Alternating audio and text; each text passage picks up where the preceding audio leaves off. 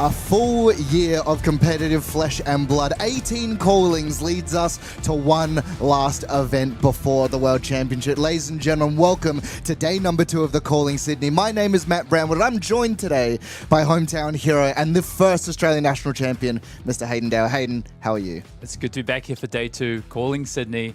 Lots to play for. There's a lot's happening with, of course, Player of the Year race, not just alongside crowning another Calling Sydney champion.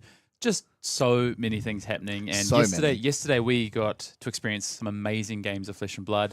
We talked about it. Finals level games in the Swiss in day 1. Yeah. Fantastic. So I have a good feeling about day 2 as well. Me too. I have an incredible feeling about day 2. And of course, Classic Constructed is what we're going to be playing today. We have 4 rounds left, followed, of course, cutting to that top 8.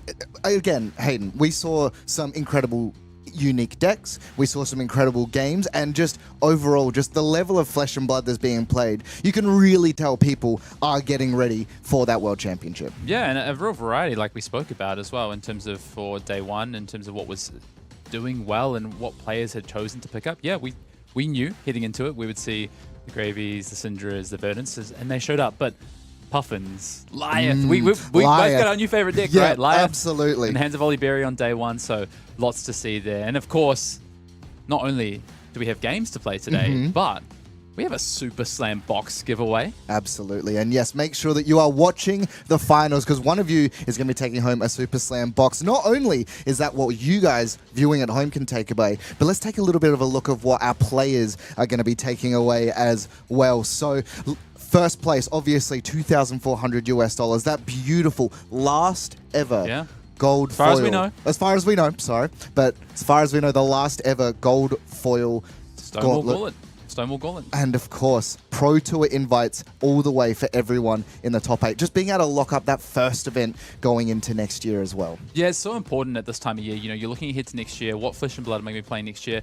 ProQuest Yokohama season is in full swing. Maybe you've picked up your invite already through ProQuest Yokohama. Maybe you haven't, or maybe you're already thinking, I've locked it up for Yokohama, but I'm thinking I want to be on the tour next year. And this is one of the best ways to start it towards the end of the year, is lock up and guarantee that PT. I know that you will be able to play PT number 2 next year as well. Yeah, and of course this here, alongside of it, Hayden, if we take a little bit of a look, that beautiful Calling Champion trophy. Just a stunning piece if you've ever seen one in person. And I have. You have? I've got one of those. You've got one of them. I would like another one, actually. That's generally my goal, but I do have one. You do have one, exactly. I've only seen them from afar, but alongside the gold foil Stonewall Gauntlet and that trophy, World Tour 16 points, and that's something we'll touch on in just a little bit, but so important. So important. You can't define just how important this is. And in fact, let's take a look at that later. But first of all, I'd love to take a look about the other thing we haven't spoken about too much, which is the implications of which hero potentially wins this weekend and what that might mean for Living Legend and what hero might be next out the door in Classic Constructed. Yeah, and Kano sitting there, 972 points. One win is enough to push this hero over the edge, and we don't know the implications of that, but Kano, a deck that you've taken to some pretty big events, Hayden. I've dabbled with Kano, definitely.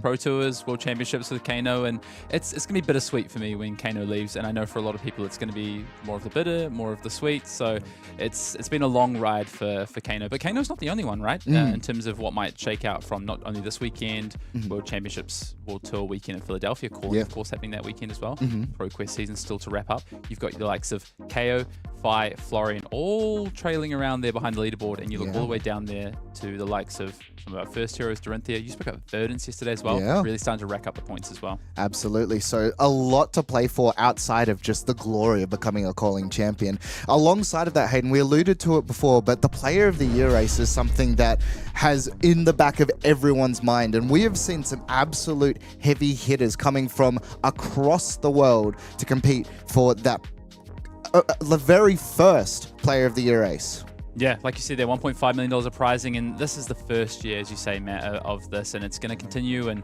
I'm super excited. We're going to get to crown not just one Player of the Year, but multiple Player of the Years across the different regions. We'll be crowning across in our APAC region, our Americas, our Europe, plus we also have our second place, our third place receiving prizes as well. There you see what they are fighting for in this World Tour Player of the Year race. Yeah, not only are we seeing those just insane prizes in regards to monetary value, but Hayden, to be able to say that you are the very first player of the year, I mean, that's got to be some pretty big bragging rights. 100%. I think we know there's multiple players that have been traveling around this year fighting for this title. They've been playing the game, seeing the world, right? Getting to events like down here in Sydney, Australia, we've got players from Europe, from the US, from different parts of Asia that have traveled here, all to try and gain these points and stake their claim at, either World Tour Player of the Year or potentially to get that second or third placing and rack up some prizing there. Yeah, and speaking of points, there is a lot of points up for grabs. We spoke about it before, 16 points available, and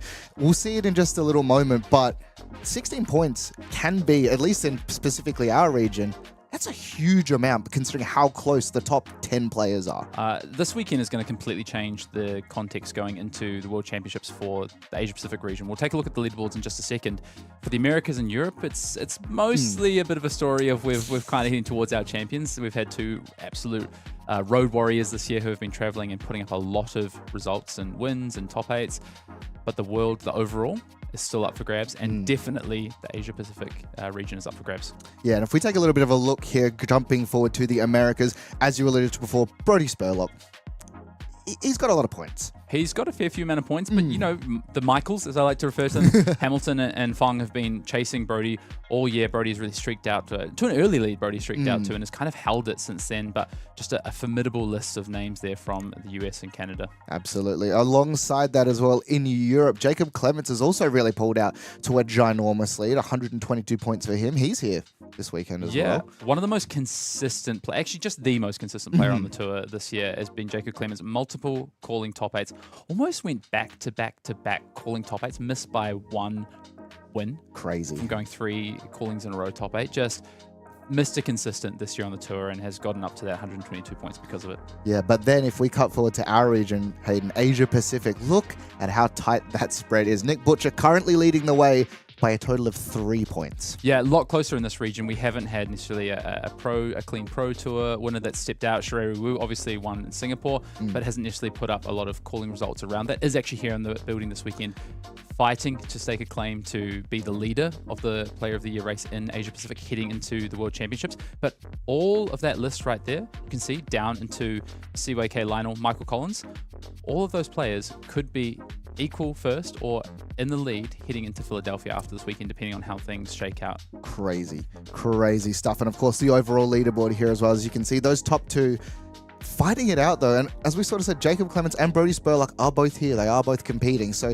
that's 16 points. If Jacob were to win this event, that puts him exactly even. And Jacob Clement, he's still live in the event. Yeah, exactly. And it's so funny you say, just a calling win between the two of them. Like yeah, it's nothing. Course. But of course, even if it's not a calling win for someone like Jacob here this weekend, is able to rack up, a top 8, as he's been known to do all season so far, top 16, is going to gain a bunch of points and still be very, very much live in the hunt to be the Player of the Year when we get to Philadelphia in 2 weeks' time. Yeah, absolutely crazy. And again, the Worlds is also going to play a big factor of that as well. Getting accruing points from that event is a very big part of it. But again, this event, that's why so many people are here from all over their regions. They really want to stake their claim on the very first ever Player of the Year race for Flesh and Blood. Yeah, and it's not just this weekend as well. We do have a couple more events before we get to the World Championships. We have Edinburgh in Scotland. We have Las Vegas happening as well after the World Championships. We have Rochester, which is happening before the World Championships. So 2 events, 2 battle hunts to go where players can still get a few points. I know Brodie will be there. I know Jacob Clements will be there. I know there'll be some other players out there who are fighting for this who will be there. And then, of course, maybe you're looking ahead to next year. Yeah. World Tour Player of the Year next year. We've got a whole host of events all around the world happening as we close out this calendar year. Yeah. And we head to Valencia, we head to Singapore, back to Singapore, a bit of a home away from home from Flesh and Blood these days. Hong Kong, Seoul, and Korea. Very exciting that we're heading to Korea as well. Super excited to be going to Korea. Of course, as well. Seattle, calling weekend in the Pacific Northwest there. And then, of course, we have that calling in Hong Kong. And some of these events, Matt, Silver Age. We're going to be playing Silver Age at some of these Battle Hardened events to close out the year. So excited for that, Hayden. And we'll have a little bit more on Silver Age a little bit later on. But yeah, multiple of these events are going to be that early access to the newest format of Flesh and Blood. Something that I, for one, I'm super excited to get my hands on and just brew every deck that I have in my arsenal. I can't wait. Can't wait. Neither can I. And just some incredible stuff coming up into the future. Not only the World Championships, but then leading into the next calendar year, but before we get to that, Hayden, we've got another calling to play. Yeah, this weekend so far has been fantastic. We stepped into yesterday when we sat down and we said we're going to see some of the best players in the world in the room.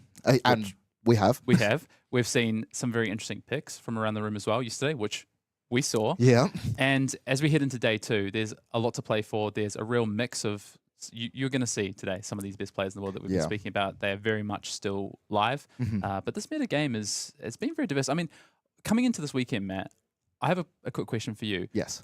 What was your hero you thought was going to win this weekend? I mean, it was so like my head was all over the place, but the main thing I think was Verdance. Verdance being the deck to beat. At least that was my thought coming into this weekend. What about you? I think it was Cindra for me this weekend. I felt like it was really well positioned this weekend. But why don't we go ahead and take a look at the day 1 metagame and what actually shook out, because those two were the top played decks on day 1, with Gravy really hanging in there. You know, there's been some talk of Gravy dropping away. That has not happened. It has firmly cemented itself in that top 3. But I think what is interesting to me and what we saw a bit on stream yesterday, the Oscilios of the world, the Prisms of the world, the Puffin, 7 Puffin? Yeah, crazy. Yeah. And then outside of even just the deck representations, the decks that were converting and the things that we were excited about, Hayden, Liao being a deck that, from what we saw on stream yesterday, an absolute monster. Yep. And speaking of conversion, if we actually were to take a look now of the 214 players, going forward through it into our day 2 conversion, we'll actually see Cindra being the one that has converted the most, 29% of the Cindra players.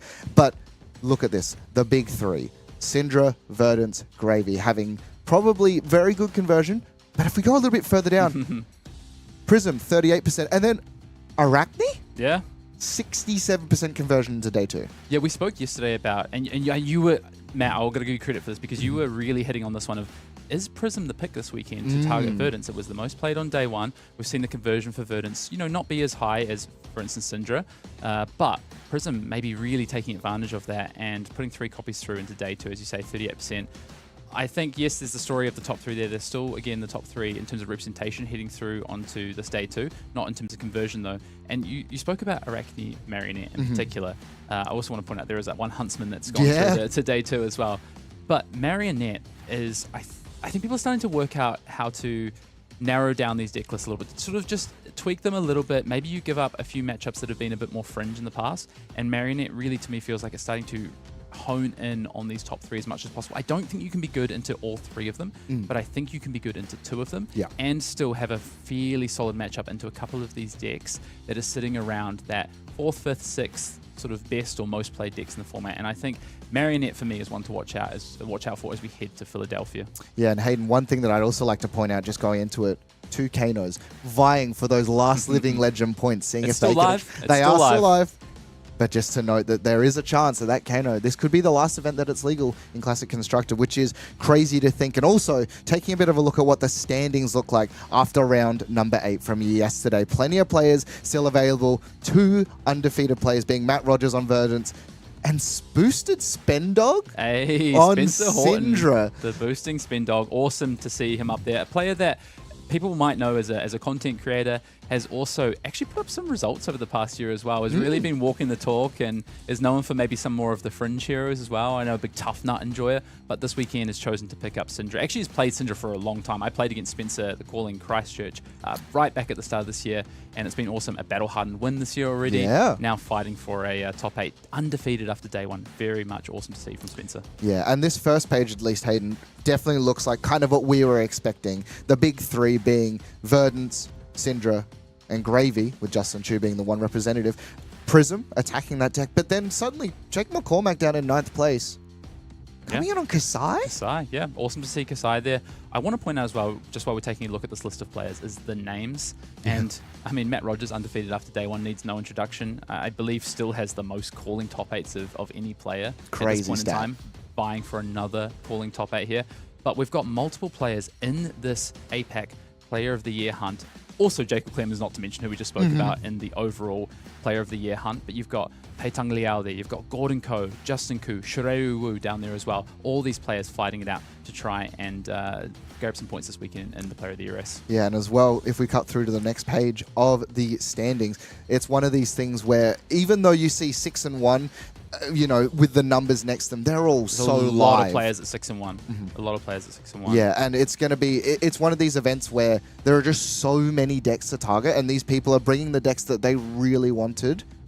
As, you know, one of these things is, there are so many people that at this point, if we were to check after, you know, in 2 more rounds, you know, this entire thing could be completely different. Yep. So a lot to play for on day 2. I know as well, walking, sort of like talking to some of the players at the end of day 1 yesterday as well.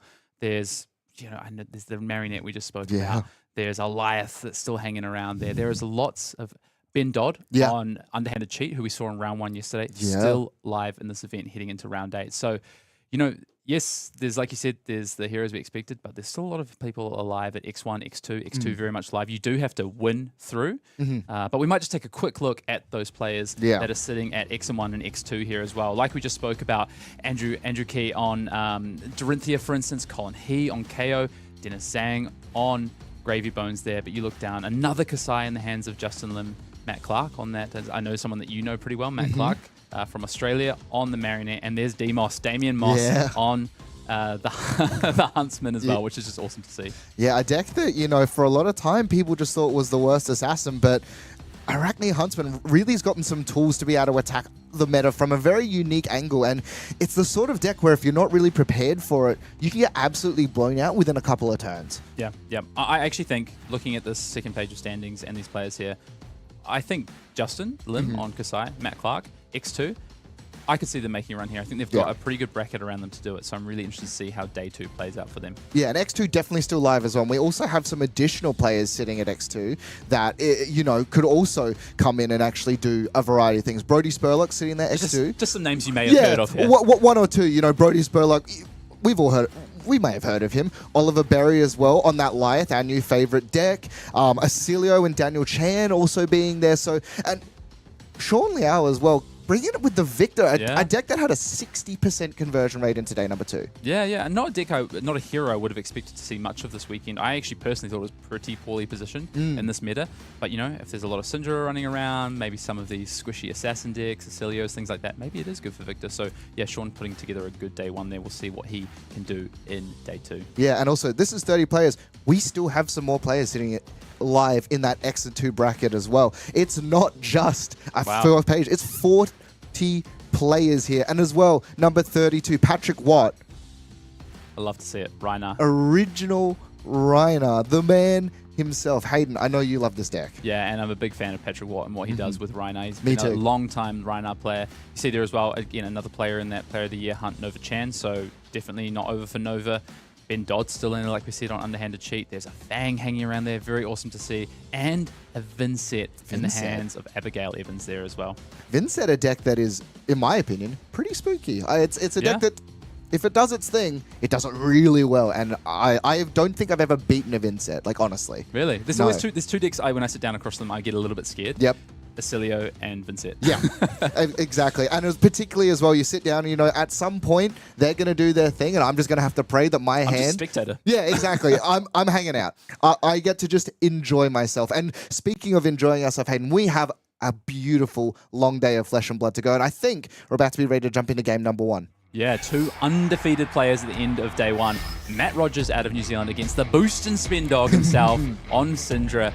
Very excited to see who continues to go undefeated. Yeah, speaking of that undefeated, taking a bit of a look at Spencer's run throughout it, definitely taking some names out throughout their run going forward, and he's really just played some really, really unique decks throughout the entire run. Yeah, a bit of a spread here for Spencer in this event, taking out a couple of mirrors, which is always, and Pe-Tung Liao as well, and mirror against Pe-Tung Liao, not easy. And let's take a look at Matt.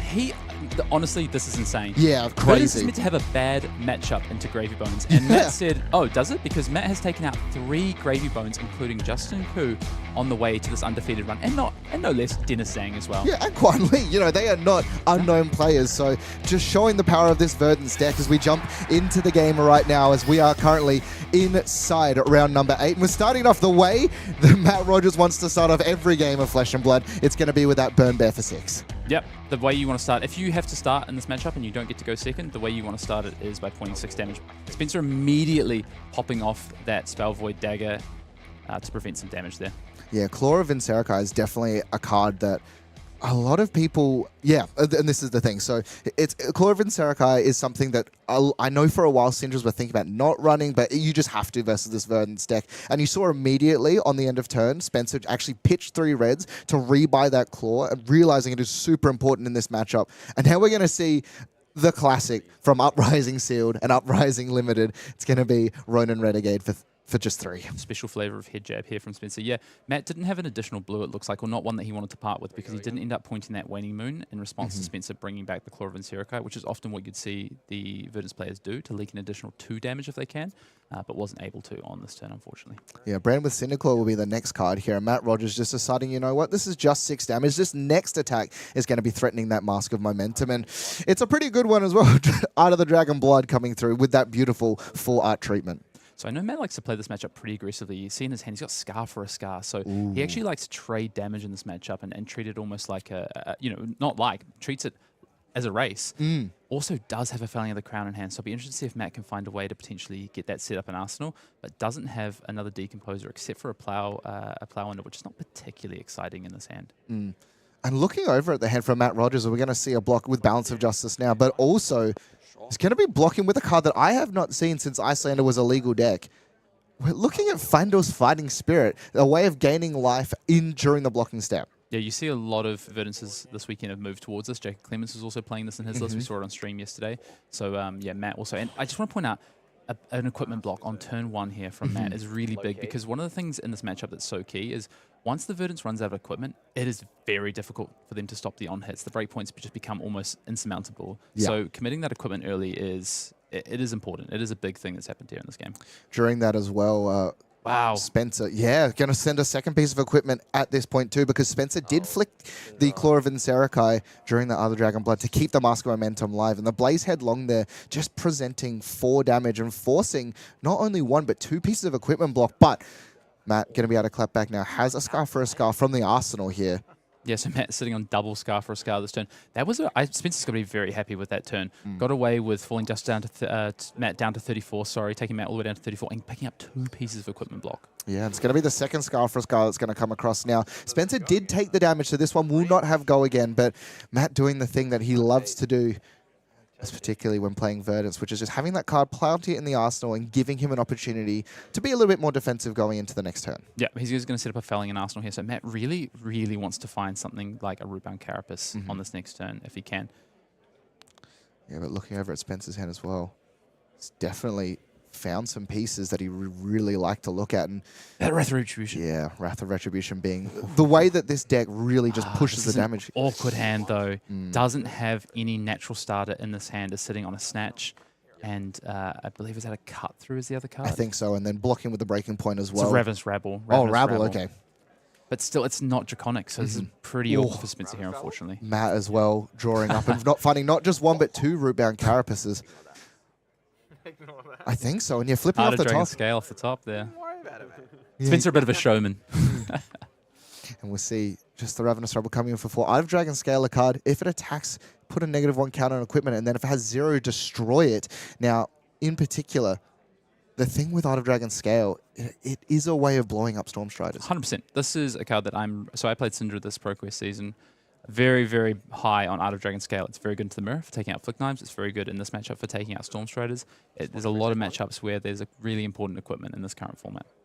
Yeah, and it's one of those things where if you can destroy the Stormstriders versus... And the thing that's lucky for Matt here is that it was revealed off the top. So Matt knows now he's on this card and he's playing around it. And then the Snatch will come through. Now, this is 4, so not threatening anything except for that singular card draw. But Matt's got to be pretty happy to see that this is the only thing that is currently coming across at him. Yeah, a bit of an awkward turn for Spencer, but Matt's hand is really awkward as well. Still hasn't found a second Earth card in the graveyard, so it wasn't able to decompose on that first Rootbound Carapace, and won't be able to here either because this chain has not been broken. And Matt's hand is another Scar for a Scar. He's on higher life as well. And then also has another defense reaction hand. So 2 defense reactions, a Scar for a Scar in hand, and a Felling of the Crown in Arsenal. Matt's really going to have to work this out because this is not ideal for Matt.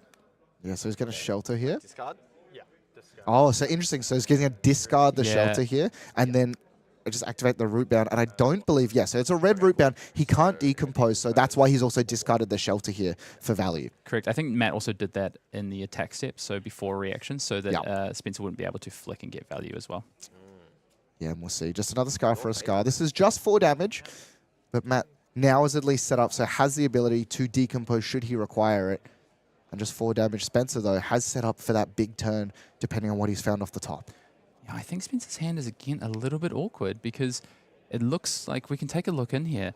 Yes, he's got the Blaze Headlong, he's got the Hot on the Heels, that's great, but the other card he's got there is a cut through. So he'll have to start with a cut through, throw a dagger to get go again. And if Matt has another way to prevent damage and stop that cut through from having go again, it could just completely end Spencer's turn. So he could be looking at taking a very risky line this turn in order to get things off. No fealty, of course, for Spencer, which is really important at this point in the game.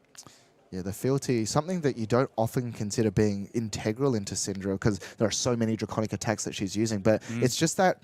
It's honestly so key. Yeah.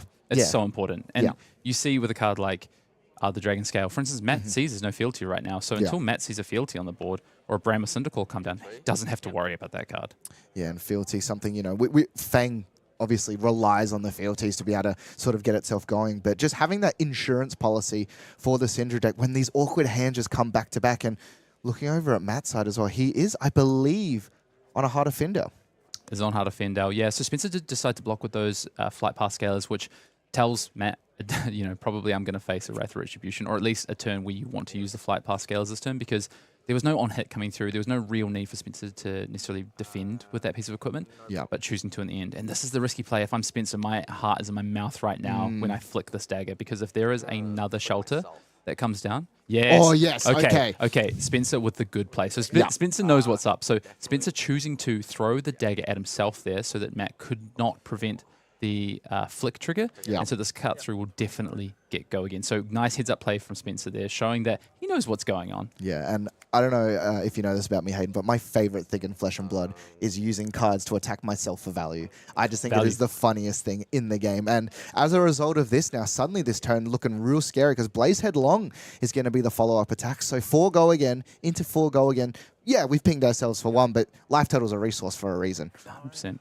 Shout out to Australian former national champion Nick Butcher. He asked me, how many times do you flick yourself a Cindra? That's how you know if you understand the deck or not. And it looks like Spencer knows what's going on here. Yeah, and absolutely. Being 7-0, definitely a great way of doing it. Hot on the Heels is going to be the follow-up here. And we do control multiple Draconic Chain Links. It does count itself. So, and if it hits, marks them. And how important is the mark in the Cindra deck? Yeah, so important. We need to get that fealty online for Spencer. So Matt has to cover this up. And I'm surprised, actually, that Spencer didn't opt to add a resource off the Blood Spattered Vest so that he could... Oh, yeah. Can you add... Yeah, so you can add a resource off of it. That's crazy. Okay, I did not realize that you could ping yourself to essentially Tunic, and now we're actually, and you can actually see him leaning back in his chair. He probably realized that he didn't gain the resource, and now he's actually playing it out as well. And I think it's the sort of thing where without gaining that resource, do you actually want to play this out? The Burn Bear's going to be blocked with, but Matt does also have inside his hand another Felling of the Crown alongside the Heart. And now we're going to see the Kunai coming in for 2. And just going to get value off the Stonewall Gauntlet. Yeah, Wrath of Retribution is actually not that impactful in this matchup because of the Gauntlet. Yeah. So it's not obviously the end of the world for Spencer here because this Gauntlet is active. Yeah. But he could have got an additional chunk of damage. I actually think what I thought Spencer was going to do was hold the Wrath of Retribution this turn. Yeah, me too. And opt to just grab the resource and just play the Art of Dragon Scale for just value damage. I think that was probably the line, and I honestly think that's what Spencer realized. Yeah. That he just made that mistake of not adding the resource, and that's why the head sort of went back there for Spencer. Yeah, and Matt Rogers now going to be playing Felling of the Crown. Now, this shows you how important this card is in this matchup. He has one in the arsenal already, playing the one from hand, and even though it's only going to be coming across for 4 damage, it does not matter. It's actually going to be just the fact that it is... Yeah, it's going to be 4 damage and ripping the card. But importantly here, that's a cold foil Heart of Findel. It is a cold foil Heart of Findel. Oh my God. Matt Rogers flexing on us here in the feature match area. Oh, that card is so beautiful. I have a regular Heart of Findel, but the cold foil one is just another level. But I just run Rainbow Foil, definitely. Yeah. But yeah, 4 damage going to be coming across. But it has put 2 Earth cards into the Banish Zone, which means this second Felling of the Crown coming from the arsenal is also then going to just come in for that 8 damage and start to really grind it out. It hasn't been ideal for Matt, right? He drew those 2 root-bound carapace, couldn't decompose with them. They did fill the graveyard, which is great, but then obviously Felling just came in for 4 because the hand has not lined up how he would like it. But I don't think Matt's upset about this position he's in right now. One thing that I want to just check back in on, though, because it's very important just quickly, is those equipment. Yeah. Matt doesn't have a lot of equipment to play with now. He's just got that single block value left on the chest. Yeah, and in particular, that first block from the chest didn't even gain the embodiment of Earth, so losing a little bit of value there, but it's just, again, we've talked a little bit about aggro matchups. Sometimes you just have to use the equipment, even though it feels wrong to be doing it early. These games don't necessarily last 5, 6, 7, 8 turns. They can be over, so getting the value where you can. And now we'll see the display loyalty coming through as the second Draconic attack, so we'll have go again on, and when it attacks, importantly, has created that fealty token for Spencer. Yeah, you see the challenge of having Claw of Encirca, it does have drawbacks sometimes, is that the Ignite trigger basically had no value on this turn because Spencer couldn't swing the kunai in between, obviously not having access to that currently. Yeah, the Ancestral Empowerment's also going to come across. And Spencer's got to be happy every time he sees these big 6 arcane damage spells as Light Up the Leaves will be blocking here. And off the top, what's he found? This Fire Tenant is really awkward for Spencer. I think he's probably... is he going to play this or Arsenal? I think you have to play it to draw cards out of Matt's hand here because it is threatening the Mask trigger. But it doesn't... Your follow-up is a little bit awkward. Okay. Yeah. Yeah, I was wondering if he was going to do that to be able to bring back the kunai because otherwise you're effectively... You don't have a lot going on otherwise. You'd have to maybe flick the dagger and add a resource to bring back your daggers. And Yeah, but this is a big use of fealty. I wonder if Spencer was considering just arsenaling this Fire Tenant strike first here and keeping the fealty around and setting up for ideally a bigger turn next turn. Is it at all risky to flick the Claw of Encirca in these sorts of instances? Because the Claw's obviously brought in for that Spell Void, but does it get to a point where you need to sort of start considering you need to keep the Spell Void on? Yeah, you're probably thinking Matt's going to be swinging physical damage at the moment, so you're not really too worried about that. I mean, he gets to flick it for free anyway because he's then going to activate the Cindra ability and bring back both. Oh, gaining a resource too. Yeah. I think we're getting to the point in the game here where Spencer has actually not used the Bloodsplatter Vest yet, and so can actually threaten a dagger for 2 here. Yeah, the draw's going to come off as well, and off the top, it is a card that he can play. It is going to be that Ronin Renegade. Yeah, Matt really likes his hand here. Yeah. 3 more damage, or 4 damage here because of the +1 of the Fire Tenant strike first. Oh, you're cheeky, eh? And you hear your cheeky hay coming through as Matt Rogers activates the Balance of Justice, as that is the second card drawn, the Ancestral Empowerment being the first, and now Sink Below ripped off the top for Matt Rogers, the perfect draw that he has found. You're going to trade in. Yeah, so Matt letting the Mask go through to find a value turn with Balance of Justice. And actually has a pretty aggressive turn here. I think Matt's just going to take this and then is going to swing and then Lightning Strike into a Felling of the Crown. A big 13 damage turn that takes a card away from Spencer. Yeah. That is really going to put Matt in the driving seat, I think.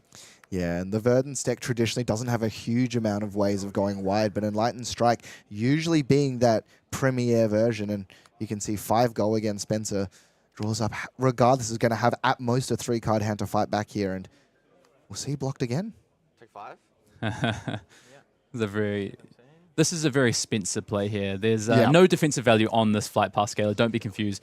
Spencer is just likes to throw his equipment on the combat chain as much as possible. I think it makes him feel really good. Hey, look, take game actions where you can, and Felling of the Crown now is going to be coming across, and Matt Rogers does actually have enough Earth cards where he can afford to put 3 of them into the banish here. So Matt sitting on 5, so the Verdance ability is 1 decompose away, assuming he's got another 3 set of Earth cards. But again, 8 damage leaking across. And Spencer's hand was looking pretty good before this came across. Yeah, I think it's actually a little bit awkward. I think yet again there's no starter. Oh, right, he had to use the fealty, of course. Yep, and the fealty's out. So the Ardor Dragon Blood that's in Spencer's hand. So you see, I was saying how impactful that fealty is and how, sort of cheaply it was used. Whether Spencer felt he needed to do that, of course, but it's going to come back and bite Spencer here. Yeah, now this is sort of what Verdance wants to be doing to win these really aggressive matchups, back-to-back Felling of the Crowns. And in this instance, Matt also had, 5 damage tacked onto the top of it with that Enlightened Strike. But even if Spencer had a really explosive turn, Matt still had plenty of defensive options in the tank and was able to check back with Felling of the Crown for 8 damage. And Spencer's going to take it going to 9. And into the danger zone. Yeah, we've talked about this before, Hayden. 9 being the number that this deck can kill you pretty consistently. Yeah. It looks like Matt's drawn up yet another Felling of the Crown in hand, but no arcane damage. So Spencer's safe this turn, won't be dead to a Stormstrider's activation. But how worried are you if you're Spencer in this instance that could also just come across? I mean, I think you're just at the point where you just have to hope that Matt doesn't draw it, because you're pitching for a kunai, just have a turn at this point. So Spencer, yes, he could have chosen to defend potentially. I wonder if Spencer thought about just throwing 2 cards at that Felling, arseling a card, and effectively being on 15 at this point. Could have been an option. Hayden, how important is the Mask of Momentum for the Cindra game plan? Like, is that the sort of thing where you really want to throw it as late as possible, or is that an opportunity there potentially where Spencer could have pushed that in front of the attack? You got to keep it, because Matt no longer has equipment blocks, and you've seen a lot of defense reactions. So you've got to. I think Spencer's way to win this game is probably through a mask activation at some point. Yeah. Art of Dragon Blood, and you hear Matt even saying himself, this triggers mask. So. Yeah. Going to block across, but Spencer has no cards in hand, so even if the dagger is flicked in this instance, which it will be just to push some damage across and keep the chain alive, but there's nothing to follow it up with. Yeah, and you can buy it back, though, because you do have the resource from the Bloodspattered Vest. That's the value I need. Yeah. You hear Spencer talking about value, but you want to talk about value is when you see Spencer looks to the sky as the 3rd Felling of the Crown, back to back to back, and this is the way that you can really start to change these together, and Spencer probably not very happy to see the 3rd one. No, definitely not. I mean, yeah, that is an interesting card that Matt's pitched there, which is a Ripple Away as well. Not a card we usually see being played by Verdances. Yeah, probably for what, gravy? Yeah, deny gold. Yeah. If you play it against the gold, they can't hook, or maybe they hook. They maybe haven't created gold this turn, but they think they're definitely going to connect with hook, and all of a sudden you ripple away. Yeah. And they lose their hook. Can be massive. So yeah, ripple away, interesting one there. And as well, Florian. It's a good card into the Florian, of course. I don't know if people still play the deck, do they? Yeah, so at least one made it today too. But yeah, Ripple Away, as you can read here, discarding it. If an action card would create 1 or more tokens this turn, instead it creates that many -1 of each of those tokens. So I also believe, and correct me if I'm wrong, does this affect the gold rum? Yeah, it does, so because it's off of Barkeep. Yeah, so you can discard it off Barkeep to deny the rum, and that can sort of represent a bunch of damage that they will no longer get access to. So interesting tech card. And again, Verdance does have a lot of blue slots where that's just blue block 3s just for value. So interesting deck decision. Blues are good in the mirror as well. Spencer here just tucking a card with Felling now, lining up a lot of 2 blocks in the hand here. You see that Flight Past Scaler go for another ride on the combat chain there. See, I think it's a bit of a sub game for Spencer. How many -1 counters can I get on my dragon? On my Flight Past Scaler. No, I like it a lot. I think I'm going to start doing it, to be honest. Yeah, I like this block. Me too. 7? So you take 1? Yeah. Still 1 damage leaking through, but it is kind of scary now because Spencer does have no cards in hand, sitting at 8 life, meaning that the regular combo of just big spell into Waning Moon is actually enough to kill. And we'll see here, what's the draw for Matt Rogers? All right, my turn. Yeah. Looks like he's picked up another Rootbound Carapace, couple of Fruits of the Forest, which if he plays those or activates those during his turn, are now online. Yeah. Spencer just, of course, just passes back. So, yeah, Matt's got a Plow Under, which isn't going to do any work in terms of disrupting arsenals, of course, for Spencer at this point. But these fruits are, gain 2, ping you. Yeah. I'll Spell Void. Yeah, and we're going to Spell Void this fruits. Now, looking over, Spencer doesn't have a huge amount in regards to Arcane Barrier, but yeah, 6 damage is going to come across. No need to decompose here as well. And this is this terrifying thing. Spencer knows he can't just take this damage because 2 life is essentially just saying, draw any spell. Yep. Yeah, I think Spencer's just had a really tough time navigating this game, had some really awkward hands, and I think unfortunately made a couple of decisions that, on the face of things, look like the right course, but then drawn up the next hand and been punished very quickly from the lines of play I think that he's taken. Yeah, and Matt also, again, though, finding back-to-back-to-back Felling of the Crowns is the way that this matchup can just feel so oppressive regardless of what hero you're on, because every hero wants to keep as many cards as possible each turn, and as a result, just being able to rip that hand. So Spencer has a starter in this hand. It's not the best one. It's Fire Tenant Strike first and doesn't currently have a fealty or a Draconic card in hand, but does have Ancestral Empowerment. I actually think Spencer just has to take this.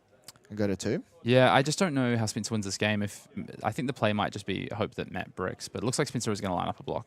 And interesting, with the block as well here, you'll see that tech card that we've been talking about. High Dragon Scale. That's the one. Is there a line that you try and play for to try and destroy the Storm Striders and sort of turn off that that unexpected win. I think that secondary is just dealing damage at this point. Spencer just needs... So Spencer is, I think, maybe a little bit playing into Matt's game plan here, a little bit of just walk him down. Sure. Because he is very much in that danger zone. So if at some point Matt just draws a Burn Bear or a Light Up the Leaves, Spencer is effectively dead at this point. Yeah. So Spencer needs the game to end immediately. Yeah. And he needs it to be in favor of him, of course. And those are those like macro decisions that seem so atypical because, you know, we've been talking this entire weekend, Hayden, about how versus Verdance, stay above 9, stay above 9. And so I can imagine why. Well, if I have to stay above 9, staying above 8 is probably better, and then above 7. But you get to that point where if they have it, they have it. And so being able to swap and just go, I need to just end the game because if you have it, I'm dead regardless. There is one other breakpoint, which is 7, which Spencer is, I think, thinking about, which is Emeritus range, Blue Emeritus plus Waning Moon. But at some point, if the game just keeps going, Matt has a fairly healthy life total here. He's just going to be able to find. He's just going to be able to find himself that Burn Bear or that Light Up the Leaves. Yeah.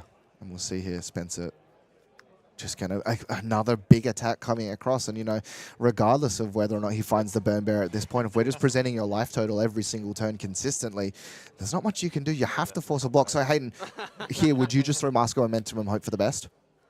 I'm just trying to get a look at... Again, Spencer without a true starter in hand. His hands have just been so awkward. So I think, unfortunately, you probably just throw 3 cards at this.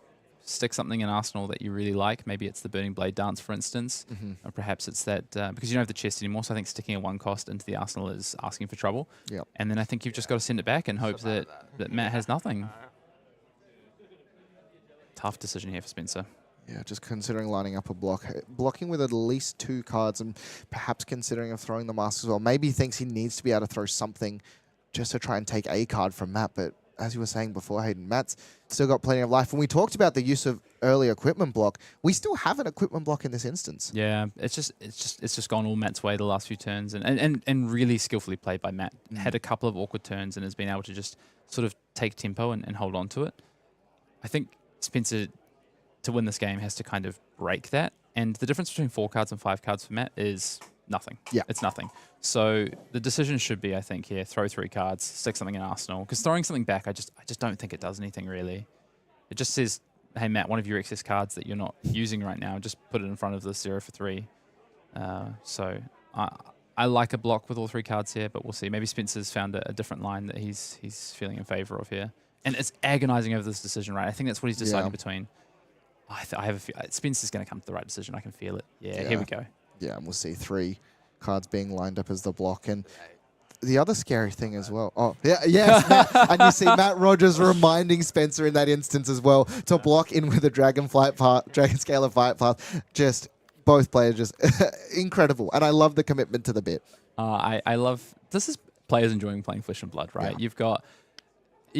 last undefeated's an event. Playing for... Potentially, this win potentially locks you for top 8. Yeah. And still having so much fun playing the game of Flesh and Blood. You just love to see it. Yeah, and Matt Rogers will draw up here. We found it. Not once, Hayden, but twice. Double Burn Bear there. And the important thing to note, currently Spencer does not have any ways of... Oh, you want me to...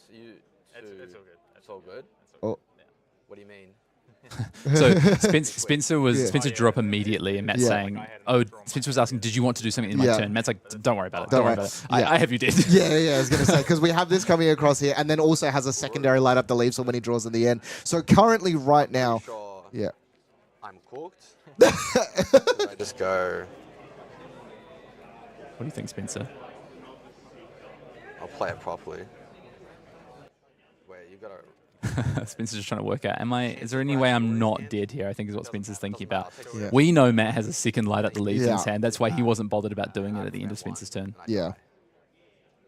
So I took 6. No, this is 2, so you would Yeah. still live. Matt's helping Spencer out here with the math as well. Do that. Yeah. Chill with that. But we'll see, you know, Matt talking it through, and even though this game is unlocked because there's only the Claw of Vincera card to block arcane damage, just talking it through, making sure again, maybe there's some weird thing. But instead, we're actually just going to pitch to the Waning Moon to force Spencer to spend 3 cards. You know what? Sometimes you don't even need the Storm Striders, and we'll see Spencer, going to have to pitch 3 cards to activate the Cindra ability.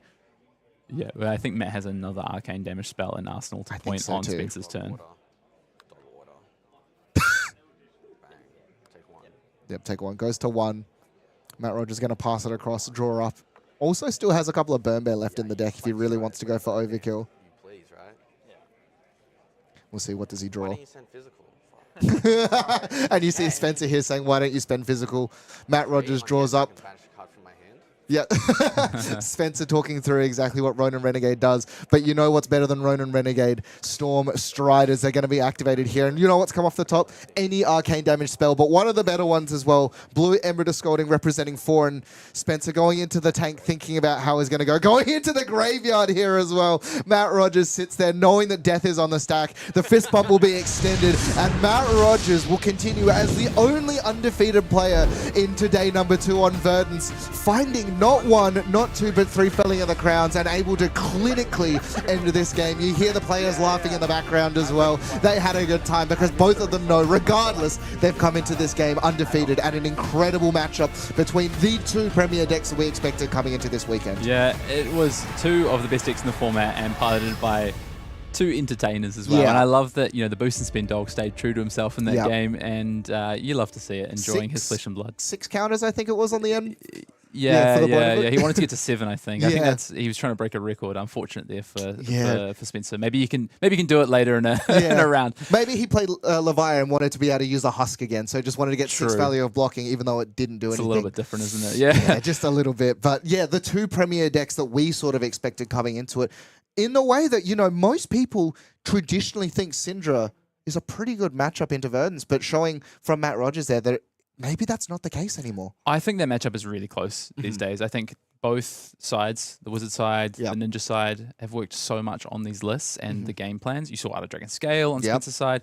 You saw some interesting things on Matt's side as well in terms of some of the cards of choice. But the matchup has just been so refined, I think. It is so close. It is as close to a 50-50 these days, I think, as you'll see in this format. Yep.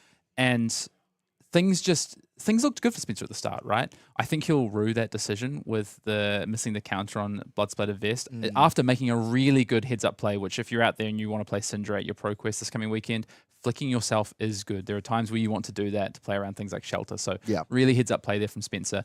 Didn't add the resource, and then the hands were just so clunky from Yeah. after that. Matt's were a bit awkward at the start, but really using his experience and his tenure as a flesh and blood player out on the world tour to come through that adversity.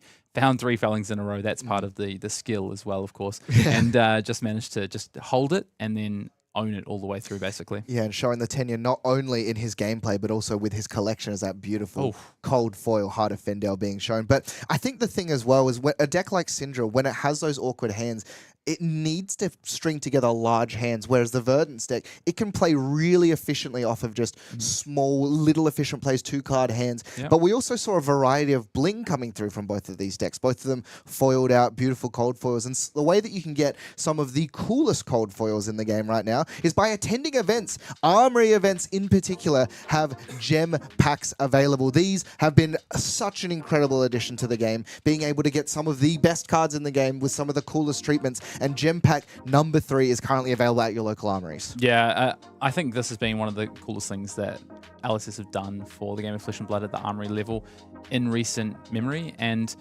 all of these gem packs have been so cool in terms of the cards you can pick up, the alternate treatments you can get your hands on. Even just like the full art rainbow foils look awesome. The high seas ones, I loved those. So I'm excited to get my hands on some gem pack 3. Yeah, and in particular, there's a pretty spicy card coming through from gem pack 3, which is going to be that gorgeous Prism Awakener of Soul in cold foil. The double-sided Marvel treatment is incredible. And we've also seen already on stream, at least yesterday, that beautiful Fast and Furious King Kong art, which is one of my favorite treatments in the game. Yeah, we've actually seen the Prism on stream already as well in the hands of Liam Bennett. I would love to see Savage Sash on stream because that's the card that stands out the most to me. I love that art. I love the extended art. And I don't know, maybe we could get a Brute on stream at some point to appease me. That would be fantastic. I think so. And you know what, Hayden? Instead of just a Brute, if you're asking for a Brute, how about I try my hardest to get the original Brute? Yeah. The OG Rhinar Reckless Rampage. A deck that I know you're a very big fan of. Well, me and Rhinar on coverage and stream, we don't have the best relationship in history, as some players out there or some watchers may know. I've not always been on the best end of of Rhinar on stream, but I'll tell you what, I would love to see Rhinar on stream. Me as well, Hayden. And that's what we're going to have coming up for you next. Don't go anywhere. We're going to cut to a very short break before we get into the next round of Day 2 of the Calling Sydney.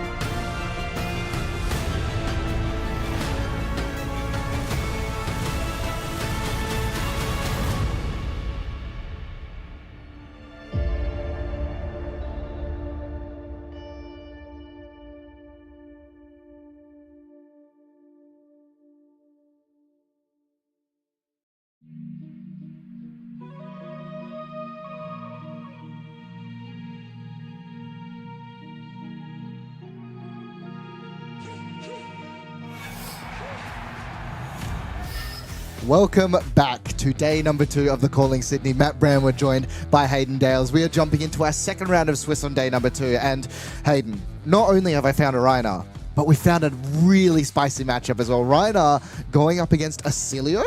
Yeah, 2 X2s, Patrick Watt. The most known Rhinar player in Australia, I'd say, has been Without question. on stream at previous callings. So, yeah, if anyone's going to play Rhinar on stream, I'm excited to see Pat do it. Yeah, and as of course, Oscilio, a deck that we've seen once already on coverage. A real contender in this format. A real contender into the format. And I don't know how this matchup goes, but I can imagine it's going to be very explosive. I can imagine there's going to be some pretty crazy turns coming through from both sides. And this is also before the new deck for Rhinar's come out as well. 100%, yeah. So already making waves, and I love seeing specialists at callings make deep runs into the event. Me too. Still, both players still very much live for top 8. A win here would lock them up with a potential win and in, possibly. So that's amazing to see, and yeah, I'm just excited, honestly. Me too, and I am so excited. We're going to jump right into the game right now. It is going to be, of course, Rhinar, Reckless Rampage going up against Oscilio. Patrick Watt on your left going up against Daniel Chan. Both players 6 and 2, like I said, still definitely live in round number 9, and a crazy game that we're thinking about. If we take a little bit of a look at the run Patrick's gone on as well,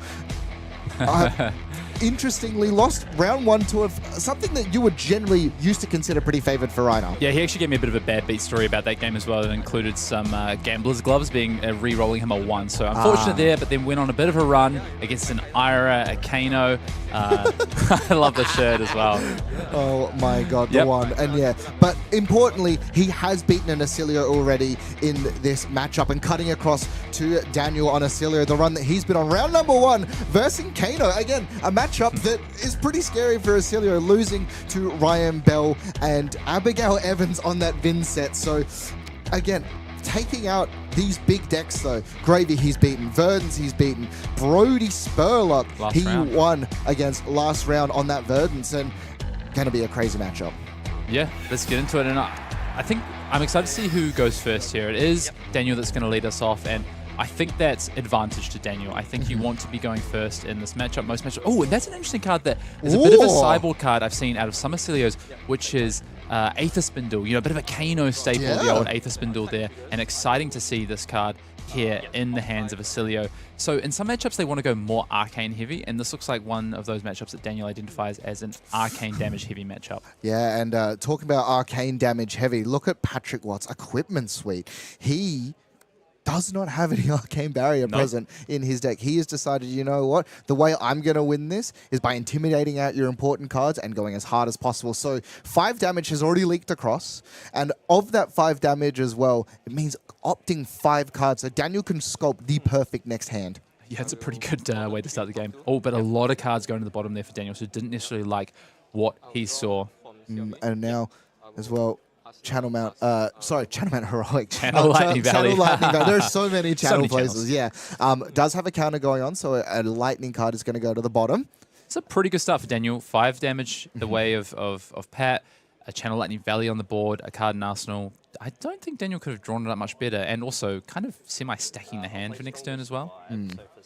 And as well, the old knocker on the side of Daniel Chan being there. Over-pitching in this instance, coming through with the strongest survive. Whenever it hits a hero, they discard a card unless they reveal a card from hand with greater attack than the damage dealt this way. And Oscilio, not known for its big single-powered cards. Yeah, and also not known for being able to defend that well. So this card is very impactful against your traditional wizard like a Kano. Maybe a little bit less impactful against Oscilio, but also you're going to probably need to throw a couple of cards in this and then flash a 4 attack potentially. But that's still going to require you to block with 2 cards potentially, because so many of your cards also defend for 2. Just going to discard. Yep, so discard and draw off of the Oscilio trigger. Just digging a little bit. Has another Aether Spindle as well as all attack important actions though. Mind Warp, yeah. No attack actions. Yeah. So Daniel basically has to cover this up, or is going to be discarding a card from hand here. Yeah, and it's 7 damage as well, so it's not like... And then, again, important to note, Oscilio does start lower, so 36 life for the Constellar Intelligence. Yeah, this is really all good for Daniel. Does, of course, have that Lightning Greaves, so if he can throw 2-3 blocks, which is what I think he's thinking about here, the Mind Warp and the Aether Spindle from hand, joining potentially something like the Lightning Greaves, just to cover this up, that's that's kind of what Pat wants, right? Yeah. Pat just wants to take cards from hand, keep Daniel off a potential big 4-5 card plus hand, of course, as we know we've got the Channel Lightning Valley in hand. Yeah, and we'll see. Oh, just considering as well what else he wants to block with. There is another play Daniel here can make here. He does have 2 sigils in hand. So, okay, so Daniel could have played the 2 sigils out from hand at instant speed, but I think instead is thinking about things like, well, what am I going to do with this Channel Lightning Valley? I didn't see the card in Daniel's hand, sorry, in Arsenal, and that's really going to play into this decision as well.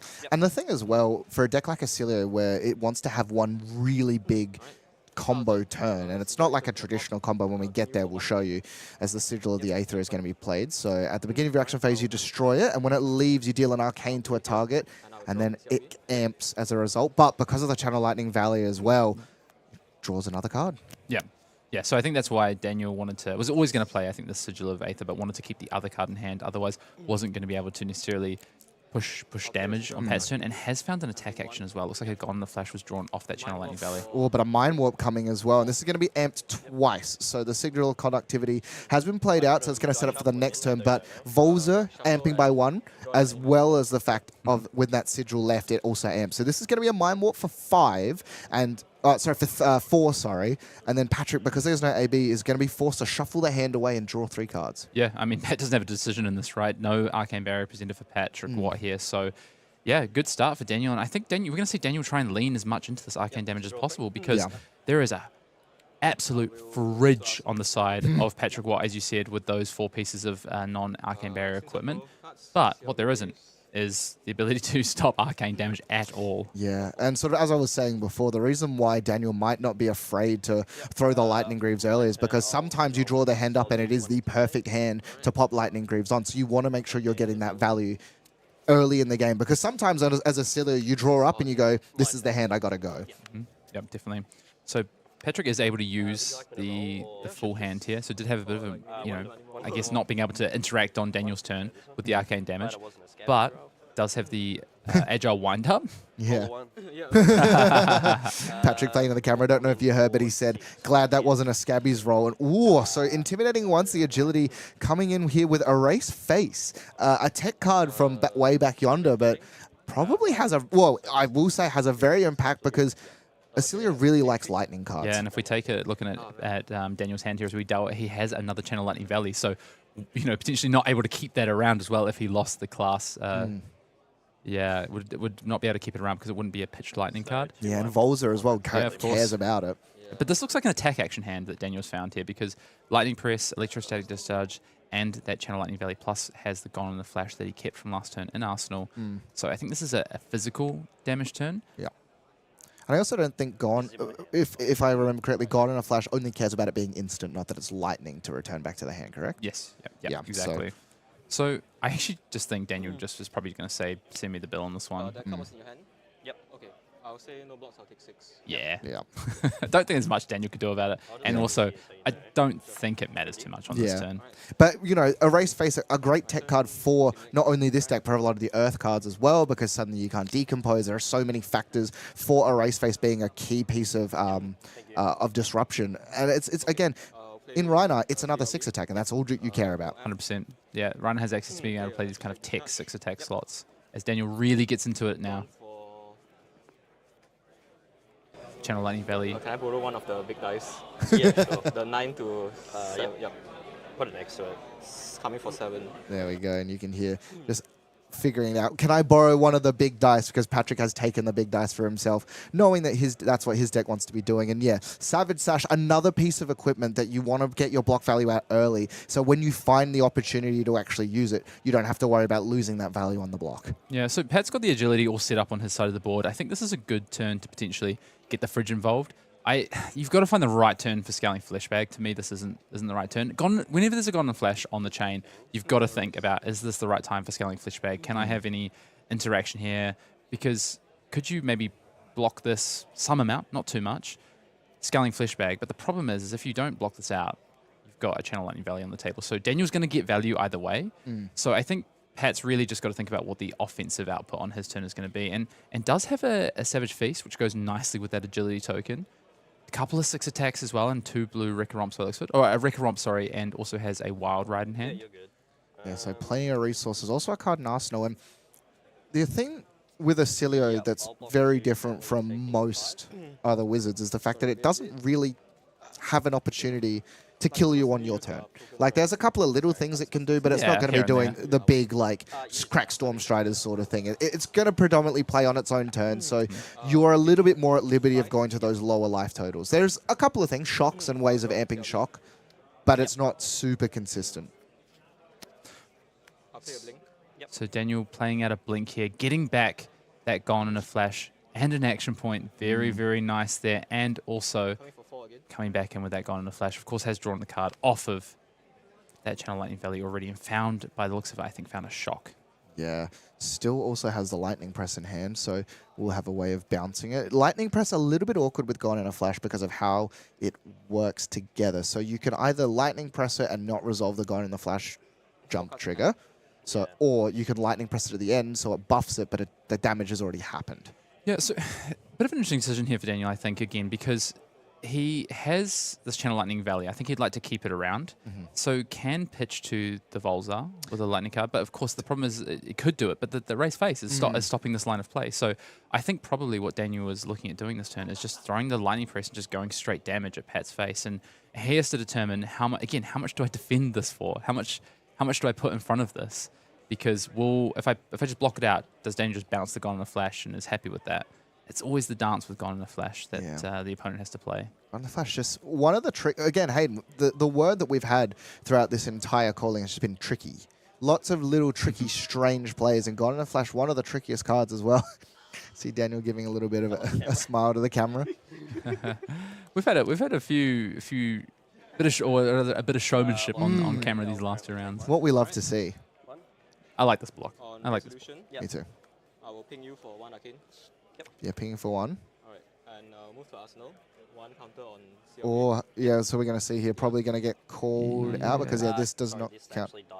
Yes. Yes, so Daniel did go for that line that I spoke about of pitching to the Volzir to try and keep the Channel Lightning Valley around. But of course, Erase Face stops that. So bit of a miss there for Daniel. Pat, though, definitely didn't miss that one. He knows what's up. Absolutely not. That's why he puts the card in the deck. But it's not like it's an absolute blow. Daniel was still able to keep the Gone in the Flash in Arsenal. And that is exactly what you were saying, the Savage Feast going. 2 floating.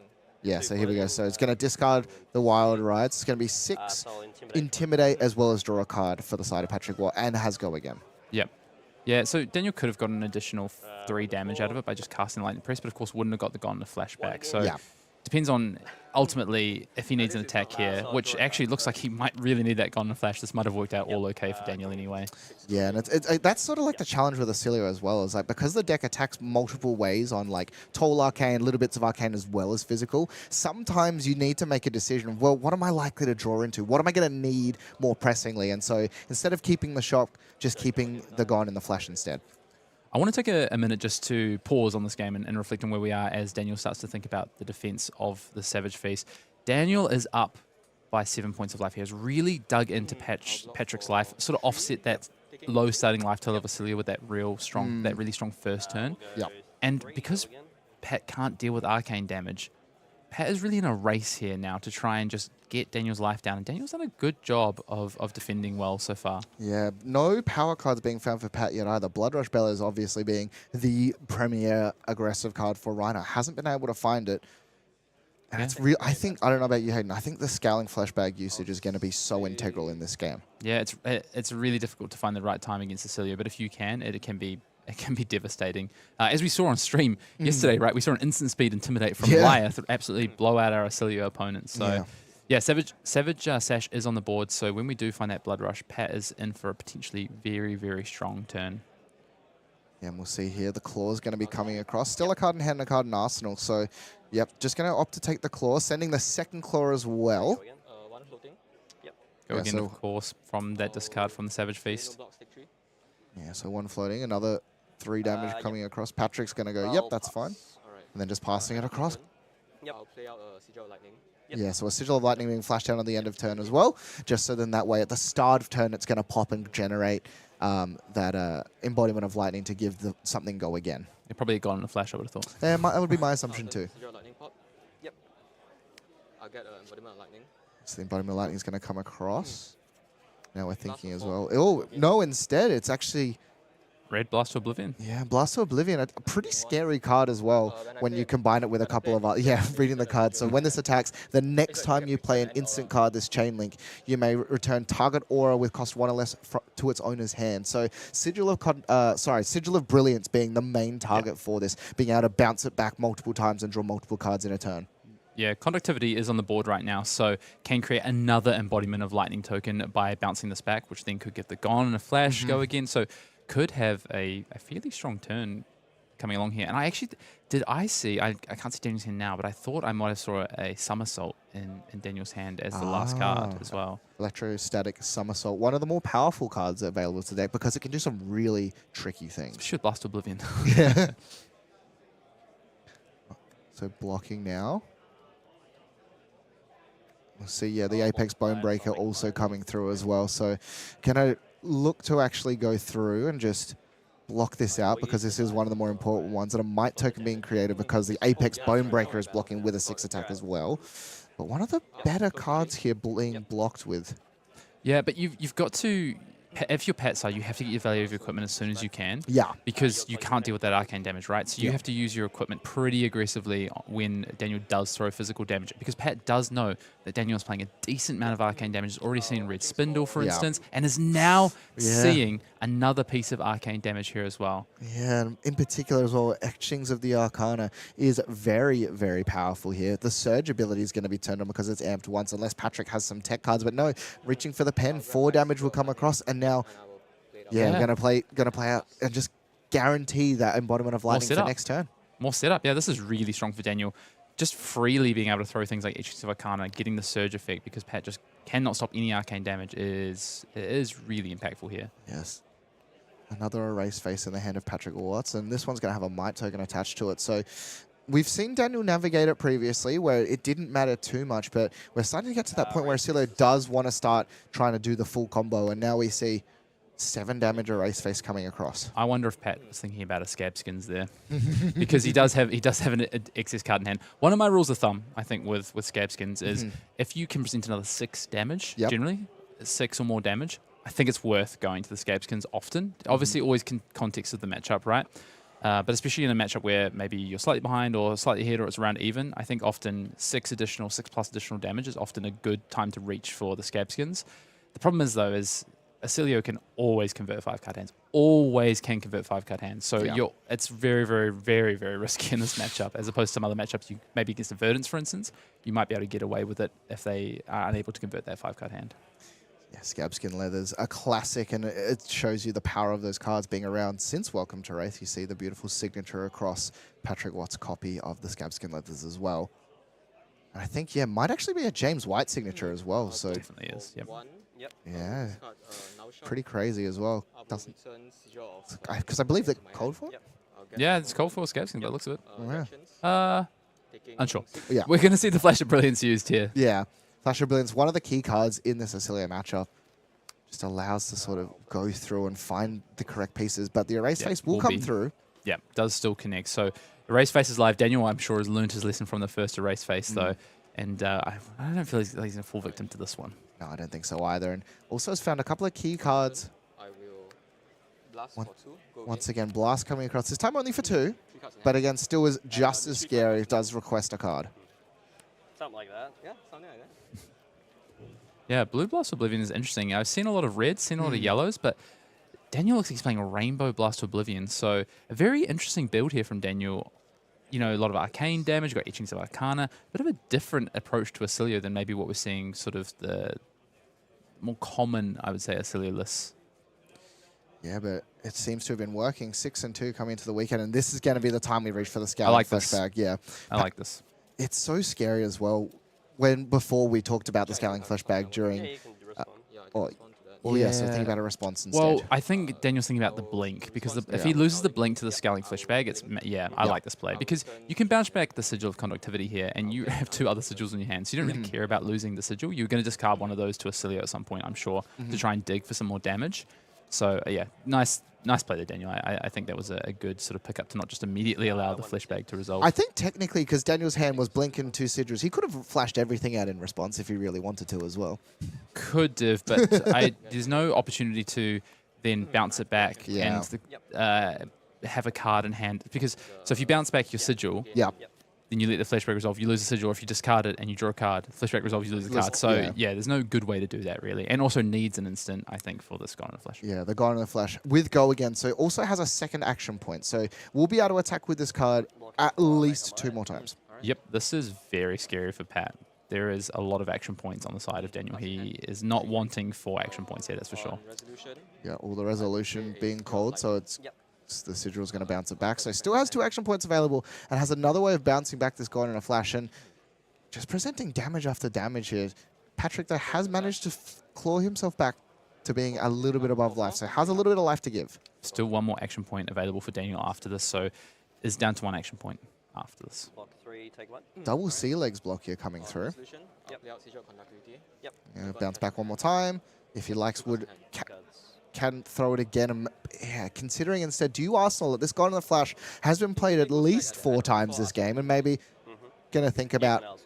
Does have a card. I will. Yeah, I don't know. Does have a card in Banish, of course, that's been intimidated, so would have a card come back to hand. So it just depends, I think, on what that card is. Gone in a Flash is so powerful, and yeah, Daniel's saying, no, I'm going to IP one myself here because Gone in a Flash is just so important to have. Yeah.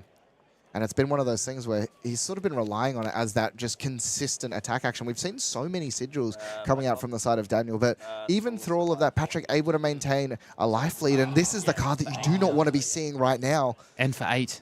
Yeah. Strongest Survive for 8 is massive here because Daniel chose to actually, I think, heads up, keep the Gone in a Flash in hand so that he, if there's something like a, the Arsenal Disruption came through, he could still keep that card and decide not to block. But instead, Pat goes, actually, I've got the Strongest Survive and with a Might token coming through here for 8. This is going to be very difficult for Daniel to navigate. Strongest Survive. One of the scariest pieces of disruption accessible to the brutes, and absolutely showing why. It's just that 2-card 8 here with the terrifying on-hit effect. So Daniel does have a Gone in the Flash. So I wonder if we might see some of the equipment get involved here, potentially an old knocker. You do often want that for resources on a turn, for something like the Vols there when you sort of go off. But Daniel might just need to use it defensively to keep cards in hand here. Does have quite a few 3 blocks in hands. We take a look in here. It does have the electromagnetic somersault, but not a second attack action to pair with it. That would have been very, very nice for him. Yeah. Unfortunately, just those 2. Looks like a Comet Storm shock and another shock there as well. So, yeah, null shock. Null so shock. A few different ways to defend this, a few different approaches that he could potentially take. Got to weigh it up here. Yeah, and that is sort of one of the things that you don't think about as much when using the electrostatic somersault. You can block with 2 attack action cards and then bounce them back to hand after as well. So you can do some pretty crazy things with that card. I didn't catch a glimpse of the card that went into Arsenal. Of course, it was another sigil. Yeah, sigil. The sigil of lightning that got banished off of that Intimidate. So, yeah, I think if you good card. Daniel, yep, good card indeed. It's had some impact in this game, that's for sure. Pat is making Stronger Survive look really, really good in this feature match area, I've got to say. Wow. Somersault. Yep. Discard it. So Daniel just takes it, shows the somersault, and that's what's going to be discarded to the Strongest Survive. So Daniel falling all the way down to 7 here. This has changed. This is a very, very different context to what we're looking at. A couple of turns ago when Pat was sort of scrambling to get all the equipment in front of some attacks, that big Gone in a Flash turn, and all of a sudden Daniel is down to 7. But Daniel has 4 cards to play with here. Now, interestingly, Patrick has a Ripple Away in hand as well. So, I will activate Oscilio.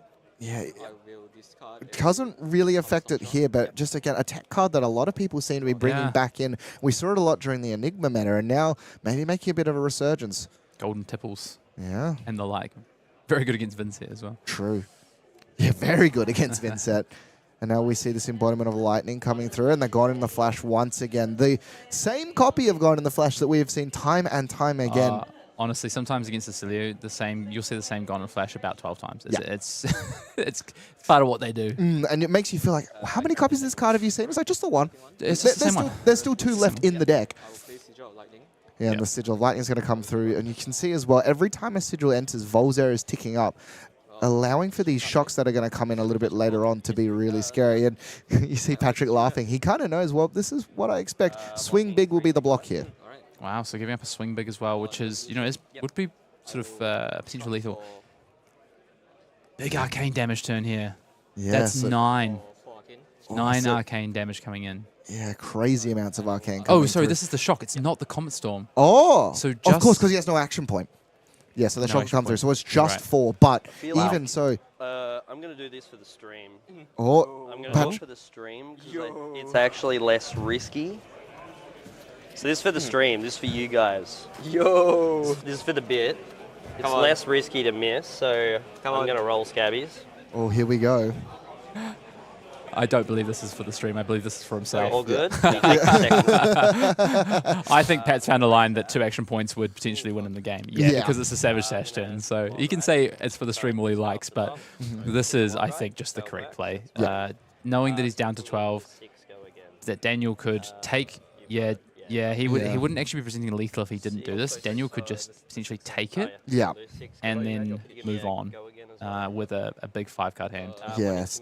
Still has resources floating though. So like if he missed the discard because it's the random flip off the top, Yeah. if he'd had the second action point, he would have been able to continue the line. But he hit anyway, so it doesn't really matter. He still Yeah. can present lethal here. Yeah, but it's only going to take 1 card from. Well, it depends what's in Arsenal actually. Yeah. Yeah, you're right.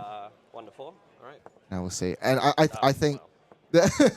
Now he rolls the 6. Yeah. He's not a very good brute player, is I he? don't- He rolled the 6 1 roll too late. And Hayden as well. Between you and I think that it might have been a little bit of an option select there. If he rolled the 1, it was for the stream. But if he rolled the 6, yeah, you know what I mean. He can claim it was for himself. So this block is actually really important for Daniel here because if that's something like a pack hunt in Arsenal, Yeah, I just flashed it.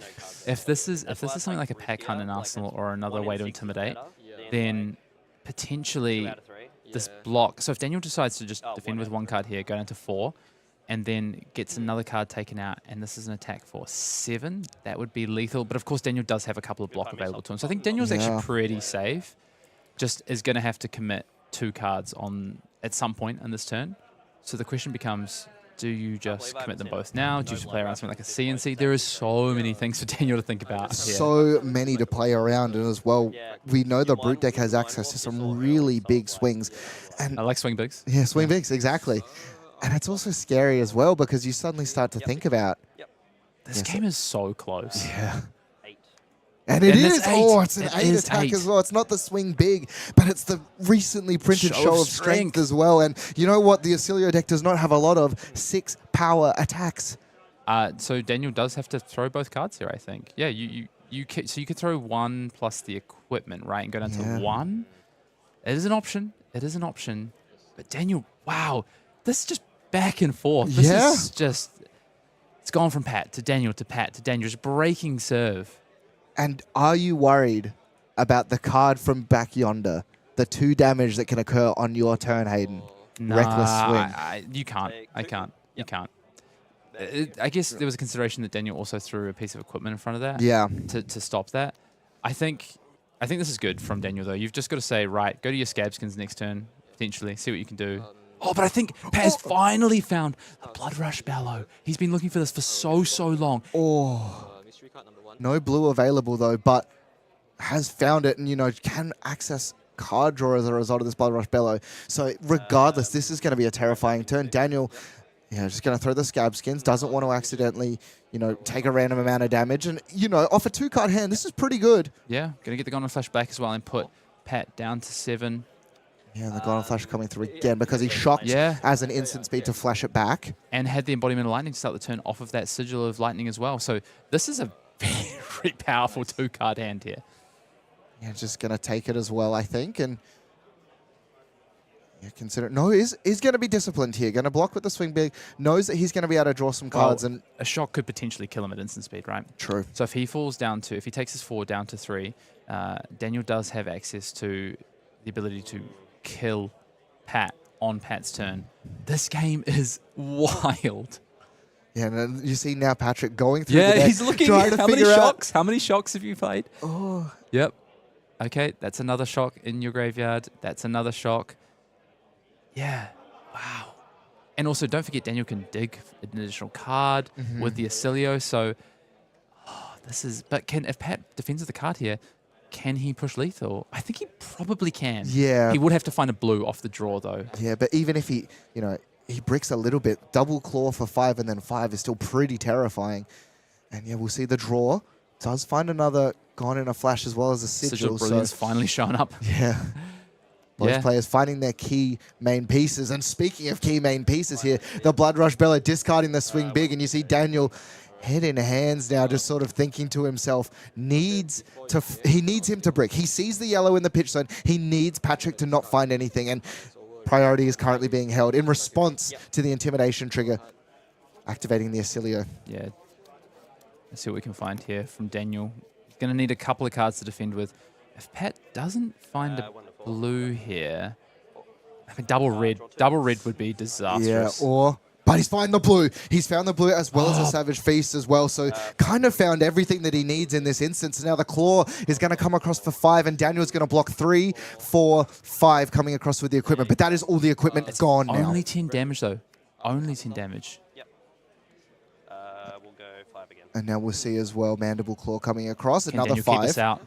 I don't think he can. He can't, no, because the sigil is in hand, and as a result, Patrick Watt, playing the oldest hero we've seen thus far, is able to pull it across. Oh my god. Good game. Like you saw like I feel Shout like out to Boosting Spendog, by the way. Oh yeah. I'm a Fabler. You should all subscribe to Boosting Spendog. Love to hear Watt it from Pat there. using his victory screen to shout out a friend of his. What a great sport, and what a great showing from, as I said, the oldest deck we've seen in the feature match area thus far. Yeah, what a game. And again, another round of some showmanship. I like Pat there. This is for the straight. No, it wasn't, No, Pat. not You at were all. playing. You know your lines. You know this deck very well. You know this hero very well. And a Rhinar win on stream. I my love to see, God. especially when I'm not sitting on the other side of the Rhinar. I'm a big fan of it. So he Yeah. moves on to X and 2, continues at X and 2. So Yeah. very much live for top 8 as we Crazy. head into the last 2 rounds. I think wins next round potentially would... he might need to win both rounds in a row. It's going to be close. Yeah. It's going to be close. So But Hayden, if I'd asked you at the start of this event, how do you think Rhino would be functioning? What would your response be have been? well, I would have asked, is Pat Watt in the room? Is Patrick Watt in the room? Because if the answer is yes, then I believe Yeah. believe that it's possible. But yeah, what a game there. And honestly, that's a really interesting matchup. I wasn't sure what to expect. I'll be honest, it's Yeah. not a matchup that I've got much experience either side of that matchup. I've played Oscilio, I've played Rhinar, not against each other, but just a really fascinating match. And shout out to Daniel for that build and the way he Yeah. approached that game as well. Really looked like Daniel got a nice early lead, but Pat using the equipment nicely, finding some good lines of play. Those strongest survive. Oh my God, what a card! That card looked insane. Ridiculous, actually Yeah. ridiculous. Now, Hayden, you've played a lot of Rhino yourself. You've played a lot of Rhino in multiple formats. So Blitz being a format that you've played Rhino in a fair yeah. amount. And Blitz is a format that we're actually going to be saying goodbye to. Skirmish Season 13 is going to be the last time that we're going to be able to play. We're sunsetting it. It's going. It's Yeah. disappearing. I know, last time for Blitz, and of course, Silver Age is on the way, but competitive play heading out. Yeah. You can still play Blitz, Of of course, course. right? Be down at your local armory with friends. Blitz is still around, of course, but Skirmish kind of signals the end of competitive play for Blitz as we head through to Silver Age. So I think, you know what, November 29th to December 14th, get out there. Amazing set of prizes. Maybe you Yeah. want to play Oscilio, like we just saw Daniel in the feature match area. Go down and get your nice looking cold foil consigned to Cosmos /Shocks there as well. Alongside those as well, one of the key cards that we've seen in these versions lists, the Everbloom Life in Cold Foil, just beautiful. Alongside, if you look at the winner's prize, just that beautiful Bravo, getting ready for Silver Age. Yeah, it looks fantastic. Also, those mats that are available there as well. Herald of Second, a card that we haven't seen too much at this point from the Prisms, but I think that's meta dependent. I think that card is going to have a big role to play for Prism as we head through into future formats, future metas rather. Yeah, so make sure you get down as well to your local armories. Start practicing as well, because we really want to make sure that we send Blitz off into its its competitive run. We want to send it off with a bang, so make sure you get down to that. But Hayden, in a moment, after a short little break, you know what we're going to have on stream? Is it Kassai? Kassai. A deck that we've seen, again, a deck that I, for one, didn't think was necessarily going to be particularly amazing coming into this matchup, but both Kassais we've seen, they've converted really well. Yeah, sitting at X and 2 and very much live for top 8, playing for their lives in this tournament right now is what we're going to watch next. So I'm super excited. There is a lot of hero diversity at that X and 2 bracket right now, vying for top 8, including Rhinar like we just saw. Yeah, absolutely. So do not go anywhere. We're going to take a really short break and jump back in for more Flesh and Blood on day 2 of the Sydney Calling.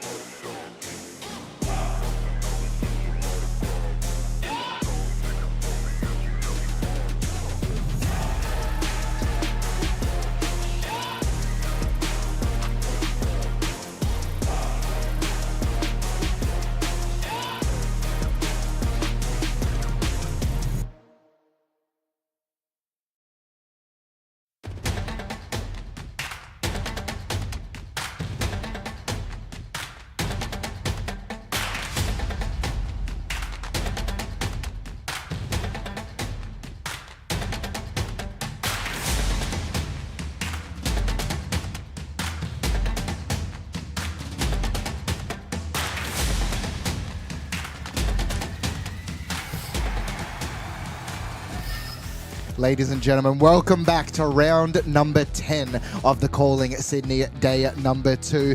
We've got an absolute heater coming up for you right now, but before we jump into it, let's take a little bit of a look at the standings of where our players are currently sitting. Yeah, we are in the business end of things here as we see a few players getting close to locking up that top 8. Matt Rogers, the boost and spin dog himself, after that loss to Matt, moves through to 8-1. Matt now 8-1. Liam Bennett at 8-1. Gordon Coe 8-1, Justin Koo 8-1. So really starting to get tight at the top there. All these players looking at in this next round to lock up their top 8 spot. But we head down from there and you see the likes of just the players you might have heard of. Jacob Clements at X2, Pe-Tung Liao at 7-2 as well. Just a whole host of players. And then look at some of these heroes. We spoke about it. And players, I'll tell you what, viewers at home might have been like, these guys on coverage, they're like, oh, they're fringe heroes. The heroes on the side, they're talking about them. We ain't just talking about them. We are seeing them right here. Jake McCormack on Kassai at X2, Andrew Key at 7-2 as well. Just great to see these heroes fighting for. And Warriors had a bit of a tough time recently, so exciting to see.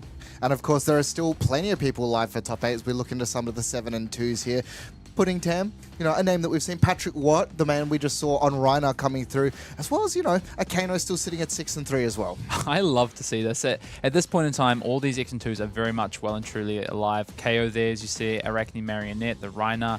There is a whole... We could have a very, very interesting top 8. But these players, they can't lose again. No. They've got to win at least this next round, probably both rounds to be able to move through. Yeah, and every single game counts. And we are going to be jumping into an absolute brilliant game as we're going to have Kassai, one of the underdogs, going up against the big bad of the format, Cindra, Drakai of Aether, putting Tam, a name we've seen many, many times across the world, going up against Jake McCormack, an Australian just absolute heater here as we're going to jump in as Jake McCormack is going to be starting us off on Kassai. Yeah, immediately looks like throwing a blood on the hands in the bin. Blood on the hands in the bin, I think maybe just to get a yellow into the yard. Really, really important for that Kassai hero ability to start to load up the graveyard with as many yellows and reds as you can. And it's often, depending on the way that it gets drawn for the Kassai, sometimes you're short on yellow, sometimes you're short on reds in the graveyard. So just starting that sort of count early, you might think, wow, blood on the hands, giving that away so early. But typically this matchup is fast and furious. Fast and Furious as well coming through that Centauri Saber, something we're going to be seeing a lot being swung. Hit and run, so this definitely will have the go again. And putting Tam, this is probably the one time that he's really going to be incentivized to block. Yep, turn 0, of course, here. Jake leading us off, winning, or not winning the die roll, rather, but going first in this matchup. I'd assume that actually putting Tam probably won the die roll and choosing to go second. Generally, these aggressive mirrors, you want to be going second rather than first. Putting just weighing up the block here. And it's tricky, right? What might Jake have in hand? What attack reactions might Jake have in hand? I think Pudding has a bit of information, the fact that blood on the hands got thrown on the first sort of action of the turn, that there probably isn't another action other than just probably a Centauri Saber being thrown here, because otherwise Jake would leave himself with no card for Arsenal here. Are you worried giving up a card like blood in your hands early though? Like, how important is that to actually winning this matchup? Or is it the deck of Cindra doesn't block well enough where you can really worry about getting fatigued if it ever comes down to it? He got 2 more. He'll be fine. Jake's got 2 more in the deck. That's all right. We'll find another one later on. I think it's more important that you can, as early as possible, start to threaten that Kassai hero ability. So, yeah, of course, Centauri Saber does get the +1 attack if it is blocked by an attack action here. So I think putting Tam just deciding to overblock in case Jake does have that reaction. Yeah, and a second Centauri Saber will come across this one. Not currently having go again, and, you know, it's not like Kassai has any ways at reaction speed of giving go again or whatever, but likely just going to puck that card in the arsenal. Yeah, I think also putting a bit of an awkward hand as well, actually wanting to filter some cards. So also the other thing a double block does on the first chain link is get rid of 2 of those cards that aren't Draconic starters, as putting Tam then starts to dig for a Draconic starter. Yeah. That is the mark of a very good player. Yeah, absolutely. And interestingly enough, though, look at the card on the far left of his hand. Is that Warmonger's Diplomacy?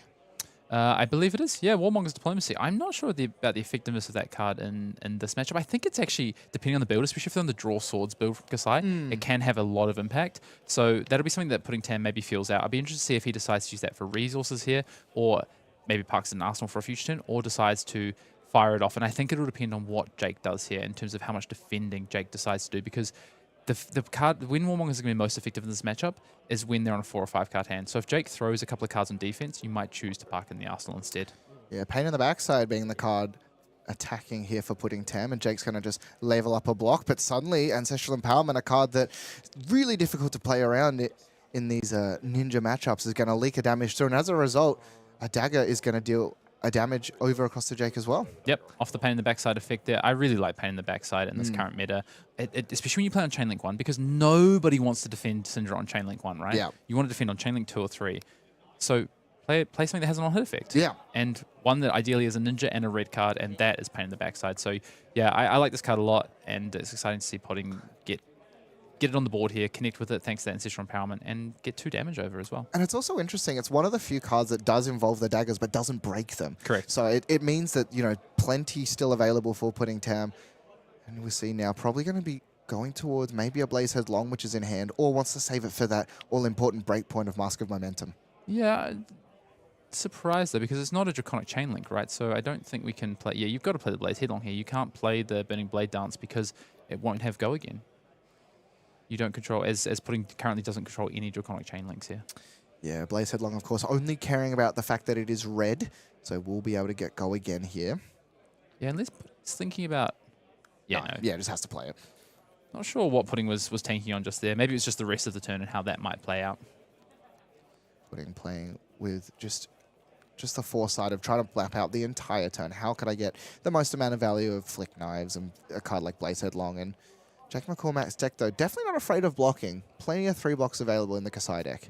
Yeah, and does have access to go again in hand, so I think we'll see the Valiant Dynamos probably get involved. The thing is oh, we've got a defense reaction.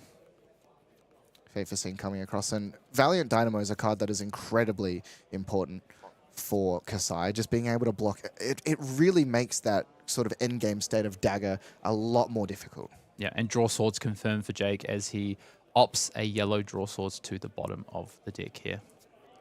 Pudding now thinking about, I think, this flick knives. I don't see...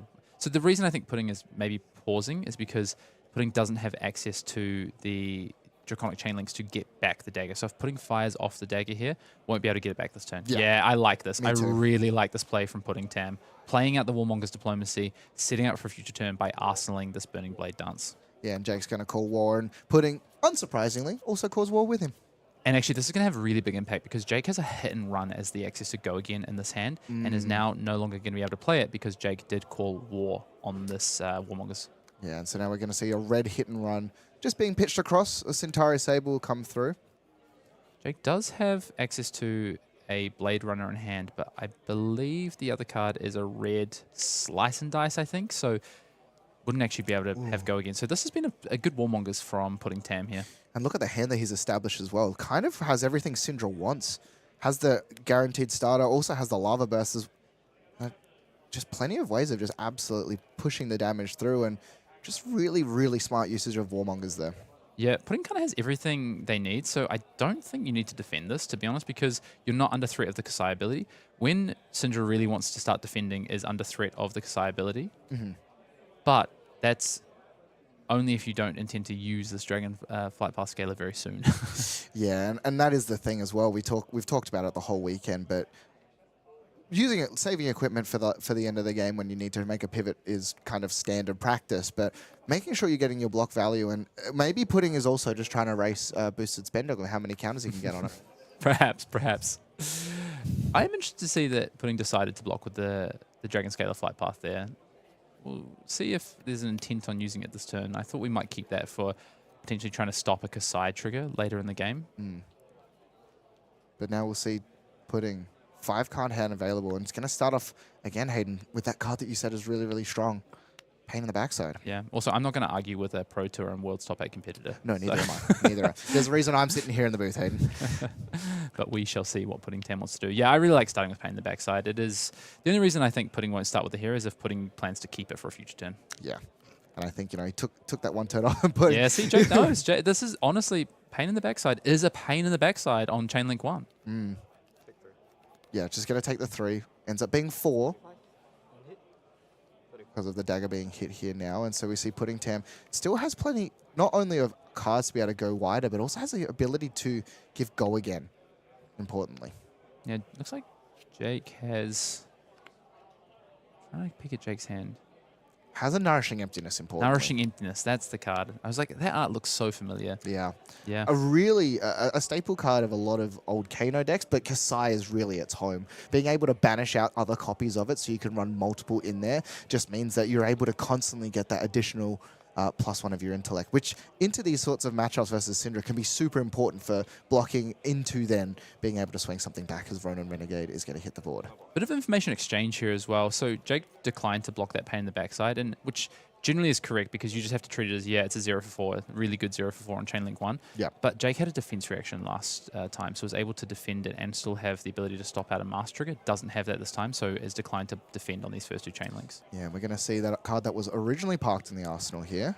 Burning Blade Dance has go again, and when it hits, you can have a dagger dealer damage as well. So it's like a secondary flick knife, and Nourishing Emptiness instead is just going to be the blocking card as the dagger is flicked across. So Chainlink 3 has been activated. Any card that hits now, or this next card I should say, sorry, which is a Lava Burst, is going to have the ability to draw a card. Maybe that's why the Dragon Scalers were blocked with originally, in case that card draw is actually good enough to keep the chain going. Like I said, I'm not going to argue with a a player the caliber of Pudding Tam here. Knows how to get the value out of each and every single card in the deck. And yeah, very likely that if this connects, we will see Flight Path popped, I believe. And yeah, we're going to see just the equipment block save the Valiant Dynamos in that instance, just to make sure Pudding Tam not giving anything away, looks at the card, and we know it's not a reaction, but just that little bit of information, maybe at this level, those little bluffs, those little tells where you try and say, oh, was he thinking about going over the top or something? And Jake's going to start with the draw swords, I think, and we're going to get right into it here with this first sort of go wide Kassai turn, and we're going to activate the ability because I do believe we have 2 yellows now, right? Yeah, because the Raisin Army was also blocked with on the previous turn. Raisin Army also a card that took me by surprise the first time I saw it, but really can have giant impact once you get to that sort of gold generation later on. Copper, sorry. Yeah, Copper. not typically the matchup for it, this one. Oh, double slice and dice into the draw. So this is terrifying. Yeah, well, it got trapped right last turn. Thanks to that Warmongers. It was such a well-played Warmongers. This time around, though, this is a huge...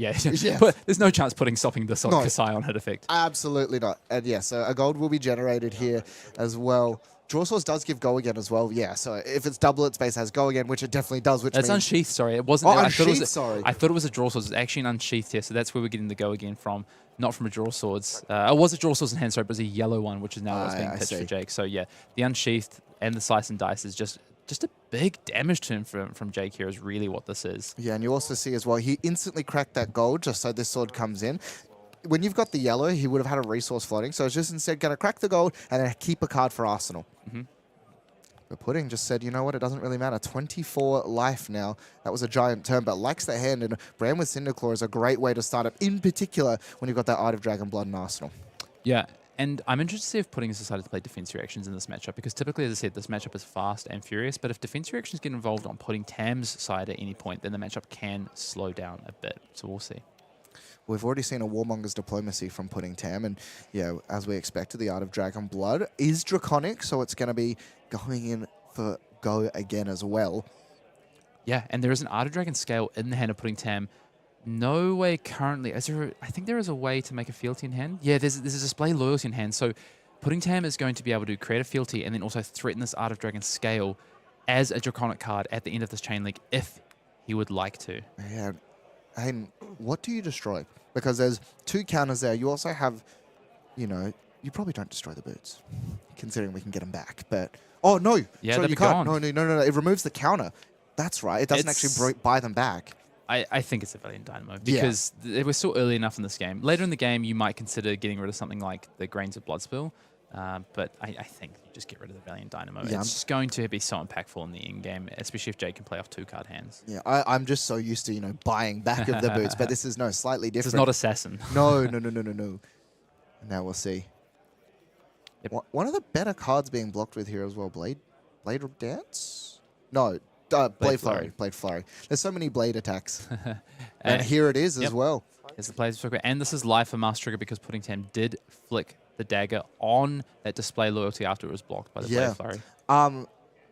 Yeah, so it has to hit the hero for this to actually be, and the Sync Blow will come across as well.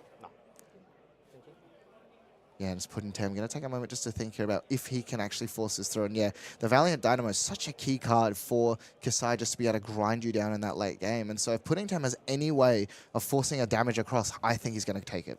Pudding Tam is just thinking about the flight path, the Dragon Scale flight path here. I didn't catch a glimpse at that last card in hand. That's what I was trying to look at. I mean, I did see it before, but I've unfortunately forgotten what it is. As I was getting so wrapped up in what Jake was doing on his side of the board here. Just think. Ooh, taking a bit of a think as well. Yeah. So I think that's what Pudding Tam is pondering on right here. Yeah, as he reaches for... Let's go flight path. He's going to come in for a snatch as well. Fucking knew it. Makes sense. You hear Jake saying, I knew it. Yeah.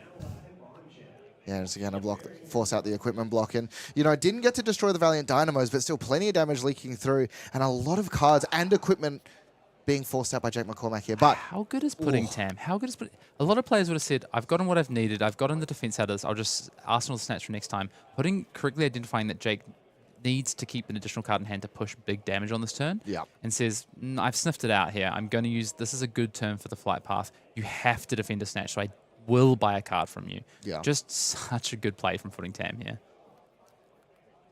aggro decks have a lot of very interesting decisions you have to make all throughout. Oh, yeah, that is an insane draw here coming across. So the draw swords is going to come through as well now with the reaction. A Centauri Cell Sword as Blood Follows Blade. Yeah. And making that Centauri Cell Sword. So,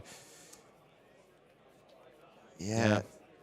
And it's crazy as well because when you see a glint the Quicksilver being pitched, you assume that it's unlikely that they're going to have another way of giving it go again and also be able to swing that second blade. Yeah, we spoke about it, right? Like correctly identifying, I need to buy a card out of Jake's hand here. Jake has the 2-card hand, turns it into just a monster though by pulling that Blood Follows blade off the top, gets a Centauri Sellsword for his troubles as well. But the most important thing as well, just the go again on this effect. Yeah. There's not really any better way that Jake could have drawn this up, to be honest, on the draw off the top of the off of the draw swords. So gross. Yeah. Even Jake says so gross as well. Pudding. Yeah. Because Jake's saying I lost the Unsheathed. I thought my turn was gonna be bad, but nope. Yeah, and you see here Pudding Tam saying I have to block this as well. And Hayden, do you think that Pudding's going to take a turn off and actually kill the Sellsword? How important is that in this matchup? It doesn't need to take a turn off, right? Can just throw an attack or a dagger at it potentially. It all comes down to what Pudding Tam has in hand, because you can factor in a Mask of Momentum trigger on this as well, because it is an ally just like you would against Gravy or the sorts. So it's going to be interesting to see how Pudding Tam wants to draw this up. But this is not an easy block for Pudding Tam.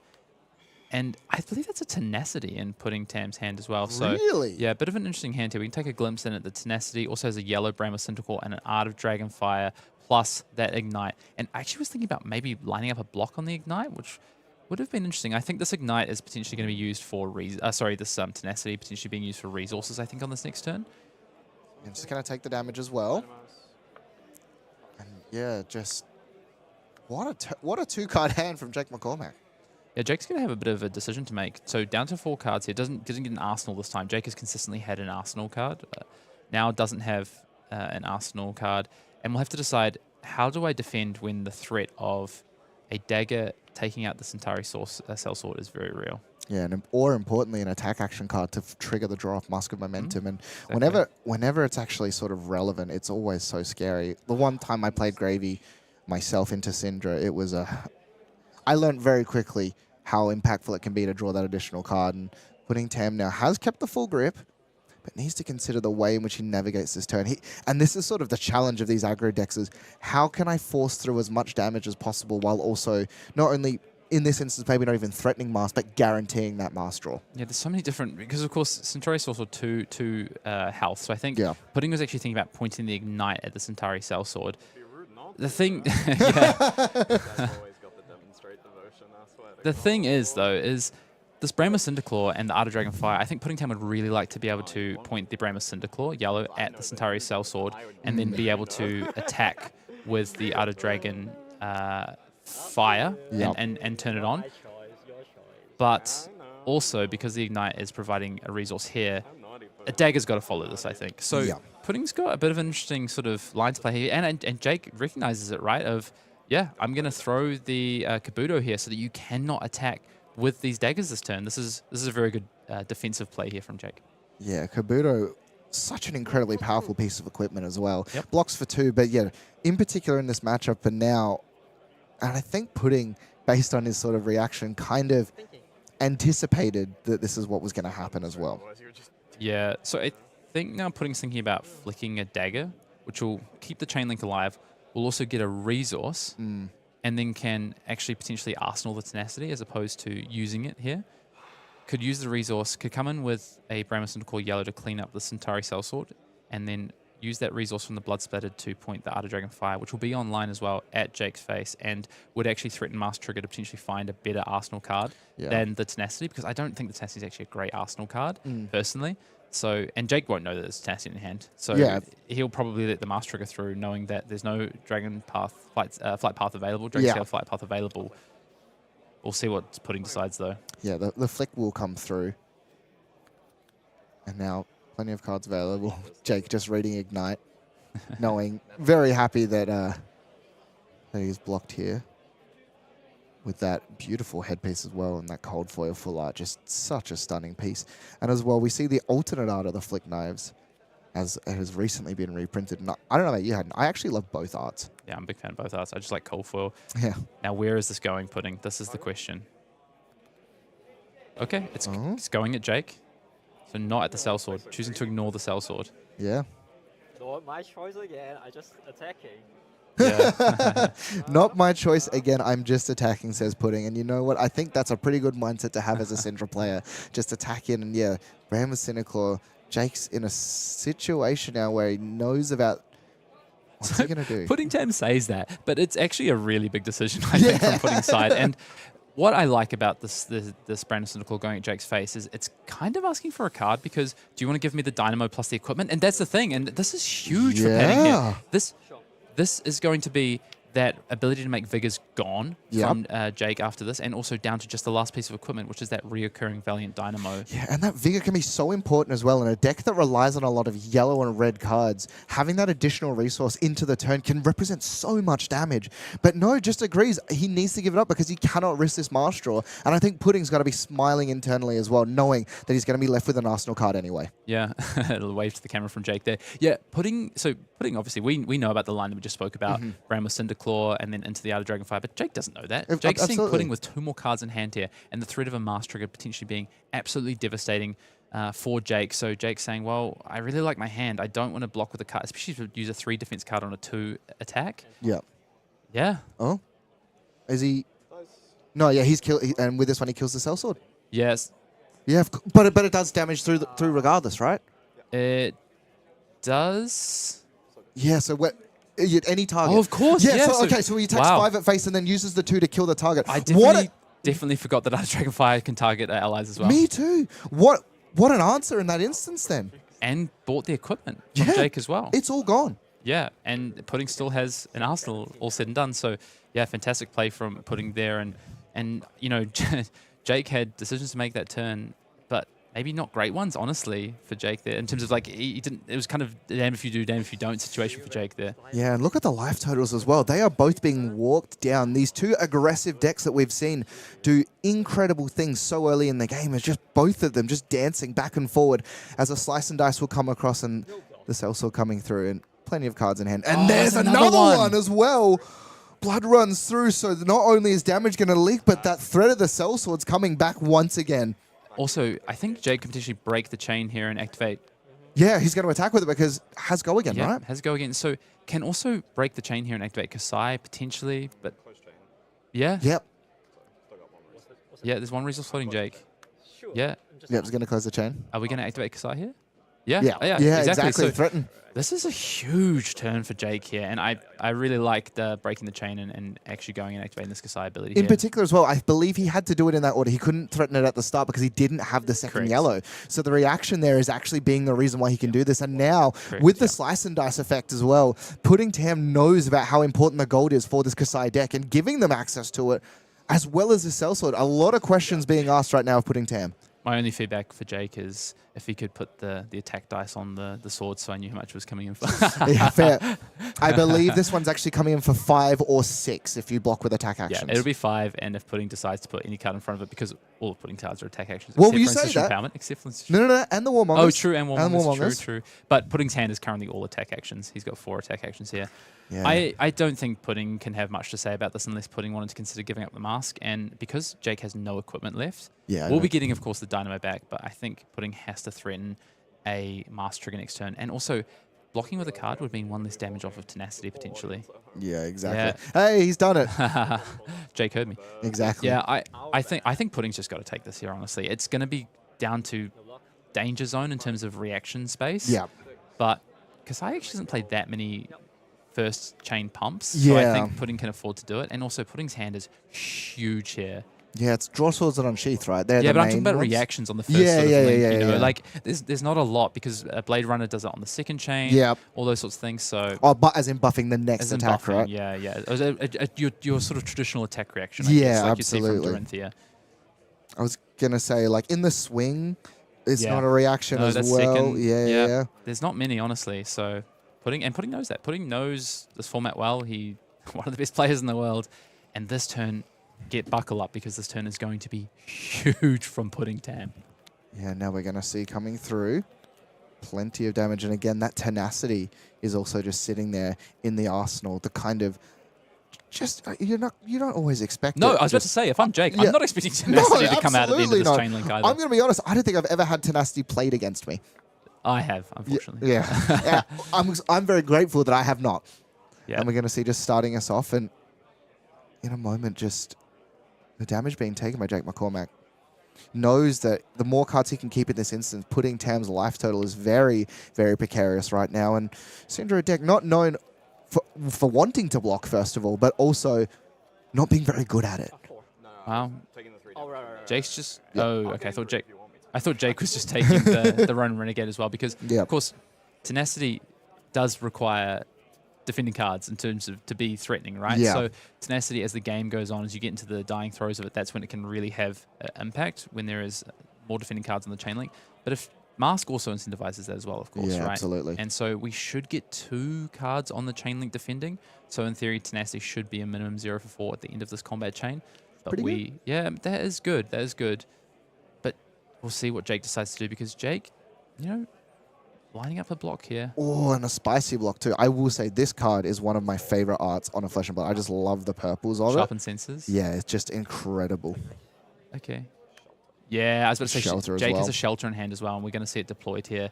As a defense red. discard. Exactly. This is sort of that almost like every single card that we see through is going to have Valiant Dynamos attached to it. So one of the sort of really strong modes of Shelter is it blocks for 4 like most of your red defense reactions, but also you can discard it to block 1 instance of damage for the next 3 attacks. It's also so important because there's a Demonstrate Devotion in Pudding Tam's hand, which costs 1, and now Pudding has been denied that blood splattered vest resource, and you couldn't. You saw how quickly Jake snapped down that Shelter from the Storm. He couldn't wait to do it, knowing the impact. That was a little goofy. Yeah, knowing the impact against something like blood splattered vest. Pudding has been so patient on that blood splattered vest and using those resources, and this is really dulled the turn, blunted the turn here for Pudding Tam. And it's important to note as well that the Shelter, because the Ronin Renegade was fully blocked out, the Shelter was actually done in response to the Flick Knives activation. So that's why you sort of see Pudding taking a little bit of pause here. Yeah, and it's going to deny the Mask of Momentum Yeah. trigger staying around as well. So this turn has all of a sudden gone from a really big damage output turn for Pudding Tam to potentially an awkward one. I think Pudding is now even thinking about pitching to this Demonstrate Devotion to come in for 4. So pitching a red to play a red, that is not where you want to be. But Pudding doesn't have a lot of great options. It's a red Brand with Cinderclaw in hand for Pudding, so could just decide to play out that Brand and then end with a Tenacity. And I think that's probably what Pudding Tam's going to do and set up that Demonstrate Devotion. Surely Jake can't draw another Shelter from the Storm next turn, right? Surely, right? But even in saying that as well, Pudding Tam, we've talked about the precarious life total, and Jake McCormack has given up a couple of cards, but still sits on Arsenal and also has a Centauri Sellsword available to come in. So these turns are going to get even wider for Jake McCormack unless this is dealt with. And I think Pudding also considering, well, if I can't do the big 5-card attack at your face and threaten the cards out of your hand, do I need to kill the Sellsword? Yes. I think the answer is yes. But Pudding was hoping that he'd be killing the Sellsword with a Mask and Momentum trigger on it, right? Which is not going to be the case. He's just going to send the Brand, targeting Jake McCormack here as well. I think, was it Jake or did he point at the Sellsword? I don't. Yeah, well, Jake's reaching for their hands, Yeah, and it must be a considering Jake. a block. Must be a Jake. Yeah, no blocks declared. The scary thing as well for the side of Pudding Tam is Jake has access to a gold, which means that these swords are going to be coming in for free. Yeah, correct, if Jake wanted to. Now the consideration here for Pudding Tam is, do you spend this Tenacity, which would be coming in for 4, at the Sellsword, you know, or do we need to just focus on the damage and hope that Jake McCormack's hand, which has been kept, I think is the scary thing. I don't think whatever Pudding points at Jake is not going to pull a card from Jake's hand. So if you threw the Tenacity at Jake, I think Jake just takes it. So I think Pudding instead needs to throw the Tenacity at the Sellsword. It feels bad, but because it's not going to threaten a card or life, but in reality, it would just be threatening life. And it would only be 3 life, taking Jake down to 8. And I just don't think that's good enough for Pudding. So I think you've got to clear out the Sellsword because it could do some absolute work over the next 2 turns. Bear in mind as well, Pudding will also be able to get back the dagger here as well. Oh, but he's target Jake with it. Yeah.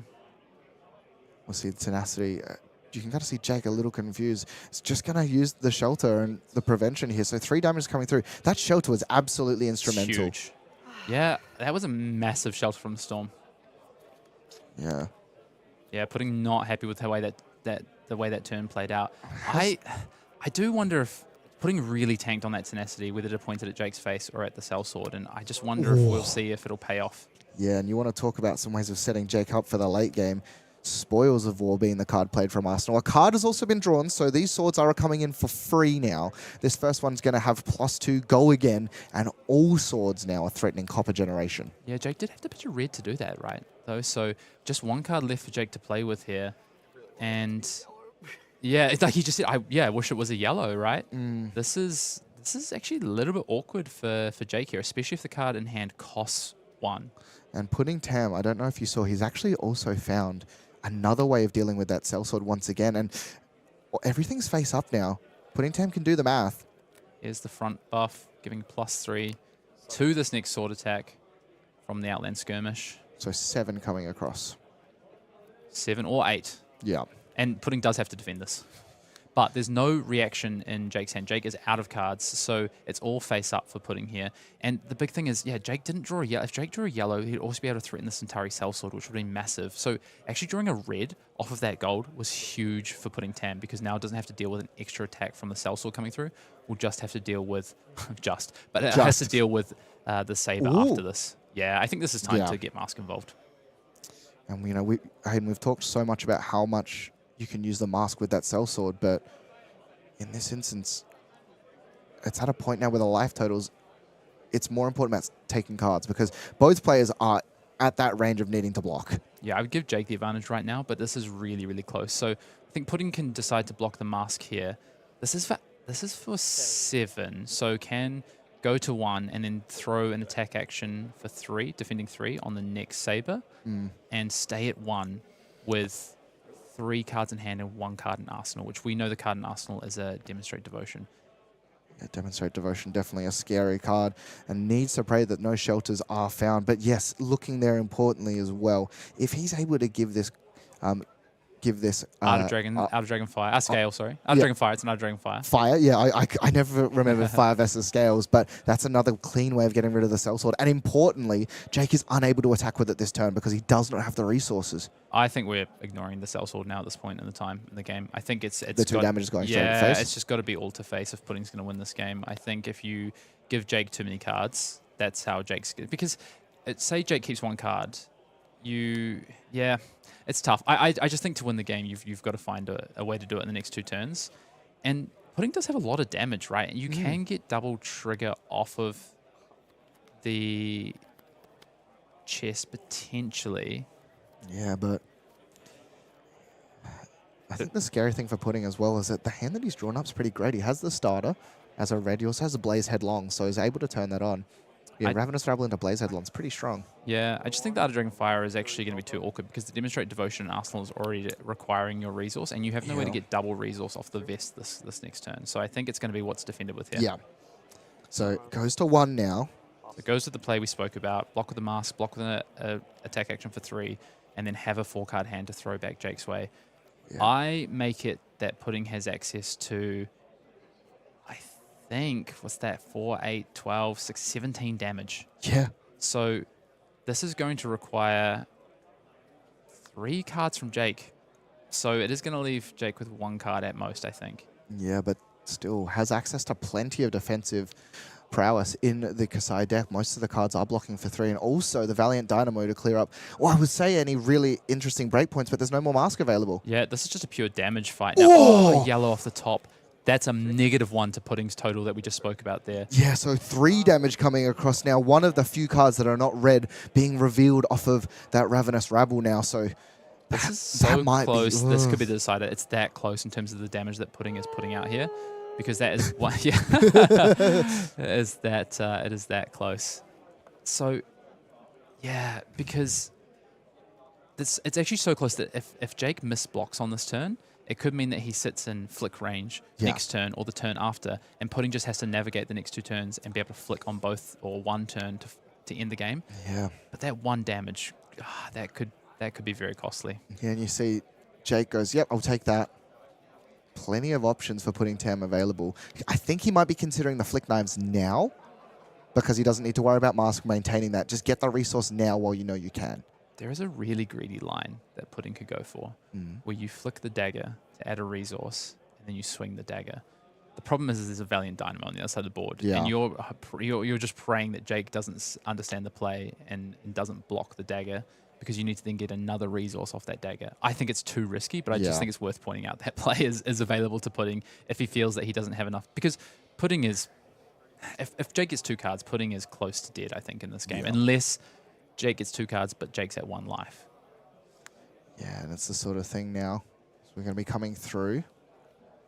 3 more damage, but this will buff the next attack. I really like the sequencing because what you want to do is you want to leave the 4 attacks till the end of the chain if you can, so that then Jake is forced to try and work out how to defend. Yeah. And if you're chipping in increments of 1 at the end of the turn, Jake's not going to throw 2 cards at those, right, to stop 1 damage. Yeah. So I think Jake has to block this. Yeah, and he will.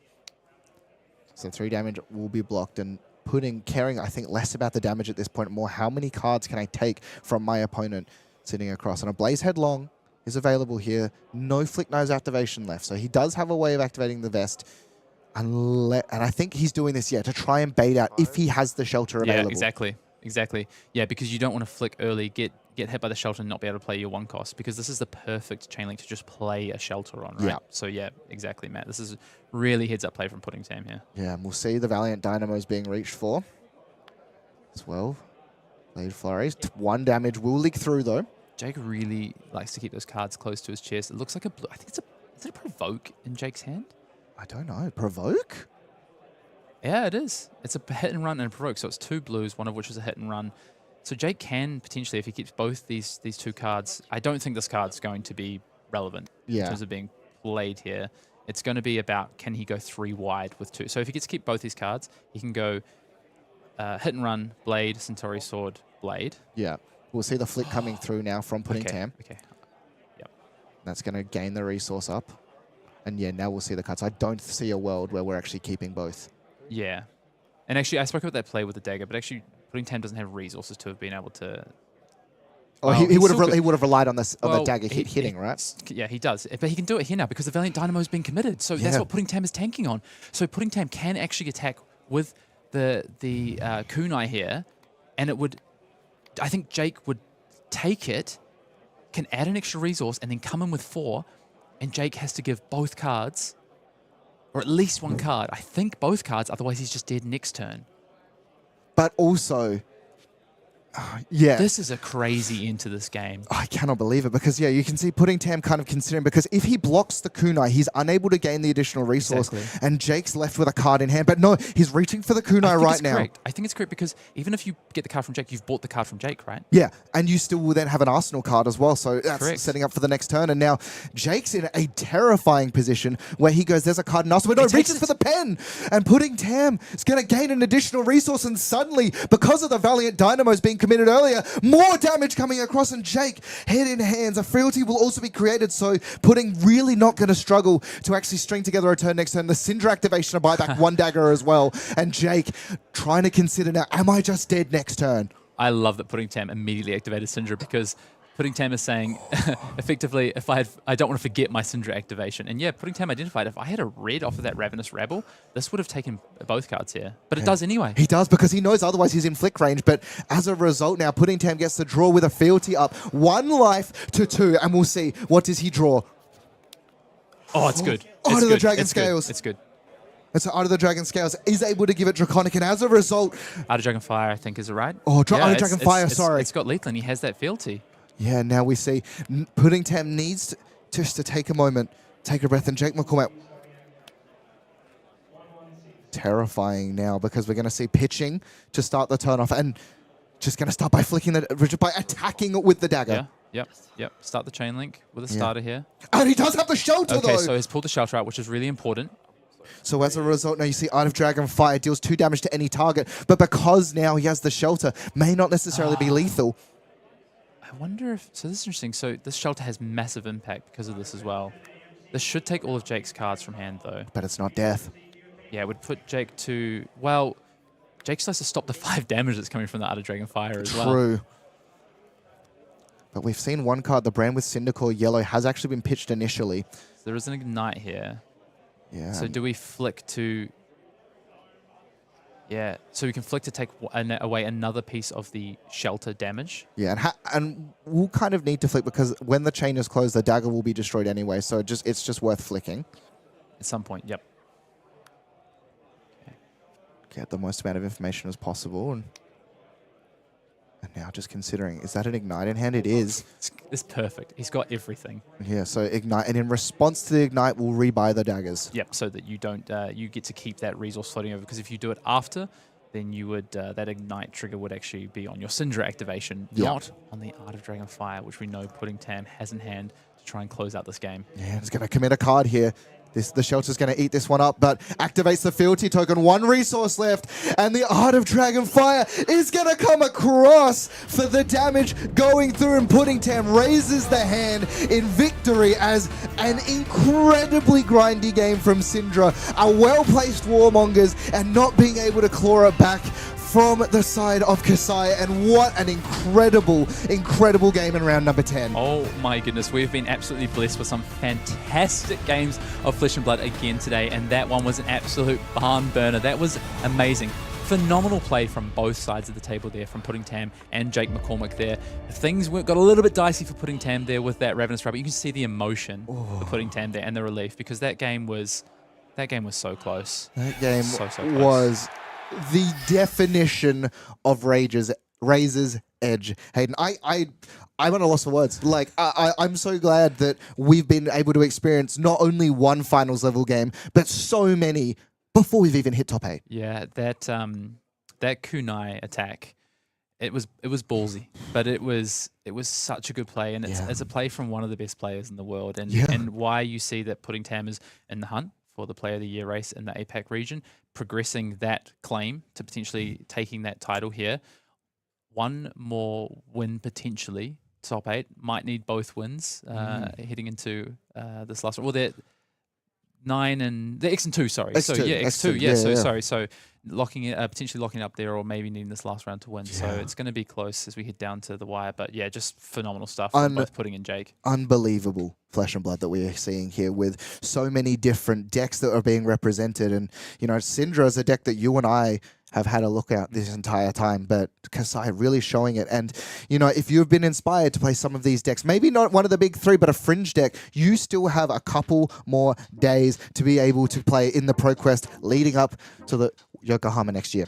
Yeah, exactly. Get in there, get your invite for Pro Tour Yokohama. We have a couple of weeks. If you should be watching the stream, but tell you what, if you're not, hopefully it's because you're out playing a ProQuest this weekend and trying to punch your ticket. But if not, you've got next weekend. So go ahead, head to fabtcg.com, head to the event locator and find your nearest ProQuest. Yeah, and there's some pretty incredible prizes up for grabs. We've talked a little bit about the gem packs already, but the top 8 and top 4 being just some of the best cards in the game. Swing Big, played by pretty much every brute that has access to it, and Overcrowded, this new card that's sort of coming up through the ranks.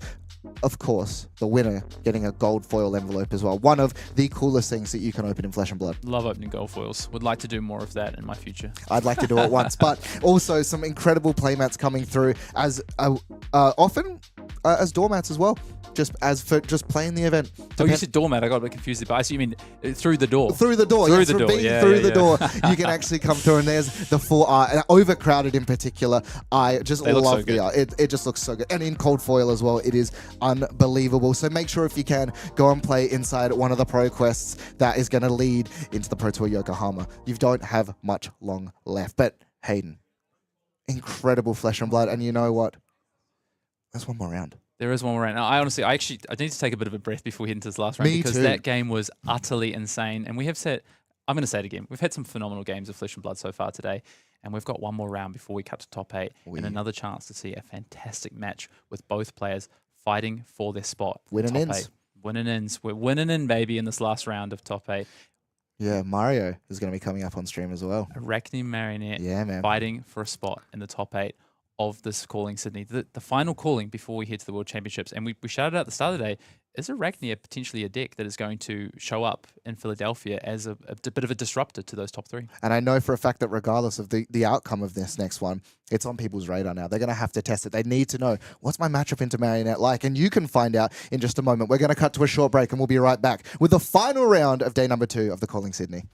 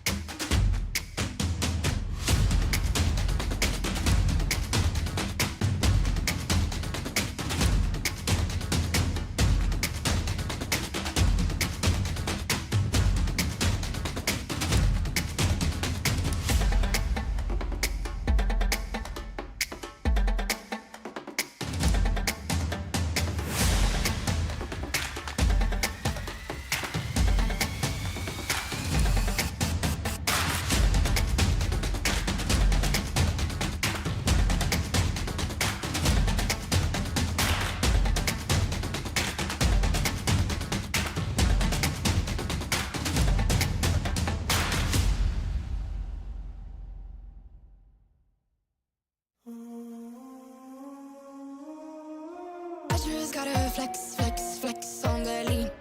I just wanna rap, rap, rap to the beat. I just wanna back, cause I'm mean. I just gotta go back, I'm a freak.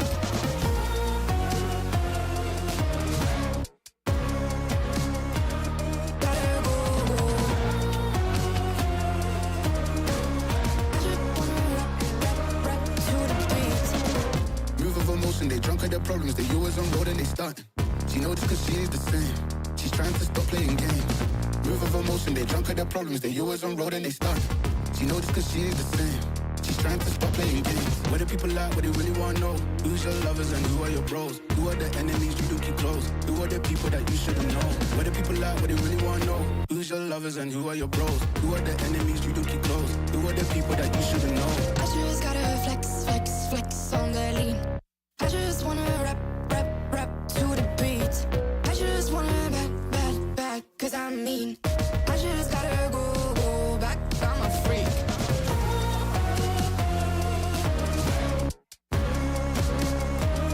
Gotta go. I just wanna rap to the beat. The chains, my vest, my watch, my belt, my cheese, my house, my sneakers, my blouse. I just party hard, popping a one in the chart. I've already won, babe, but then you start. Listen on, yeah. Listen on, me. Listen on, yeah. Listen on, me. I just gotta go, but I wanna hold on. I can't let you go, but I gotta stay strong. Unless you heard it from me, then you ain't heard it from me. Got it from me, all the energy extra. You don't wanna see me with the hitters. Generations caught up, look how things will switch. People they're quick, now they wanna move at the bits. Boy wanna go to bitch, nah. Now I'm moving. I gotta do what I do.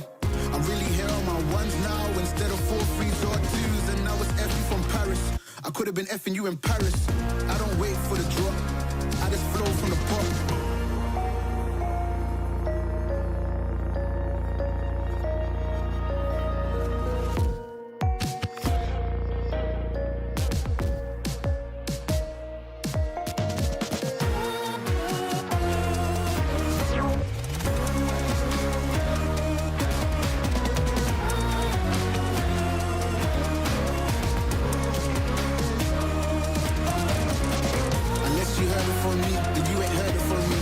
From me, all the energy extra.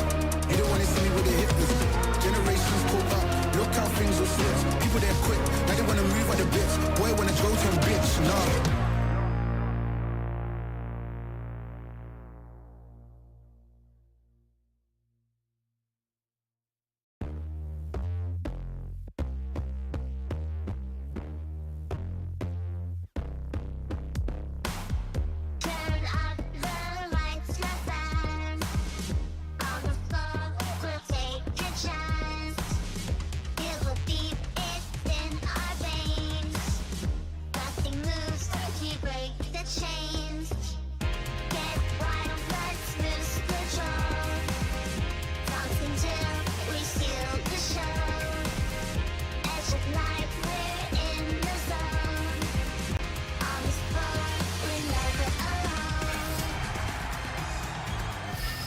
Ladies and gentlemen, welcome back to the Flesh and Blood Calling Sydney. Day number 2, our last Swiss round before we cut to top 8. Matt Brandwood, Hayden Dale.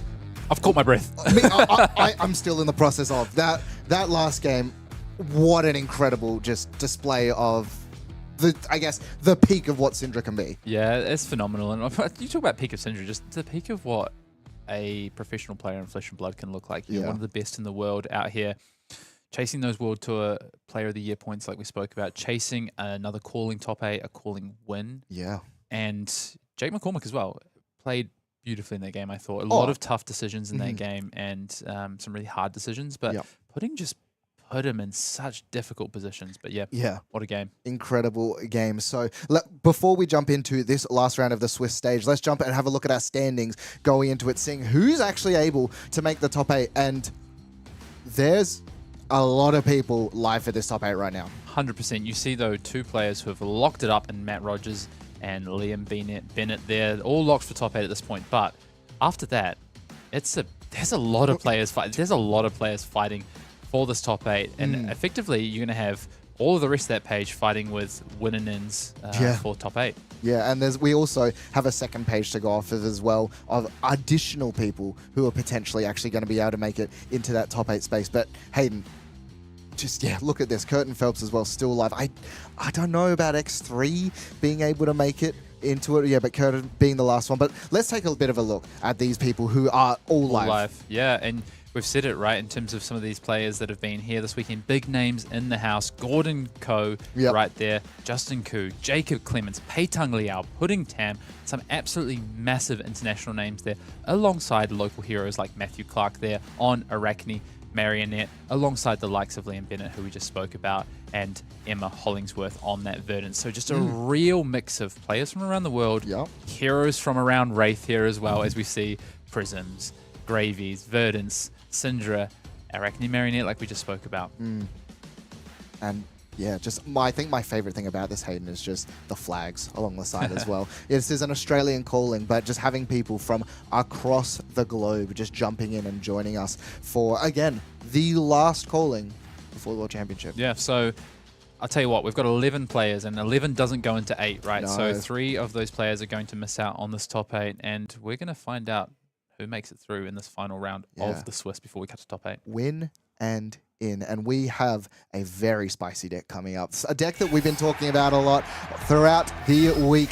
Arachne Marionette got on the hands of Matthew Clark, going up against Pe-Tung Liao on a Cindra, the big bad of the format. And can this Arachne deck actually string it together and make sure that they are actually just pushing themselves through the top 8? Because winner plays on, loser goes home. That is exactly the state of things right here.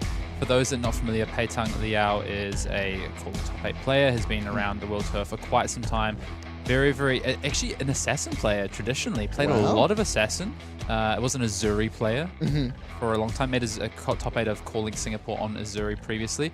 Has gone over to Cindra, but will no doubt know a lot about what Matthew Clark is doing on the other side of the board with this Marionette here. Marionette, a hero that I just think is super fascinating and really, really cool. Hunter's Clave is going to be the first attack here, piercing and importantly marking the enemy hero. And interesting, looking at the card that's been discarded here, a card that you... Oh, no. Codex has been cast. It's been cast, yeah. So it's been cast, but as a result, there's nothing in the graveyard. So just wanting to make this frailty... So Pe-Tung had, so it closes the chain, right?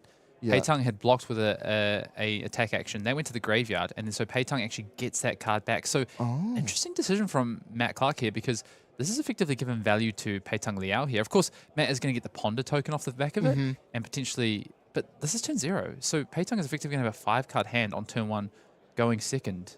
Interesting decision here from Matt. I wonder, is this a play Matt maybe hasn't made before? Maybe, and yeah, leave no witnesses in the hand. So I was trying to sort of make it so you don't get that arsenal, and is going to force out a block with the equipment, but you're giving a Cindra a 5-card hand going into their first turn. It does have a frailty, so it means these daggers attacking are going to be significantly less impactful. But yeah, it's going to flick the dagger as well to mark, and I think this is what the sort of game plan of this Marionette. Yeah, you always want to get a clear spot for your Graphene and get them marked early on. See what you can roll into. Ideally, you roll into your Graphene making hero right here. But yeah, I think Matt may be gambling on the fact that likely Pe-Tung wouldn't have a 3-block in hand as well, and wouldn't be able to. But interestingly, actually, you see Pe-Tung is playing Flamescale Furnace in this matchup, which I just clocked there. He's got the wrist over it there, but that is something to very much note. Not playing Bloodspattered Vest here, so Pe-Tung with a bit of a different piece of chest equipment there than what you might usually see out of Cindra, that's for sure. And also, yeah, it was interesting. Number 4 will be the hero that's been activated and didn't land. Or is that Orb? No, that's Redback. Yeah, it's not the one that you're looking for. Doesn't make the Graphene. You can discard to give a stealth attack go again on +3, but really just trying to find any way of making a Graphene as early as possible. Yeah, and it doesn't look like Matt has drawn one in hand, so I expect this Mask of Deceit to get into the combat chain pretty early on and turn himself into an Orb Weaver, I would think. But yeah, I'm just still processing this Flamescale Furnace with Pe-Tung. I know it's something that I have seen Cindra players play. this is a matchup where it's going to provide some value for stopping those potential on-hit breakpoints. You saw Leave No Witnesses, for instance. So yeah, but Pe-Tung, as you said, with a 5-card hand tier, really just interesting for first turn, or turn 0 rather, has now left Pe-Tung with a bit of a decision to make. Yeah, and I can definitely see like the influence of wanting to try and create as many frailties as possible throughout the game. But yeah, it's going to be interesting to see if this is going to come back to bite him. Pe-Tung going to start it off with a not with a yellow, but it's going to be a red -1 because this came from the Arsenal. And Brandwood Cinderclaw giving them a starter is pretty strong. Yep, yeah. But it turns out Pe-Tung does have another starter in hand. There is an Ignite in hand for Pe-Tung Liao here. But kind of has everything that he needs, I think, to go really wide. And then you immediately see the Master Deceit getting involved, like we spoke about, to turn into that Orb Weaver. Yeah, flipped it over to show the pretty side of it. But yeah, Orb Weaver is going to be the #1. And I think when you're able to roll and then instant flip into the Orb Weaver off the RNG, that is the best feeling in the game. Yeah, you get to keep your Master Deceit for later on. It's Yeah. awesome. To turn into something like a Black Widow later in the game. Yeah, exactly. And I think that's my favorite thing about this Chaos Hero as well. Just the fact that the game plan, you know, they've obviously been optimized and it's a powerful deck, but having to play around these random changes, I find so fascinating and really shows the skill expression of the player, as Art of the Dragon Blood has hit the combat chain, made draconic by the Brandwood Cinderclaw. Yep. Coming in for 4 here. Now going to be active, but Pe-Tung I don't believe has any 1 cost in hand here, so it's not going to be relevant, but Matt doesn't know that, of course. Yeah, and we'll see another red line attack coming across. One we've seen time and time again throughout this weekend is going to be the Burning Blade Dance. 33. Matthew just taking damage here and Yep, 32.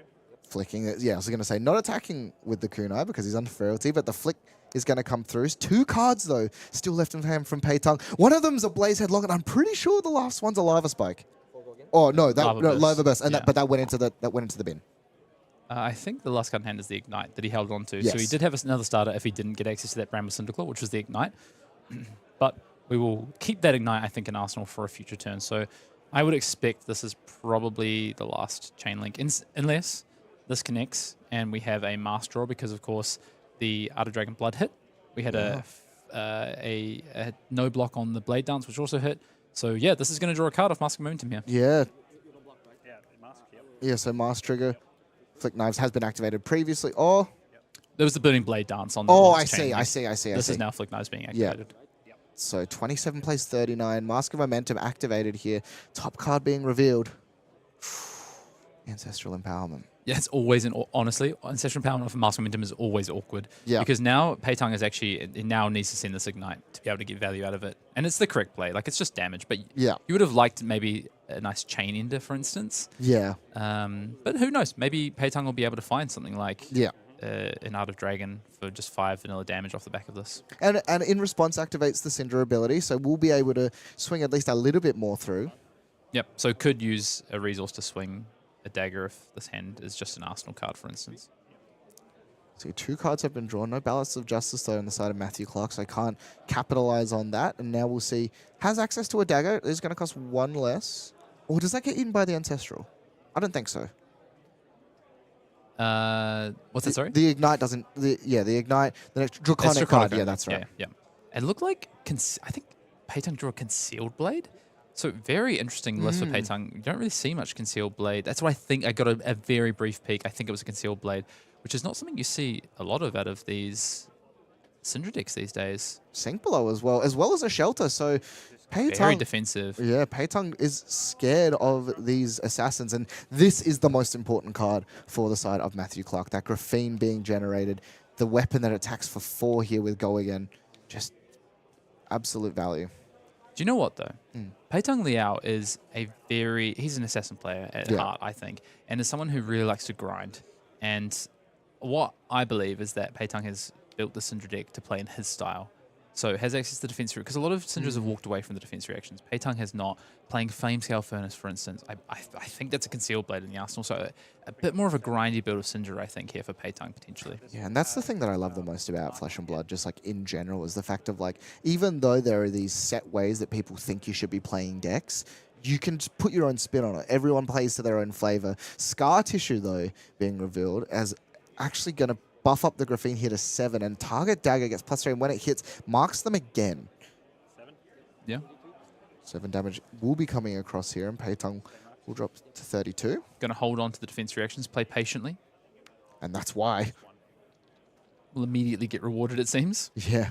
Persuasive Prognosis, one of the more powerful cards in hand. When it hits, banish the top card of the deck, and you also get to banish a card from hand. And one thing that the Cindra deck's known for is being one color, red. Matt needs a big turn here, though, because, of course... oh, I think that they ticked down the wrong side of the life total there.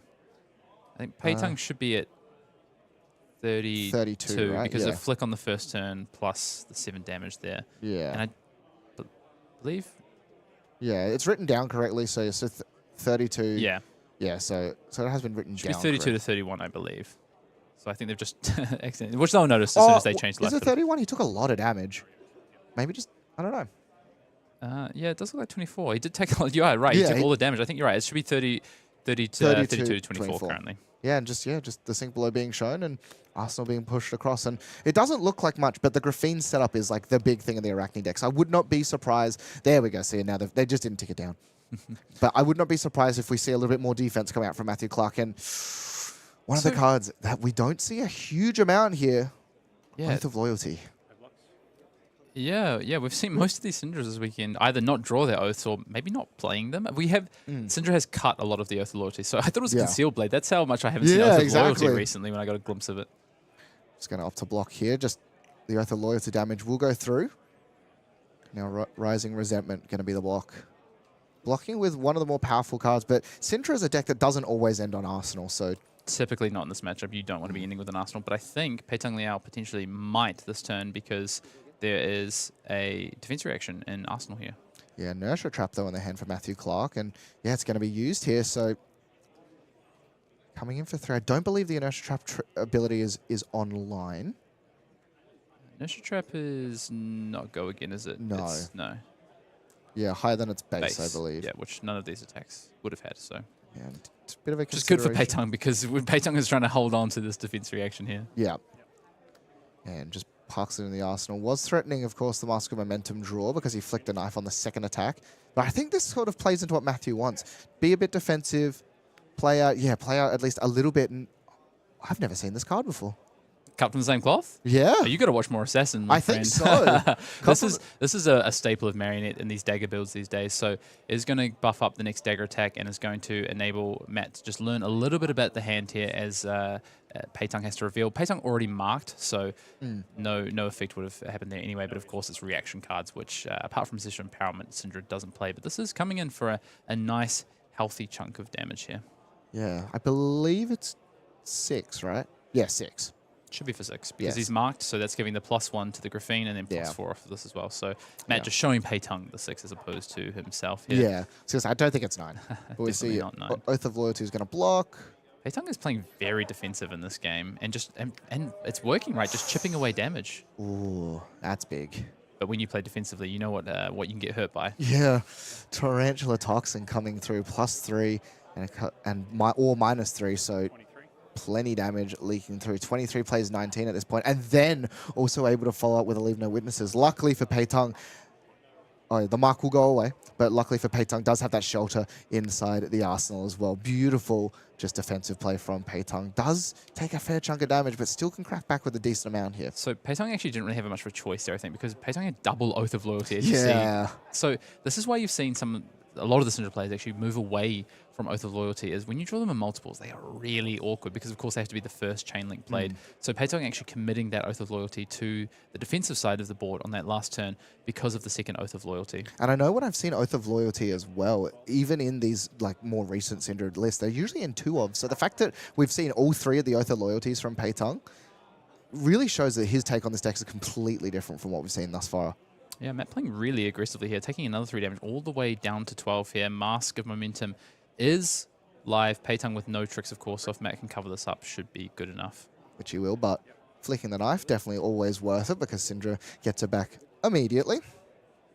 Yeah, still we have this fully available Furnace on the side of Pe-Tung Liao, so I would definitely give the advantage to Pe-Tung Liao here, but Matt's definitely by no means out of it, and if he can string together a really impactful turn, maybe something like a Mark of the Black Widow that connects. Could be good enough. And important to note as well, he does have the quick dodge flexes in the boot slot as well. So definitely still has plenty of defensive behavior that he can employ. Mark of the Black Widow.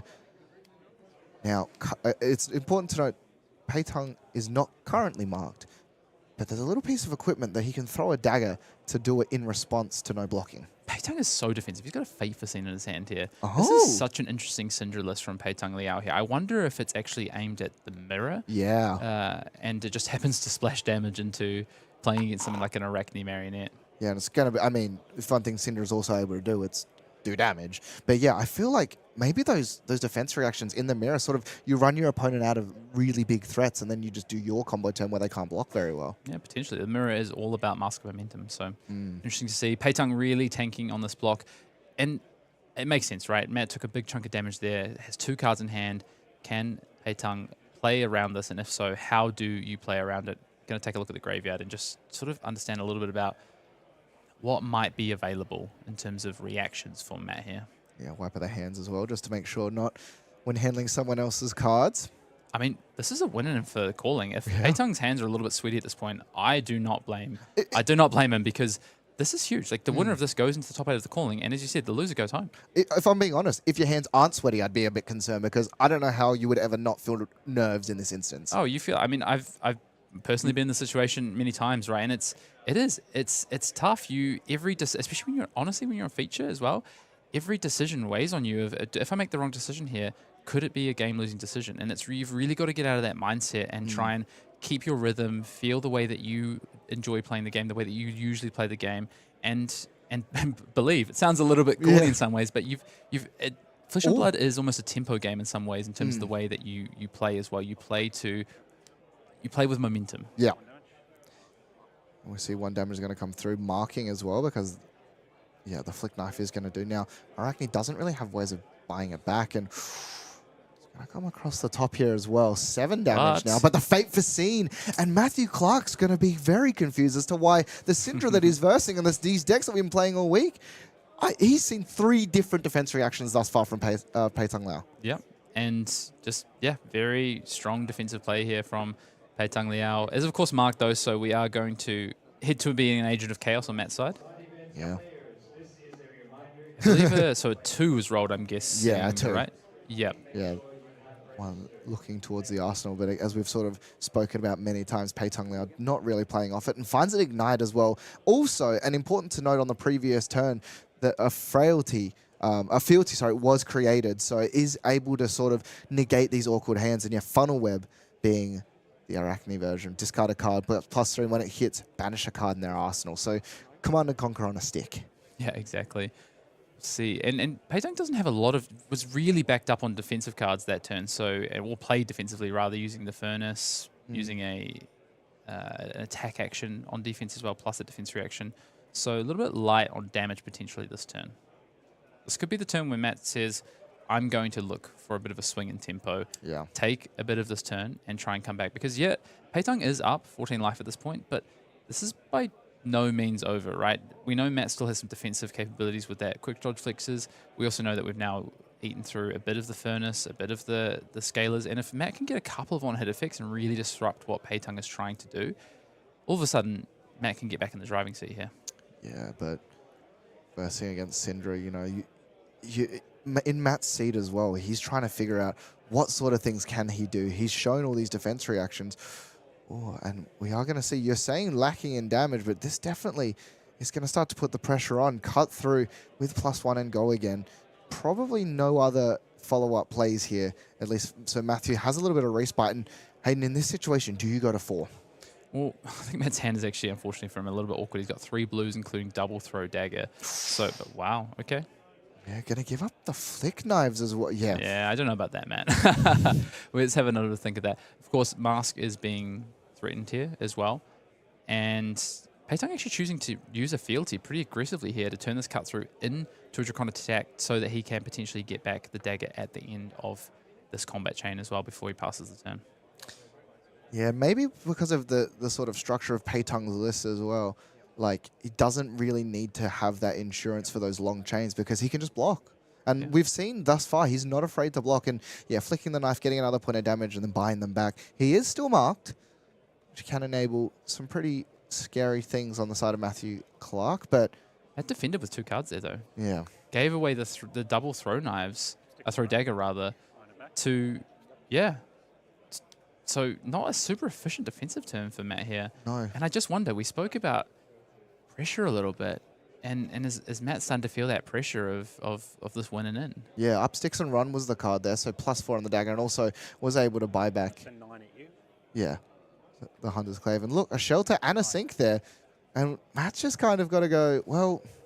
A double defense reaction on the side of Pe-Tung Liao. So, Yeah. you know, this is just damage at the end of the day because he's already marked. Yes, that will... but Matt doesn't have another card in hand. There's no card in Arsenal for Pe-Tung Liao, so this is just pure damage. It will mean that Pe-Tung remains marked, but I'm not sure Pe-Tung Liao's all that concerned about it. So No. I think the decision here for Pe-Tung is, do I keep a defense reaction back for Arsenal for next turn, or do I just throw them both here because Matt now knows about them and just save myself an extra 4 damage?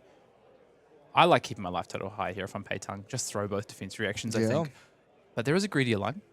You could go on the line because there's no current starter for Pe-Tung. So you could actually sink below, bottom the other defense reaction or bottom one of the attack actions and look for a possible starter. And he's going to bottom that 3 attack, Draconic attack, and look for a starter. It doesn't find it. But definitely Lava Burst being a great Arsenal option too, though. But is actually going to have the other defense reaction hand, so I'm surprised to not see Pe-Tung. Did he not sink the... Yeah, he sunk the defense reaction. Oh, I it was believe. the defense reaction. Yeah, hand. he did sink it. Oh, Yeah. he kept. I thought he Yeah, put. I thought he put the burning blade dance on the Yeah. bottom, but he kept the burning blade dance. Okay, so Pe-Tung did go with the greedier line, and is he going to regret this? Now he's going to have to pitch a red, the Lava Burst, to this kunai to get in a starter. Is Pe-Tung potentially going to regret that line? Quite possibly. Does have a pretty decent life advantage, and his opponent does not currently have Arsenal. So a tunic counter will be coming up, though. And yeah, the quick dodge flexes now is going to be deployed. A blue card being pitched as well, which means this is very efficient. Yeah, but the way you get back into a game is your opponent potentially being a little greedy, giving away a little value. Not saying that this is definitely greedy from Pe-Tung. I think, either way had the backup of being able to just swing this kunai, but potentially had other lines available to him. Persuasive Prognosis being blocked with as well. 2 resources are floating currently for Matthew Clark. A card in hand from Pe-Tung Liao, and he's just going to send it. But he's not going to get the value from it, so he's decided to use the quick dodge flexes here, but is going to end with a resource in hand effectively. Yeah. So, yeah, interesting decision to go ahead and use the quick dodge flexes here, and it's not going to get all the value that perhaps he would have liked. And of course, if Pe-Tung would like to here, this is a Burning Blade Dance, could buy back the daggers before damage and throw an additional dagger at Matthew Clark's head, putting him down to an extra damage. So it depends if he'll block with the flexes here either way. Yep. I think Pe-Tung is probably going to opt to keep a dagger. So I think Yeah. even if this Burning Blade Dance connects, I don't think Pe-Tung will want to throw a dagger because I think... Well, actually, Pe-Tung can throw the one on the combat chain, right? And still buy it back. So yeah, exactly. you've got to. Yep. Yeah, so he's going to block. He's going to throw the flick knives in front of it too. He wants to keep the cards. And I guess the thing as well with Pe-Tung, from what I'm seeing of this deck thus far, he's just identifying the fact of flick knives is a card that essentially is just free damage every single turn. So he can grind this game out really, really hard. And we are just going to see coming across. More defense reactions drawn for Pe-Tung Liao here. Really grinding this game out, as you say. And the Hunter Clave as well. Yeah, but just the 2 damage coming, or the 3 damage rather, coming across here for Matt off this blue. Threatening another mark, though. Does have the tunic counter as well, so it is quite threatening, but I don't think Pe-Tung really cares a huge amount. Yeah, and he's actually just going to throw the Mask of Momentum here. Interesting. He's, in fairness, though, with the amount of defense reactions in the deck, he's not been able to string these, classic Cindra hands together. Ooh. I think the reason for blocking that there and trying to deny the mark is one of the dangers probably now for Pe-Tung Liao is a trapdoor, getting value for Matthew Clark. If trapdoor's rolled, Matthew can go and find a defense reaction from the deck. That would start to potentially just edge Matthew back a little bit in terms of the value in this and claw back a little bit of the deficit. Yeah, and this is the full power of Codex of Frailty as well, because Pe-Tung is going to have to discard a card, place one in the arsenal, and, is going to be attacked for 4. Luckily does have another defense reaction Another available. Shelter from the Storm in hand, exactly. So he's going to be able to see that off but is going to, trade a card from hand for a card in Arsenal. But does this almost fix the hand, though? If he was struggling to find a starter, he can go get a starter, he can get a closer as well. So this might actually end up being a codex in the benefit of Pe-Tung Liao. Yeah, I think potentially he can go and get either an Ignite or a Blaze Headlong, because does have a Ravenous Rabble. So I actually think Blaze Headlong is probably the get here. I believe we have seen a Blaze Headlong. Yeah, Blaze, there's one in so there. yeah, I think that's. But yeah, kind of honestly, unfortunately, both of the codexes for Matthew Clark have been more in the favor of Pe-Tung Liao, I would say. Not something we say very often either. Hayden. No, not at all. It's usually when the opponent gets back a felling of the crown, that's when you say it's probably not gone best for the assassin. Yeah, no. But, not the way it's played out this Or time. the Plow Under as well. Yeah, potentially the Plow Under. So, yeah, Pe-Tung just having a bit of a look here. I think we'll definitely keep the defense reaction. Let's check in on Pe-Tung's hand. You can see here, has the defense reaction, plus a couple of starters. Now is going to go to the graveyard and have a bit of a look. Has a throw knife in hand, I think? Throw dagger, yeah. Throw dagger, Ravenous Rabble, a head jab, effectively, and that defense reaction. Yeah. And So a lot of decisions, actually. So I'm just sort of trying to figure it out. And this is sort of the challenge as well. When you've had so many cards in the bin, you try and figure out what's the strongest line. Whatever card I get's also going to be one less because of the frailty token as well. So there's so much just to consider. And, Pe-Tung does have a pretty decent life lead, and it's probably a little bit of a bigger life lead than we would usually expect from a Cindra, purely because of so much defensive value that he's getting. I can't see it being anything other than a Blaze Headlong here. Yeah. But he is tossing up with an Oath of Loyalty, which is interesting, but does have the fealty if needed. Yeah. Because also, actually, the Oath of Loyalty I kind of understand, because then you also get back your daggers. I mean, you could do the same with Blaze Headlong, though. You could just fealty the Ravenous Rabble if you wanted to. Unless he's considering binning the Ravenous Rabble? Well, he's probably... Yeah. Which... You have double starter, though, but we're going to get rid of Throw Dagger, I think. Yeah, it's the least valuable card in this hand currently. Yeah. So a double starter now available. And yeah, just de-react again. You see Matthew Clark going, well, yeah, okay. Of course. There we go, Oath of Loyalty. This one only coming in for 3. Yeah. Down a de-react of his own now for the side of Matthew Clark. This game is really slowed down, right? Like big chunks of damage being swung early. And Matthew felt quite low early on, but has just been able to just claw back a little bit of damage here and there, and is just keeping himself in the game here. As said, 3 is fine though, and we'll see Rising Resentment, the play, does actually threaten a non-hit in this instance. If Pe-Tung Liao had a 1 cost in hand, we know he doesn't, but Matthew does not. Ravenous Rebel, last card in hand here for Pe-Tung Liao. And if you're Pe-Tung, do you pop the fealty in this instance? Try push through more damage? Depends if you're going to flick the dagger. I mean, Matt's at 3, so yeah, because you want to flick the dagger. Yeah. Then Ravenous Rebel reveal. Oh, what a reveal to come across as well. Unlike the previous Wrath of syndrome. Retribution. Yeah, a red being flipped in that Wrath of Retribution. So Matthew knows that there is no respite coming. The dagger will get flipped, 2 life available. And now you're in that instance where Pe-Tung, all he has to do is just survive. Flick a dagger, flick a dagger. Yeah, yeah. Or, Wrath of Retribution next turn. Yeah, that's pretty good too. Does have both daggers back, of course, because flicked the last dagger that was available and then bought back the 2 that were in the bin here. I see Pain in the Backside, a card that we've seen from Cindra now coming through for the side of Arachne Marionette. And now just taking some time. Pe-Tung.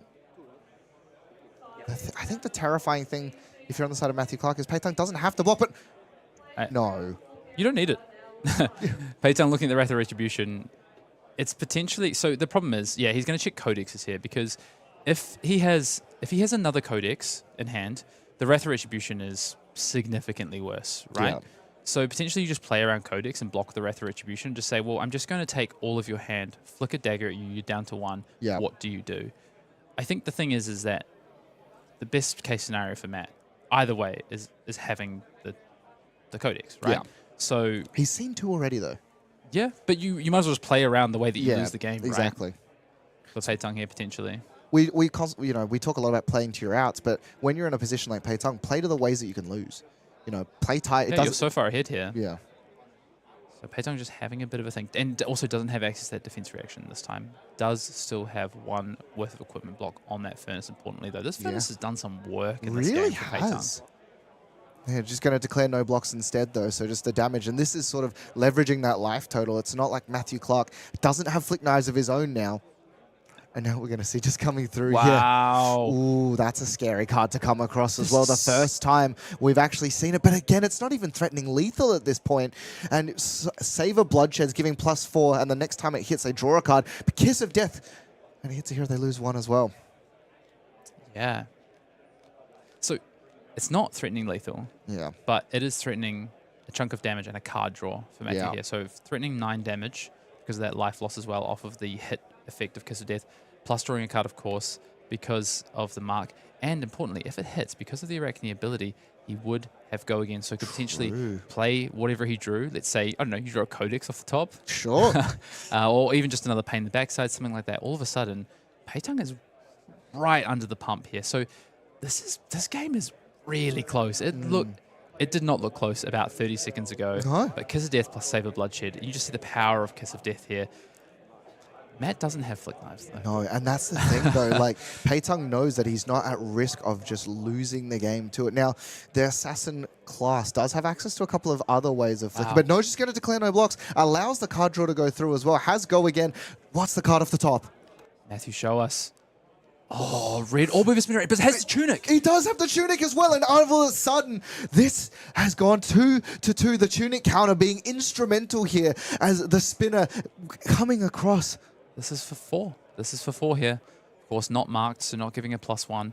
But this is for 4, and this is going to demand a card from Pe-Tung Liao because can't just throw the Flamescale Furnace in front of it. Things have changed very, very quickly in this game. And I wonder if Matt is thinking... So I was actually thinking, I wonder if Matt would have wished he blocked with the tunic instead of the flick knives, but this has worked out. This has worked out well. Yeah, and now because he's used the counter, he has the tunic available to block, and suddenly, from a ginormous life total, he's not just reaching for the life pad, don't worry. He's not just conceding the game for no reason. He is just taking a moment. So this is for 4. Thinking about it, Flamescale will definitely be blocking here. It's the only reason it was brought in. So if you keep the Wrath of Retribution, I was trying to see the context of the rest of Pe-Tung Liao's hand. Can he get off? Flesh and Blood I've ever played in my life. He said, the most stressful game of Flesh and Blood I've ever played in my life. We're stressing sitting in the booth thinking about it. Win and in for top 8. Matthew Clark, I can only imagine how he is feeling right now. Oh, and Pe-Tung Liao, like, honestly, a lot of the time you play a win-in at a calling or a Pro Tour event, and the games, you know, they're a game of Flesh and Blood, but they're not generally this tight. And when they are this tight, oh my goodness, do you feel it? Yeah. Believe you me, you feel it. It is tense. Your heart is... I often don't realize just how much energy you expend in a situation like this, how high the heart rate runs, just how much adrenaline is flowing, because this is huge. Yeah, as well, you then putting it into, position camera. We don't, Pe-Tung Liao's been on camera before. Matthew Clark, not sure how comfortable he is there. He's playing a fringe deck that he's decided to attack this meta with, going into the thing you're trying to attack. And then suddenly they've played 6 defense reactions. Yeah. There is so much going through both of these players' heads. And seeing a Blaze Headlong for Matthew Clark's got to give you a little bit of relief that, ripping this card here means that there's a less likely chance you're going to die. So Pe-Tung's really tanking this. It looks like Pe-Tung kind of has everything he needs, though. He's got an Ignite. He's got another starter. I think it's a Ronin Renegade, plus the Wrath of Retribution. So Pe-Tung actually has, I think, a 16 damage turn here. But he's gone to 1 as well, so... Yeah, I think that's what Pe-Tung was just working out of, like, if I go to 1, how could I lose this game? So yeah, there it is, the Ronin Renegade. It's going to be followed up by an Ignite, I believe. Yeah. Now, Matthew Clark did find a Codex, so if he chooses to, he could have blocked with a 2-block there, but no, needs to keep the Codex, and yeah, and you see a little bit of, just a little bit of that as the Wrath of Retribution comes down. The Kunais, the Codex will come across. That does block the first one, but there's another one coming right after it, and you see Pe-Tung Liao leans back in his chair. An incredibly tight game where the one thing that could have gone wrong almost did, but showing his version of this deck, that assassin knowledge coming through for Pe-Tung Liao has secured his way into the top 8 of the calling. The last calling before the World Championship. And oh my God, again, we have been so blessed, Hayden, with just banger after banger after banger of Flesh and Blood. You couldn't have drawn it up any better. Honestly, what a final Swiss match for us for that win and in. And as like I said, not every win and in is like that, but honestly, what an intense game of Flesh and Blood. And Pe-Tung Liao navigating it expertly there. A very atypical Cindra list like we saw. I'm really interested to see now how Pe-Tung goes through this top 8 with this list and how he can navigate a lot of defensive ability. We'll take a look at that very shortly. But yeah, Matthew Clark, that turn 0 for Matthew with the Codex. I wonder if Matthew will look back at that and wonder about a different line. It ended up just having that 3 block for Pe-Tung as well to be able to pair with the boots and of course with the Furnace as well. I just wonder if Matt wasn't as familiar with people playing Furnace, playing a bit more defensive decks. Exactly. So yeah. And it's one of these things now, as Pe-Tung is going to be going through to that top 8, how does his version of this list stack up? Because in a moment, we're going to show you what the bracket looks like. There's a fair amount of Cindra coming across. Yeah. So Pe-Tung may very well be well positioned in this top 8. Yeah, and as we cut into that bracket, you'll actually see, looking through at the winners who have come through in the first seed, Matt Rogers on Verdance, Curtis Phelps bringing Cindra himself, Gordon Coco on Cindra as well, going up against Emma Hollingsworth, we've seen on coverage already, Liam Bennett on Prism Awakener of Soul against Pudding Tam, one of the most incredible games we've seen, and then in the bottom, Spencer Horton going up against Pe-Tung Liao. So many people that we featured throughout this weekend making their way through the top 8, and Hayden, what do we think? Yeah, well, I mean, we saw heading into that top 8 so many win and ins. I actually don't know if I've seen a calling or an event recently with that many win and ins in the last round. Yeah, it was a clean cut in X2, so it was all win and ins for those X2s. If you lost at X2, you were out. Crazy. So, like we said, it's so many win and ins. We went to that last round with just Matthew Rogers and Liam Bennett locked for top 8. Everyone else had it all to do and all to play for, which is just absolutely insane heading into that last round. So yeah, I mean, in the end, we've got the 5 Cindras. It's broken the way of Cindra. Some of the pairings maybe in that last round have gone their way. The games have gone that way, expertly played by someone like Pe-Tung Liao, for instance. We see Matthew Rogers on Verdance, a couple of copies of Verdance there, and of course that Prism in the hands of Liam Bennett. I want to maybe just go through the bracket a little bit and talk about these matchups quickly if we can. Matt Rogers against Curtis Phelps. We haven't seen Curtis on coverage, but we have seen Matt. We know Matt has been sort of expertly piloting that Verdance deck, was the first to lock up his spot in the top 8 here, and now pairing up against yet another Cindra. Has had a lot of success against Gravy. Cindras, I think his loss, one of his losses was to Liam Bennett on Prism. I don't know what the other loss was.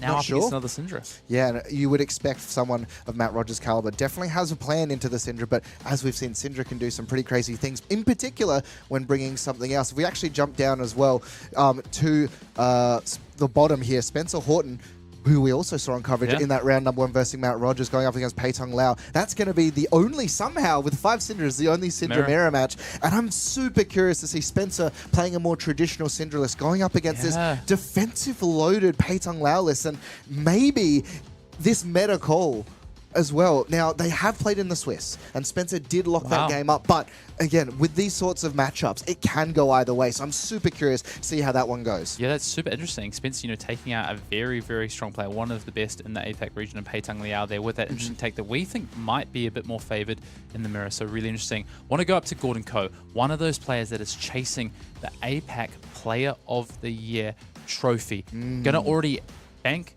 some fantastic points here this weekend, but with a calling win, a finals win, would be heading out of this event first in that race, in that Player of the Year race in the APAC region, which is insane to say. So currently on 42 points here. So a win here, a calling win, would actually leave Gordon top of those standings as well. And of course with the trophy in hand. Yeah, absolutely. And we've seen Emma Hollingsworth on broadcast as well, taking out some very interesting decks. And again, Puffin, which a great deck to see, and I know for a fact has a very different list from Matt Rogers, so going to be interesting to see how they go through. And finally, our last matchup, Liam Bennett versus Pudding Tam, put on an absolute masterclass of Cindra, but Liam Bennett bringing Prism with the understanding of he's attacking this metagame, and you don't come into second seed not having a game plan into Cindra. Yeah, Liam's so well versed on this Prism deck, and this is going to be our feature match. This is very exciting. We're going to see Pudding Tam, again, another one of those players in the hunt for that APAC Player of the Year race, but also just one of the best players in the world, up against Liam Bennett, as you say, just an expert on Prism.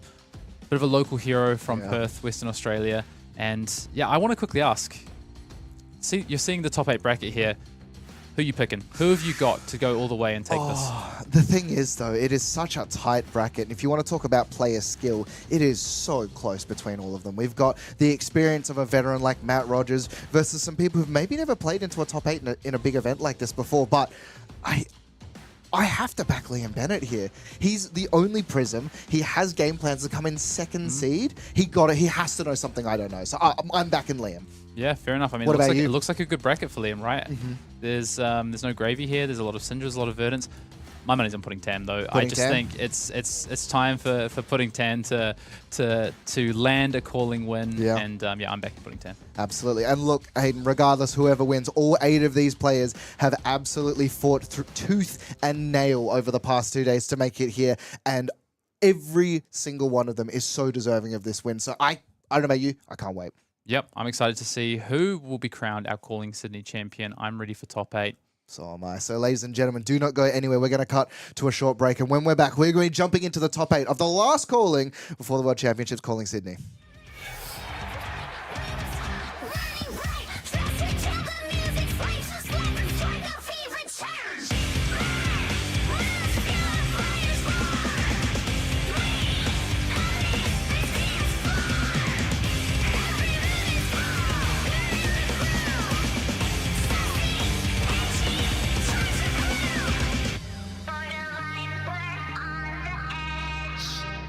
Every breath, the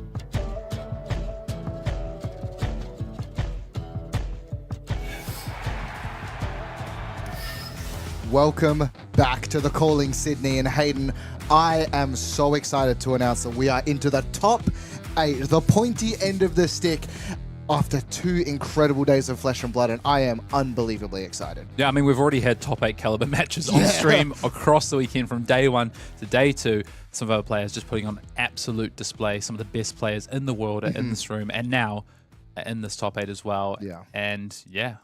Super, super exciting. We'll jump in and actually take a little look at the standings of how these players got here. So if we look at the top 8, Matt Rogers, Liam Bennett, Spencer Horton, Gordon Coe, Emma Hollingworth, Pe-Tung Liao, Pudding Tam, and Curtis Phelps are going to be here. And you'll notice, Hayden, look across to that right side. 9 and 2 was the number to get in.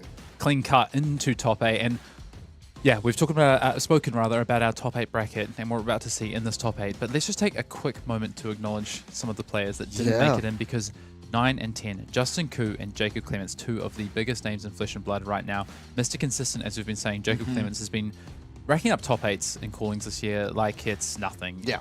Just missing out ultimately in this one, coming 10th, but does grab a lot of points in that race, or a chunk of points in that race against Brody Spurlock. In the Player of the Year overall race, and Justin Koo likewise for the APAC race as well. Yeah, and also if we take a little bit of a look at, again, this top 8 was so close. So many players making it to 8 and 3 as well. We're going to jump in as well and take a look, because we talked a lot about names here. And look at some of these other heroes that were so close to making it. Luckily for you and I, Hayden, Kano will not be living legending off this event. I'll get another chance to play it if I want to next weekend. Yeah, I mean, shout out. In the end, we see, 5 Cindras in top 8. Some of these heroes that were going into that last round live and ultimately just falling short. We saw Matthew Clark, of course, on stream as well. Jake McCormack, who we saw in the previous round. Shout out to Jake, who's had a good tournament there as well. Andrew there on Dorinthia. So, and again, some more names that you recognize. Nova Chan there, recent Battle Hardened winner as well. So yeah, just a plethora of heroes and players just on the outside looking in. But ultimately, finishing up with some cash prizing there as well, finishing inside that top 24. So congratulations to all those players who put in that deep run to day 2. Yeah, but again, a deep run going through 8 and 3, definitely a fantastic scoreline, but just not enough as we're going to jump into our top 8, because Hayden, we have seen some pretty incredible stuff. And if we take a look at the bracket here as well, the main hero that we're seeing is Cindra, but not the same list. We're seeing some very big differences across the Cindra list. Yeah, maybe you're just joining us, maybe you've gotten up, or you've come back from something during the day. Maybe you played a Pro Quest today and you've just come back in the evening somewhere else around the world. Pe-Tung Liao into that top 8 on our last feature match of the Swiss, playing a very atypical Cindra list. A lot of defense reactions, Flamescale Furnace showing up in the list as well was exciting to see. We've also seen a range of different displays. Liam Bennett on that Prism list, mastery of that Prism list. We're going to see Liam in the first round of this top 8. Matt Rogers, as you say as well, on that Verdance. It's a little bit atypical. Yeah. Ripple away in his list. So a few differences in these lists that have made top 8, and excited to see how this plays out. Yeah, and I love the fact with that as well, that these players are approaching the meta in their own way. And you want to talk about approaching the meta in a bit of a weird way, we're going to jump into our first game of the top 8, which is going to be Prism going up against Cindra. Liam Bennett on the left, 2nd seed, taking Prism to an incredible outcome of 8 and 2, going up against Pudding Tam on Cindra. Now, we've seen both of these players throughout the weekend put up incredible performances. Liam Bennett being the higher seed, making his way through, winning some very atypical matchups, in particular round 1 versus Patrick Watt. Yeah, we saw Pat on stream later in the day, didn't ultimately able to convert after that win, but actually took out Liam. Liam took him out in round 1. You can see there as well, Sam Sutherland, Jacob Clements, Pe-Tung Liao, a list of who's who that Liam has beaten on the way here. Yeah, and of course, incredible stuff from him, but it doesn't just take it. And looking through as well, only losing once during beating Matt Rogers, one of Matt Rogers' 2 actual losses as he was coming into the start of the day undefeated. And of course, Curtis Phelps towards the end is taking a loss now, jumping over to the other side. Pudding Tam going through some incredibly big hitters as well. His 2 losses have been Verdances, so the fact he's versing a Prism must feel pretty good. And 2 players in this top 8 in Matt Rogers and Emma Hollingsworth as well. So if Pudding Tam is able to overcome Liam Bennett in this first round, maybe we'll see a Swiss rematch. Yeah, and as well, Jacob Clements in that last one for the win it in was able to get the better of him. So is definitely equipped to beat those Verdances. And, Prism attacking this meta is going to be very interesting to see how both of these players actually attack one another. As I think because of the seeding, Pudding Tam is going to be going first. Liam Bennett, yeah, exactly. Liam Bennett chose to put Putting Tam on the play, which is typically you want to go second in this matchup. And actually, I want to just call it out here. It's very important first versus second in this matchup. I think in my testing experience, I played a decent amount of this matchup. It leans probably around, that 5 to 10% difference potentially in what you'd expect the result to be, play versus draw. So it is really important. And one thing that's really important is leaking damage on turn 0, but... and you see it there from you hear it from Liam himself. Don't want to leak, so slams the ALS down there to stop Putting Tam potentially being able to leak some damage here. Yeah, and it's very interesting as well. So blocks the first attacker and then plays the Arclight Sentinel. So because of this, and if we actually look at the context of Liam's pitch zone, had a 2-block, did have another 3-block, but yeah, Arclight Sentinel does not block. And the one thing that Cindra's love is when you can't block out their big attacks and their chains. And, traditionally, turn 0, you don't really want to be committing because they draw back up, but this Cindra deck doesn't really care. It's going to smack you every single turn. Interesting to see from Putting Tam's side, we've actually got a defense reaction in hand. So is opted to... I'd be interested to know how many poppers, those 7 attacks or 6+ attacks that Putting Tam has access to. I've seen lists range from 0 to 5, depending on if they believe that Prism is going to show up. And that's actually going to be a big determining factor. So watch outs for this match. Poppers for sure, but Putting also playing defense reactions, which is going to allow him to potentially 2-card block out 7 attack Heralds, for instance, like a Herald of Triumph. So keep an eye out for that. Putting now just deciding if he wants to flick the dagger, and I think the option will probably be to do so because should be able to buy it back. There's an Ancestral Empowerment in hand as well, and maybe wants to recycle that through, find something else to place in the arsenal. But again... Won't be able to, though, of course, because you don't get a reaction window when you attack this Arclight Sentinel. I've thought, sorry, on the... of course, still on the original attack, yeah. But yeah, is going to just throw the dagger in, and in the turn, doesn't want to pitch to it. Does still have Arsenal, though, and Liam Bennett now passes it over, pitching away one of the Figments, and is just going to start off the way he wants to start, with 7 damage. Yeah, unfortunately, the combat chain will immediately close, so Putting Tam able to have to use the entire hand to bring back that dagger there. Yeah, this is sort of exactly what Liam wants to be doing, sending Heralds, dealing as much damage as possible, because, as you were saying, Hayden, if you can't pop them, these attacks are so scary, and Liam, looking over his equipment suite as well as his hero, he has that beautiful Marvel Prism. Exactly. And no popper in hand for Putting Tam. It's going to be important to stop this. Generally, you want to try and, when you don't have a popper, you want to try and block up the first chain link if you can, if you have a defense reaction or if the attack is only for 6. And I think we'll see Putting Tam throw the defense reaction here. Yeah. Exactly. And that's just because then it gives them the least amount. So this one won't have go again. So even if it hits and a Figment can be fetched, there will be no additional damage coming through from that. I think Putting likely to let this one go. Generally, what you do on the second chain link is let it go so that you can still come back and present damage on your turn. But it does look like Putting does have a couple of 3 blocks in hand, so might actually opt to block this one out and let Liam sort of have a 5-card hand on the way back. But that's really dangerous to let a Prism have a 5-card hand unless you can draw a popper. And I think that's the big question, right? Does Putting Tam have poppers in the list that he's, 1, using, and 2, brought in? Now, an interaction that is very difficult for the... Well, not difficult, but an interesting interaction when it comes to how this matchup works is all of the Angels have Ward, right? So the Flick Knives is definitely not as guaranteed in this, but also means that it's hard to get full value. And interestingly enough, from Liam Bennett's side, as Putting Tam's just going to pass it back, we're actually going to see, is that all you got being pitched here? Yeah, double that you got in Liam's hand, actually. So Putting ended up going with the play we spoke about of blocking up, sort of resetting a little bit, getting a card into Arsenal and sending it back to Liam with 5 cards. But Liam's actually found 2 defense reactions in this hand. So it's maybe not the ideal hand Liam had found, but you know what? They're yellows that pitch for resources. So Liam's still going to be able to present 2 minimum, 2 attacks here with 2 Heralds. And that's if Putting doesn't block out this first attack. Liam can then go and find a Herald, or sorry, not a Herald, an Angel to start swinging with a Figment. Yeah, and this is super important as well. The double block is going to come through for the side of Putting Tam, and that's because that Herald of Protection also risks a Spectral Shield token, which can soak up a lot of those sort of flicks from the Flick Knives. Another sort of average hand here for Putting Tam, but he does have a defense reaction, and another Shelter available, plus a Fire Tenant Strike first. I wonder if we might see the Boots committed to the combat chain here, plus a defense reaction.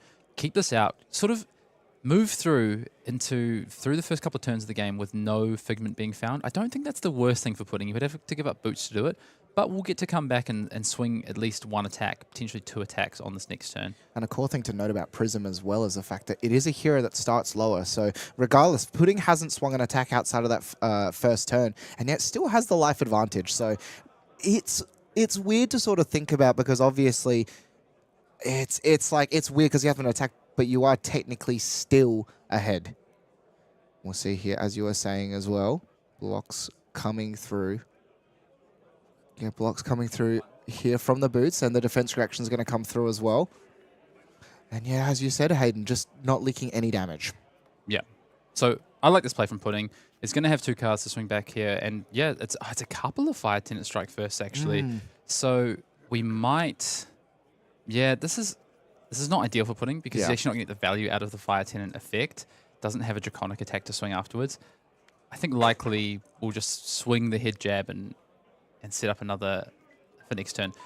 So interesting, Pudding decided not to hold on to that defense reaction for a future turn, and now Liam has a Herald of Erudition in hand. Yeah, and Herald of Erudition, one of the most terrifying cards just to access that the Light Illusionists get, and in particular, Pudding's equipment is so important to his game plan. He does not want to be blocking with this equipment if he doesn't have to. Looks like Pudding has pulled a Wrath of Retribution, but Pudding is going to be under the pump this turn because we're starting off with the Red Herald of Triumph, and we are actually pitching that Erudition, interestingly, from Liam. I think, was that his only yellow in hand? I think it is. That's why he had to pitch it. Yeah, and, you know, sometimes it sort of happens that way. And, you know, it's less important in the Awakener of Soul Prism list because they don't have access to the unlimited go again that the original Luminaris had. But still, being able to draw cards, sculpt the hand, and one of the most terrifying things you can ever experience in Flesh and Blood is Erudition hits, they play Arclight Sentinel, and then attack you again, and suddenly you are just so behind in that game. I was actually interested to see that Liam has Arclight Sentinel in this matchup. A lot of the time, Prisms will opt to not play Arclight into a matchup like this. I wonder if that's just a result of just having to do so because of different sideboard configurations that Liam has for other matchups. Yeah, and Arclight Sentinel, you know, it's such a high risk but also high reward card because you can stop ginormous turns in their tracks, but it doesn't block for nothing. So Pudding now also considering what his turn looks like, and he knows for a fact he does at some point have to turn a corner and start pressuring through, but needs to sculpt a hand that's going to allow him to really fight back through what's likely going to be not only Heralds but Angels as well. Yeah. Pudding is facing down something that we've seen time and time again in the feature match area from some of these Cindras, which is these awkward hands. Pudding doesn't have a natural zero-cost starter in hand by the looks of it. Looks like we were looking at, take a peek in here, if Pudding will let us at a Wrath of Retribution, Art of Dragon Blood, Snatch, and I believe that's a Display Loyalty. So just not the sort of hand that's going to help you enable a Wrath of Retribution easily. Does have that Fire Tenant Strike first in Arsenal as well, but again, not Draconic. Yeah. So he's going to just opt to take the damage here, and at some point Prism will hit you. That's sort of how the deck works. And so, yeah, we're going to see Liam Bennett look to try and figure out what Figment he wants. More often than not, the Ponder is a thing to find, but does have an Arsenal, so doesn't necessarily need to rely on the Ponder. So this is always an interesting decision. And someone like Liam Bennett knows every option in every circumstance. Could be Courage Token here, I think. Yeah. Makes sense because now this is going to almost ensure that the next Herald hits as well if it's a Herald for 6 because Pudding doesn't have great access to already use the boots, so it doesn't have the availability of 2-card block plus boots. So yeah, I really like this play here from Liam to go and find the Figment of War. I think a curious part as well in this matchup is when Liam decides to actually flip those Figments into Angels, and I think it's going to be super important to see, and in particular the response from Pudding. How does he deal with these big Ward 4s sitting on the battlefield? Yeah, I mean, I don't see any reason to not do it now unless it's going to hamper. Ooh. Yeah, wow. Okay. Yep. So interestingly, it does go to Soul, which is important. So I was wondering why Liam chose to actually use the card, because he can flip for free, of course, because a Herald has hit the Soul this turn. Yeah. But I don't think wanted to keep this card in Arsenal anyway, and of course this does get an extra card in Soul for him here. Yeah.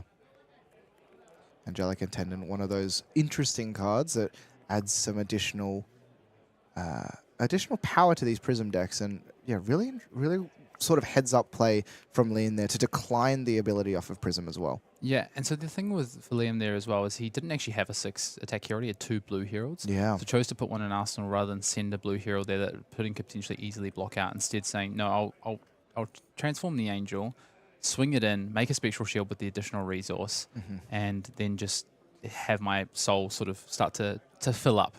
Yeah, and as well, that Spectral Shield is going to be stopping the daggers here, but it's also like, and again, this is one of these things where you want to sit down with Liam and just ask a million questions. How much does he prioritize keeping these Spectral Shields around? Yeah, I mean, you just can't really. You're not going to block this, so it does make sense. And Pudding does have a Wrath of Retribution line open to him here. It is, it's not an ideal one. It's going to involve display loyalty next, and then using that token immediately, that fealty immediately on the Art of Dragon Blood. But it is available here for Pudding Tam, and it will represent a lot of damage on this turn to pump through. Yeah, and as well, a lot of damage coming through. Needs to deal with the Angels, and I don't think that's really going to be an issue when Pudding Tam gets to play with 5 cards, but... Not if you're swinging kunai 4 times as well. No, absolutely not. And in particular, like we sort of talk about the flick knives being a sort of really integral part. Now, Halo of Illumination is there for the side of Liam Bennett, though, so there is always tricky stuff that he can be doing with this Prism deck. Pudding Tam has some interesting decisions because this is not an ideal Wrath of Retribution turn, but you do need to get this Angel off the board and take cards from Liam. And if Liam prioritizes protecting this Angel by blocking here, you may be forced into effectively playing out your Wrath of Retribution, but if he doesn't, he lets the Angel go, you might actually just want to set the Wrath of Retribution up for a future turn where you have both kunais to start the turn, because of course, we've already swung a kunai, we've already got a kunai in the bin. The Wrath of Retribution would only be 2 attacks, potentially, or 3 with the boots, and I think Pudding would like to get more out of his Wrath of Retribution, potentially. So it's about weighing up the value you get now and potentially clearing an Angel versus the value you might get on future turns with that Wrath of Retribution. Yeah, and we've seen some pretty insane turns with Wrath of Retribution as well. I've seen, almost Liam's life total be presented in the perfect world. But yeah, I think this Angel cannot stay on the board for longer than a turn because the amount of value you get every time you can activate their abilities is just so huge. In particular, Erudition. Well, just the damage as well. Like this matchup is a race, and so I think that's what Pudding is tanking on at the moment of, am I committing Wrath of Retribution this turn, or am I instead going to... Because I think you have to commit the fealty either way in order to make sure that you can get the value out of your Draconic... out of your Art of Dragon Blood, rather, in terms of turning it Draconic so you can return your daggers. But there is a couple of lines here, so it is close, I think. Either way, I think you have to use the fealty. Yeah, so the fealty is going to be used for the Art of Dragon Blood. Now, you can also attack the Angels themselves, and that will trigger Mask as well. So Yeah. is it? It is. It's ward, so it doesn't actually. Oh, it doesn't? Oh, yeah, it's the health. Sorry, you're right. Yeah, You're right. yeah. Yes, So if you attack them manually, you rather can than the ward trigger popping. Mask. Yeah. So, but no, we're just gonna let the ward pop on this one, and I think that's also smart because having access to that additional card might mean that Pudding doesn't need to commit the things that he was going to previously. Now is the interesting decision here. Do you commit this power card? I think the way that Pudding's attacked has said that he's kind of already committed to the Wrath of Retribution, because if you were going to attack differently, you would have used the Fire Tenant Strike first before this Art of Dragon Blood, so that it would be coming in for 5. Yeah. So I think, unless Pudding has maybe changed his mind now that the Angel's gone and has said, okay, it's fine, I no longer need to commit the Wrath of Retribution, instead I'll just throw the head jab here. But you're losing out on 1 value on the Fire Tenant Strike first. Yeah, and I guess maybe he just did not expect Liam to not try and protect the Angel, because, that first attack being covered up with a red Herald of Protection in particular kind of indicates that, that's one of the most powerful cards in the Prism deck, the Herald of Protection. Yeah, I mean, of course, you can still just play the Wrath of Retribution after this. Yeah. And you'll get the value on it that way. But I would have expected... I guess maybe this hides more information for Pudding here. Yeah, and I think as well, leaking the damage, if Liam commits a block here, you've already ripped 2 cards, so perhaps you just... Yeah, and he... Oh. No, I think we are playing. I think Pudding's... Because you want to get the value out of the Fire Tenant Strike first. That's one damage as well. Interestingly enough. Yeah, there we go. So he's going to activate Cindra and then send both of these daggers in as well. Yep. Plus we'll get a Dragon Scale Flight Path. So we'll get 3 attacks from the Kuno this turn. In theory, unless Pudding feels he wants to keep that Flight Path back. But this game is going so fast. I think you've just got to take the damage out of it. Yeah, I was going to say, it would be interesting to sort of know, if he didn't believe this was going to be like the turning point, he might have wanted to keep them and just sort of save it for as big a card as he can. He has 2 cards in hand, so another 2 damage will leak through for Pudding Tam off of this dagger, but I think he's considering... No, you have to attack and then flick knives the one that's on the chain. You've already used the flick knives. Oh, he has, I see. Yeah, exactly. So this is... Yeah, this will be it after this attack. I wonder what the consideration is for Pudding Tam right now. Could he be worried about something being flashed in if he uses all his action points, maybe? So consider... No, you can't just leave this back just in case, right? You have to send the damage. I think so. Doesn't strike me as a... Well, okay. No, I think it's Wants just to keep the dagger. Keep the dagger. It's keep the kunai. is effectively the play. That's what Pudding is weighing up. Yeah, and it's, again, these decisions, you're in the top 8 at this point. It's so difficult, but no, he's just going to he's just going to send the kunai as well. You, as you said, Hayden, you need to get damage across, and that's more than half of Liam's life total chipped away at this point now. Yeah, because also Liam still has 3 cards in hand, so even if you draw a bit of a brick because you don't have the kunai, that probably means you have 3 blocks in hand, and so you use the 3 blocks to defend with. Yeah, in particular, you want to talk about blocks. This is the perfect opportunity to find that sink below. Pudding has found another defense reaction. Looks like a sink below. Plus, it is definitely a starter. It looks like a rising resentment in hand. So, Pudding with some options. But Never mind. Just going to send the 9. Yep, block for 8. And we'll have a sink below to set up an arsenal for a future turn. So, this makes sense because Pudding couldn't have got back the daggers with that hand. So, might as well commit them to the block and then try and find a hand that can actually present more draconic attacks and get you back the daggers under Like the protection. Yeah, under the protection of a sink below. And now we'll see Liam Bennett's side. Not been able to deploy as many Angels as he would like. Does have, I believe it's the blue Heralded Protection hand, but no, just going to be Ravagers.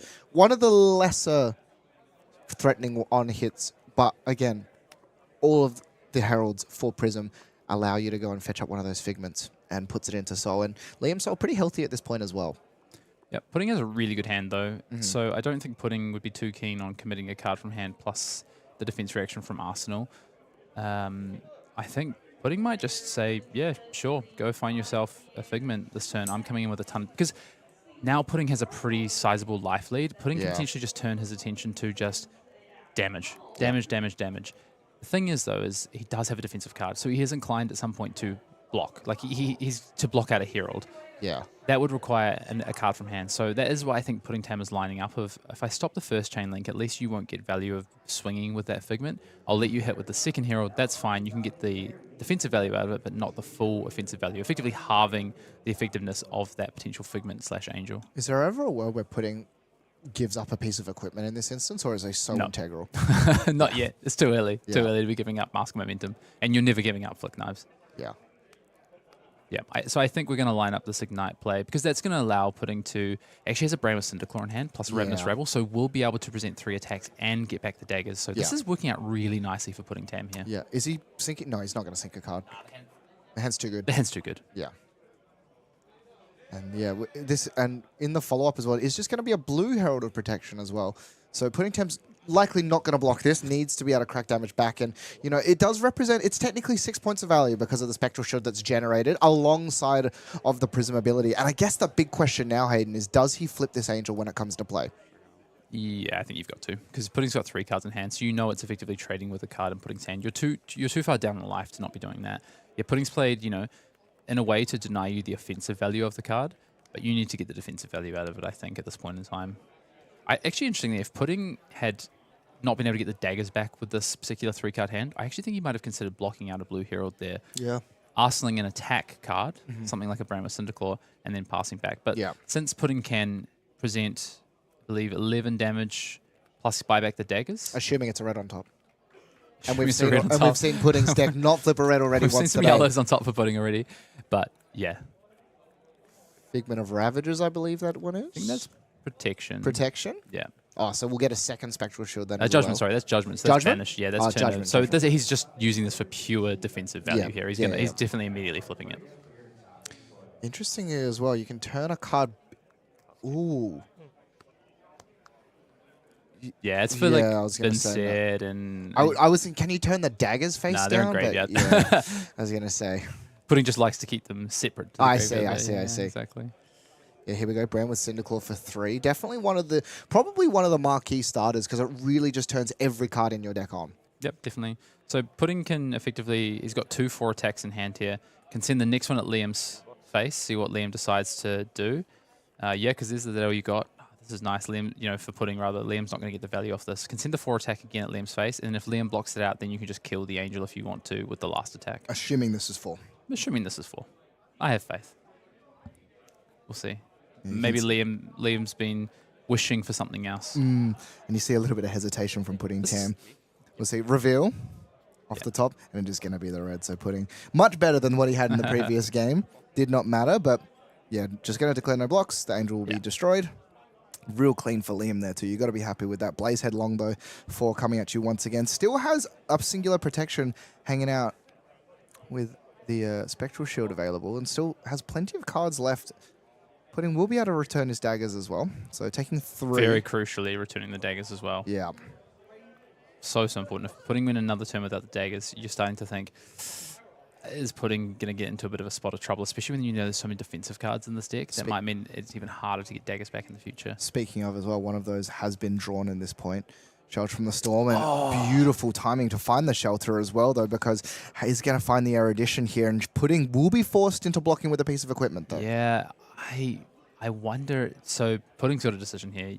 There is a chance you just let this hit, honestly, because Mask of Momentum this early in the game, it might be too early to give up. But no, Pudding says, no, I'm fine. I think Pudding will probably opt to block with... He does have a 3 block. I think it's Hunt the Hunter in hand, so can defend with that, hold back the defense reaction.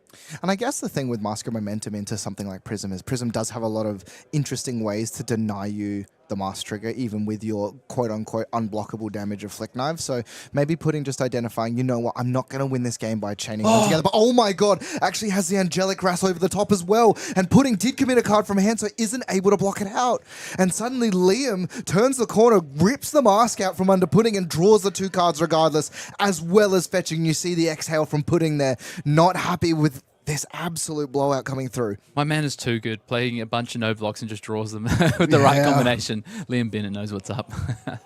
And we'll see now, this is such a turning point here for the side of Liam Bennett. Able to force through an Erudition, goes into the Soul, pitched another one as well, so all 3 of them have been seen. I guess they've been shuffled now, through though. the deck, so it doesn't really matter. And again, it's not a card that you usually find huge amounts of impact, but Pudding Tam not happy because not only has he now down his Mask and an attacking card, but he has a defense reaction stuck in his hand. Yeah, the thing is now is Pudding committed in a card that could potentially push damage back, right? Yeah. Went on the defensive side of things to try and stop that Erudition, got punished for it, and now might struggle to actually potentially clear this Angel depending on what Liam does next. And as well, you want to talk about difficulty. Liam is doing a Verdance cosplay right now by gaining a bunch of life with those Spectral Shields.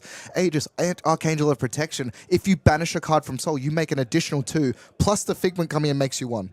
This is really difficult now for Pudding. This has really swung the game because Pudding also has a Demonstrate Devotion in hand, the 1-cost Devotion maker. But of course, because of those Spectral Shields, Pudding isn't going to be able to flick a dagger and utilize that Blood-Splattered Vest. So this is really awkward now for Pudding and puts Pudding in actually a really difficult spot, I think.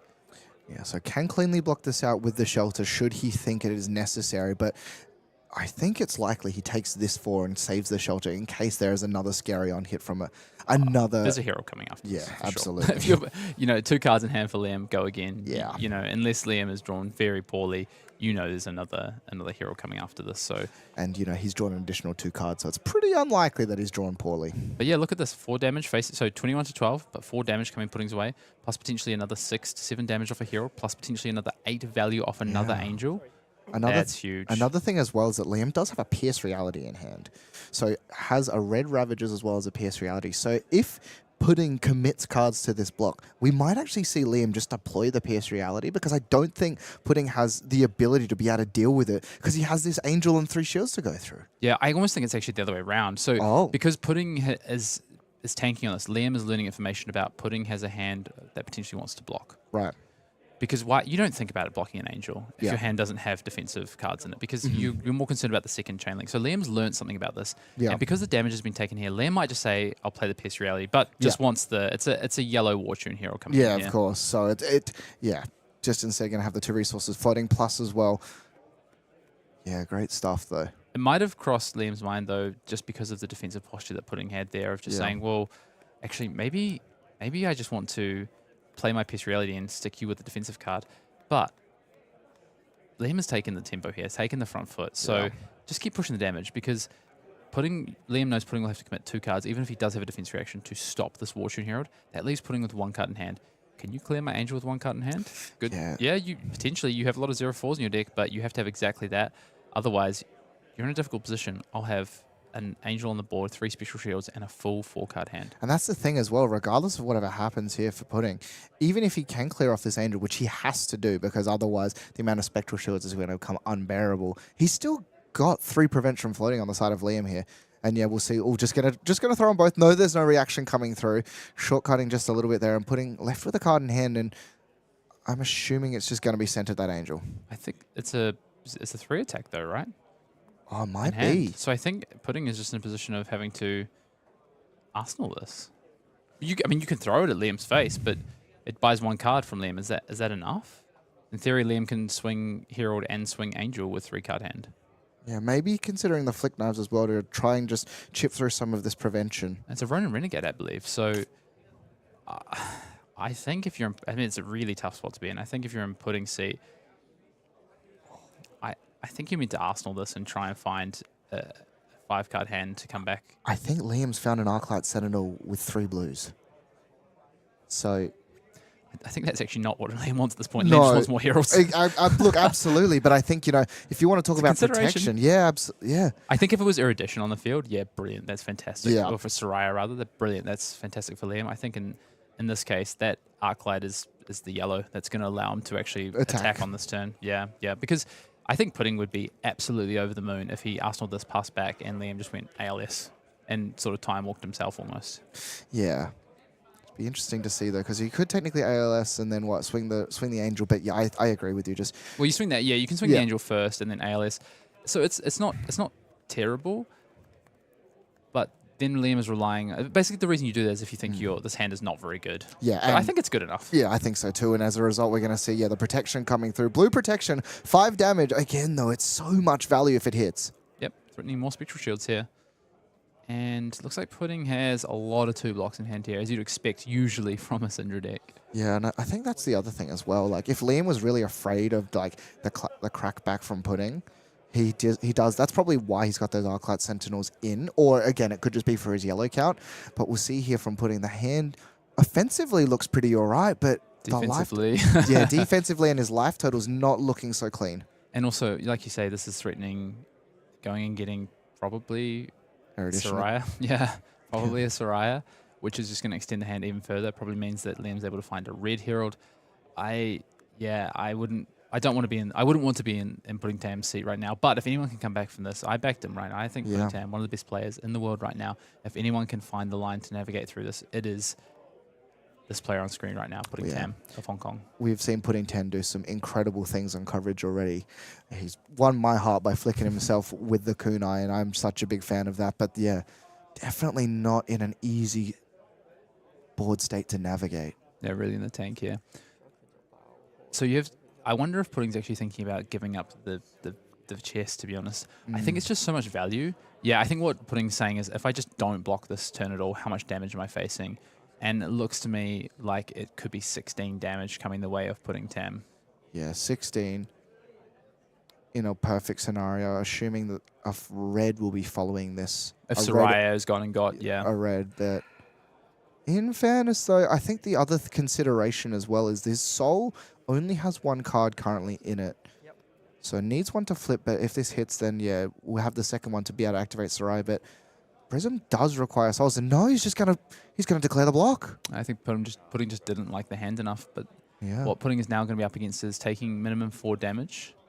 Yep. Yeah, and it's going to spend the soul here just to go up to 5 spectral shields. So the life total, instead of being able to crack back, is going the opposite direction for Liam Bennett. And suddenly this game is all tied up at essentially 17-all. Yeah, Liam's done a fantastic job here. The other thing that was noting is that Liam still has access to that Halo of Illumination on that side of the board, so can at will put something into the arsenal, go and find yet another angel, potentially an angel that gives -1 to attacks if Pudding is playing poppers and does find one. So, in the way I see this right now, Liam is firmly in the driving seat here. And one thing to note about this as well, Hayden, that's a gold foil Halo of Illumination. That is not just any common coming out of your Monarch packs. That is the top end, showing how much Liam loves these Light Illusionists. And we can see why navigating it to a top 8 in the calling. This hand has been so awkward for Pudding. He hasn't even been able to find like a 0-4 to at least clear an angel off the board. Yeah, and I think that's been the really big problem here. And we're going to see Liam find the Erudition, create the Ponder. Unlikely to flip, I would say, because probably wants to have another card in Soul first before he flips it. So he can like flip it and immediately get value off of it. Yeah. Don't think there's any reason to flip this turn. 4, 5. I can't remember. Oh, that's a good sign. 5 or 6 maybe. It's awesome even in the top 8 of these matches to hear our players discussing some of their previous rounds, some of the experiences they've had through this event so far. Yeah. When I was top 8, I played against Brutes, Yeah. the T0 cast only for 6. Ugh. Twice. Twice. I won't ask. I'll just pass. I think, yeah, regaling bad beats of turn zeros and top 8 events there. Incredible stuff, just these players traveling the world, bringing these amazing decks. And Liam off the top has actually ripped a Light of Soul. So talking about ways of getting stuff into the soul here. Rodent Renegade attacking in, yeah, probably just going to find a card. Might find a card, but Liam also just has so much in regards to prevention. Yep. Yeah, just Liam, I think, smelling blood in the water and just wants to now sort of push as much damage as possible on this following turn. Yeah, and in instance, he does need to block this one, or at least create another shield, because if for whatever reason, so it comes in for 3, and if the 2 shields break, even though it's ward 4, yeah, I was going to say, even though it's ward 4, it would still break. Now, it is up to Liam to decide. A Flick Knife is going to come through to clear off another additional shield, and Pudding going to pass it back. Again, though, the hand is not particularly strong. Activating Halo. Ooh, finds an Arclight Sentinel off the top as well. So can put that into banish because it is yellow, but declining instead. Not really what he wanted to see, though. Would have liked to have seen a Herald off the top, but of course is activating this Halo of Illumination. Oh, yeah, actually instead opts to draw it to guarantee he has a yellow for the turn. Has a yellow, yep. Well, I think it already, of course, has a yellow with the soul, the Light of Soul. Yeah. But might have just needed minimum 2 resources extra, so didn't want to risk drawing a red potentially. And this is clever as well, because the Figment's being done, he's going to banish to actually probably flip over Soraya. Oh, well, actually, if he just draws 2 blues here, you just play the ALS after you've True, flipped your actually. Soraya and just move on with your life, right? Yeah. Actually, you just need a blue and a yellow to do it. So yeah, if Liam draws a blue and a yellow here, we might just see that. And what has he found? He's found a Yeah. red. He's a blue and a red. So, you know, not going to be able to Arclight Sentinel and defend this Soraya, but you know what's pretty good is attacking for 7. It's not bad, I've heard. Yeah, and as well, this doesn't come up a huge amount when it comes to Prism, but he can also then attack with the other angel. You can dive. He hasn't heralded this turn, has he? Yeah, exactly. Yeah, so this Herald of this does Protection is have go coming again. through, Yep. and then it will have go again, which means that he can also then attack with the other Pudding angel. is just Yeah. under the pump here, unfortunately, for him. Coming in for 4. It's going to, commit the Ancestral Empowerment, go to 3. 2 angels on the side of the field. Another one is able to be turned over as well. And Pudding's just going to have to look at passing the turn back. I'm not sure how Pudding Tam will manage to get out of this one. Let's see. Yeah, it's going to be drawing back up on Pudding's turn, and it's going to go straight back to Liam Bennett with these 2 angels on the board. I'm starting off by flipping over the 3rd one. Wants to, Dromai had a lot of dragons. Well, how about I have a lot of angels? Erudition. Show mercy. Erudition, banishing the card. The Angelica Tenant used to flip it over, drawing up 2 more again. Double Herald of Erudition. You know what? Let's draw a bunch of cards. 2 blocks being committed here. Erudition to come across. And now leaking damage. Does have 2 pieces of equipment block available should he want to. But you know what? Tomes have been banned. He doesn't need them. I'm not sure this is very fair from Liam here. I think Pudding will be able to survive this turn, but with absolutely nothing left afterwards. Yeah, we're just going to attack in again with another Herald Leak of damage. And you know what's left in the arsenal? Another Herald of Erudition as well. So now passing it back, Pudding Tam, smile on his face though, going through the motions, knows for a fact that, just passing it back over here. And we're going to see another Erudition coming through. Nothing available left for Pudding Tam unless he has found another defense reaction. A look on his face, considering, thinking. He will block. Oh, Cindra, and activating, taking the game actions. A smile on his face. Liam Bennett on the only Prism, making it through the top 8, showing why he believes in this deck, taking out Pudding Tam on Cindra. What an incredible game coming through from Liam, and absolutely prepared, ready, and excited to progress his way through into the top 8, and hopefully into that top 1. Yeah, just a really good start there for Liam. Was able to capitalize early and Pudding in a really awkward spot. Yeah. A couple of very interesting moments in that game around defending, whether to try and stop Herald's setup, and unfortunately for Pudding, just fell onto the back foot, had to start blocking, couldn't find the hand that he was after, and from there, the Wrath of Retribution turn was was middling, I would say, at best, unfortunately, starting with no daggers because had to attack with a dagger, already had a dagger in the bin, so it wasn't the damage he was looking for. But yeah, just as soon as those angels started coming, they didn't stop, and it was just all Liam Bennett from about the midpoint of that game. And it's interesting as well because the other time that we've seen Pudding on coverage thus far, Hayden, he did not have any defensive cards in it. It's a wonder of, like, in some of those hands, if instead of a Sink Below, instead of a Shelter, if that was a starter or something else, maybe it's just a fact of we just got to go hard. But incredible stuff from Liam Bennett regardless. That's what you've got to look for. And I think that's what players are going to be asking themselves heading to this World Championship. There is no one clear way to build and operate these Cindra decks. And people have different thoughts about. Personally, I don't play defense reactions on my Cindra list. I just don't think that's what Cindra is best at doing. I think it's an aggressive deck. Obviously, we've seen multiple of the best players in the world with different thoughts in this top 8, and I'm sure we'll see players with different thoughts heading into Philadelphia for this World Championship. But yeah, the end of the line for Pudding Tam in this one, but no doubt we'll be seeing Pudding Tam at the World Championships in Philadelphia chasing down that Player of the Year race. Yeah, and still has some points. Taking a bit of a look back to the bracket now, as we've had other games going on. Matt Rogers was able to get the better of Curtis Phillips in that matchup, and as well, Pe-Tung Liao was able to beat out Spencer Horton. So Matt Rogers still sitting in that first seed, able to beat out one Cindra, does have another one to fight against, and is going to be our next feature match as well, Hayden. Yeah, and against Gordon Ko of Singapore, a national champion in his own right, also again chasing down that APAC Player of the Year race. So another one to watch there. I'm glad we're going to get a peek in at that one. Of course, Liam Bennett, after that win against Pudding Tam, will be up against Pe-Tung Liao, who have already seen on stream an absolute master of daggers, I would say. An assassin player, now a Cindra player, just loves daggers, loves throwing daggers.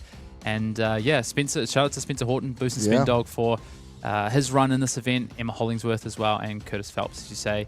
Yeah. Just awesome runs. Congratulations on top 8. Netting themselves a nice gold foil, and for some of these players, some points in the Player of the Year. Absolutely. And a PTI as well. Can't ever forget yes, about that as well. Very so important. locking up their ability to play in events next year. The other thing to note here, Hayden, if you take a look at our top 4, 4 different countries represented in our top 4 here in Sydney. Just incredible to see people from around the globe converging down into Flesh and Blood. Yeah, and my pick's gone, unfortunately. Pudding Tam is out of the race, but your pick, Liam Bennett, is still well and truly alive, and we'll see how Liam Bennett goes against Pe-Tung Liao. But of course, we'll be watching Matt Rogers and Gordon Ko of Singapore. Yeah, it's incredible stuff as well. And just such an interesting top 8 as well. And, you know, this is definitely an interesting event to be in. It is the last calling prior to the World Championship. But that doesn't mean it's the last calling of the year. There's definitely still some callings coming up as well. Valencia will be the first one coming afterwards. In the Fable package, you see some just incredible cards that you can pick up and play around with. November 28th to 30th is going to be that one. Following, of course,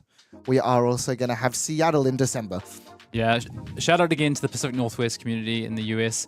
Just a great community of Flesh and Blood players, and back again in Seattle for a calling. I know this weekend happening right now as well is Battle Hardened Tacoma. It's been happening this weekend as well. And I believe we just saw a Prism on stream, but shout out to Kevin Murphy, a well-known Prism player, I believe taking out that Battle Hardened this weekend in Tacoma out there in the Pacific Northwest. So I'm sure he'll be out there fighting to take a calling down next as well. Absolutely. And finally, to round out the year, World Tour Hong Kong towards just before Christmas. And again, I love the playmats that we have available as well. Just incredible events going through. And not only these Battle Hardens, these World Tours, there's also some pretty special Battle Hardens coming up as well, Hayden, inside these events, hey? 100%.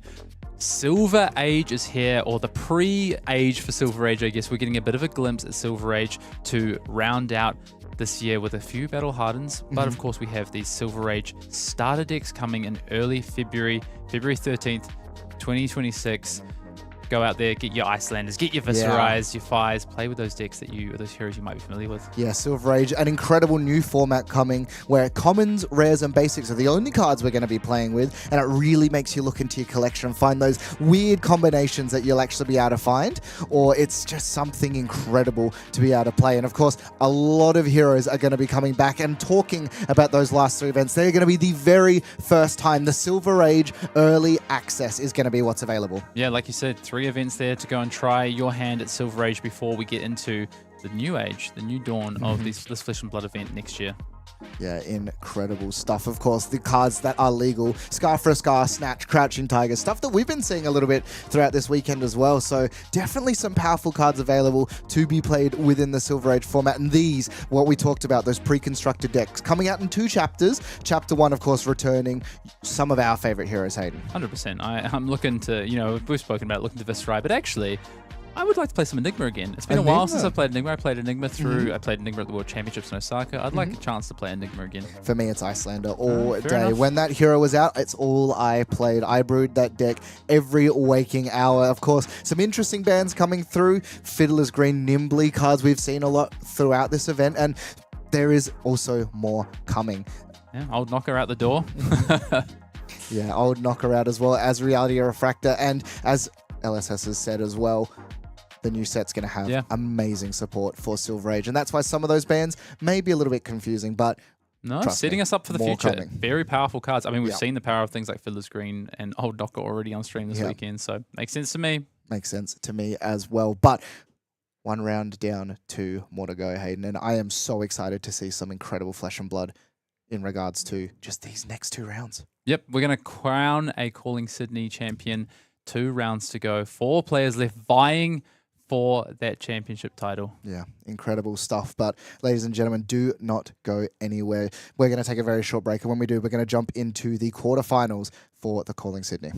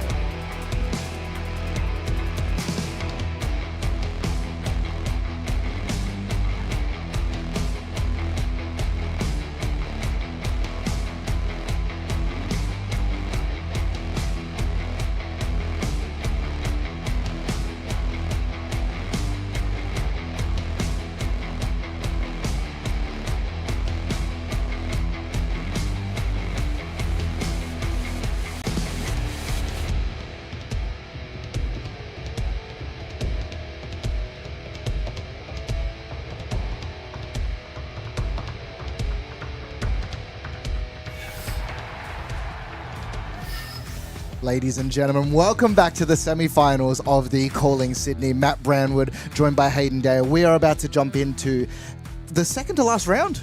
Yep, 2 semi-finals time, top days. 4.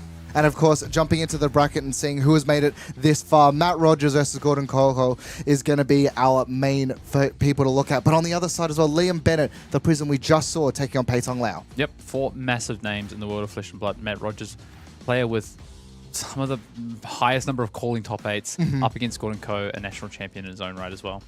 Yeah, and of course Liam Bennett did some pretty incredible stuff on that Prism, already into Cindra, so interesting to see how that matchup ends up going as well. But let's not waste any time. We're going to jump straight into our first semi-final, which is going to be, of course, Matt Rogers on Verdance. Who's your pick? Gordon Coe on Cindra?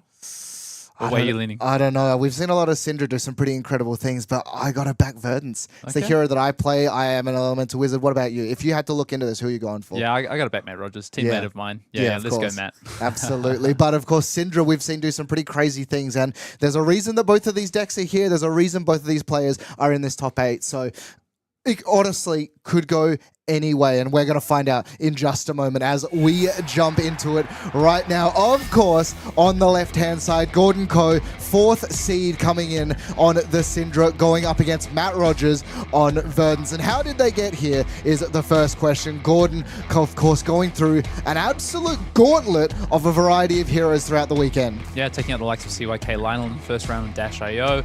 Played up against David Liao in round 6. A lot of gravy played against, and only one Cindra mirror on day 1 there for Gordon Coe. And he actually lost to Pe-Tung Liao also in the top 4 on Cindra.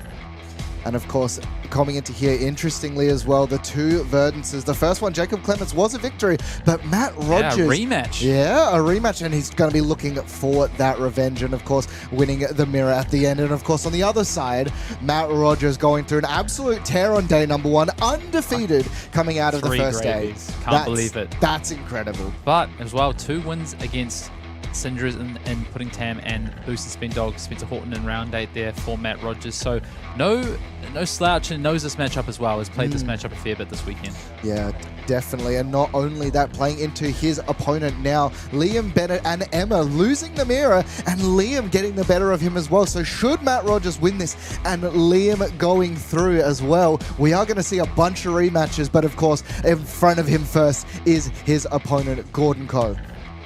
And we'll see in just a moment as well as the players are getting situated. Matt Rogers, being the highest seed, has elected to go first. That's interesting. I think it's something that traditionally the Verdance or the Cindra has decided to go second in this matchup.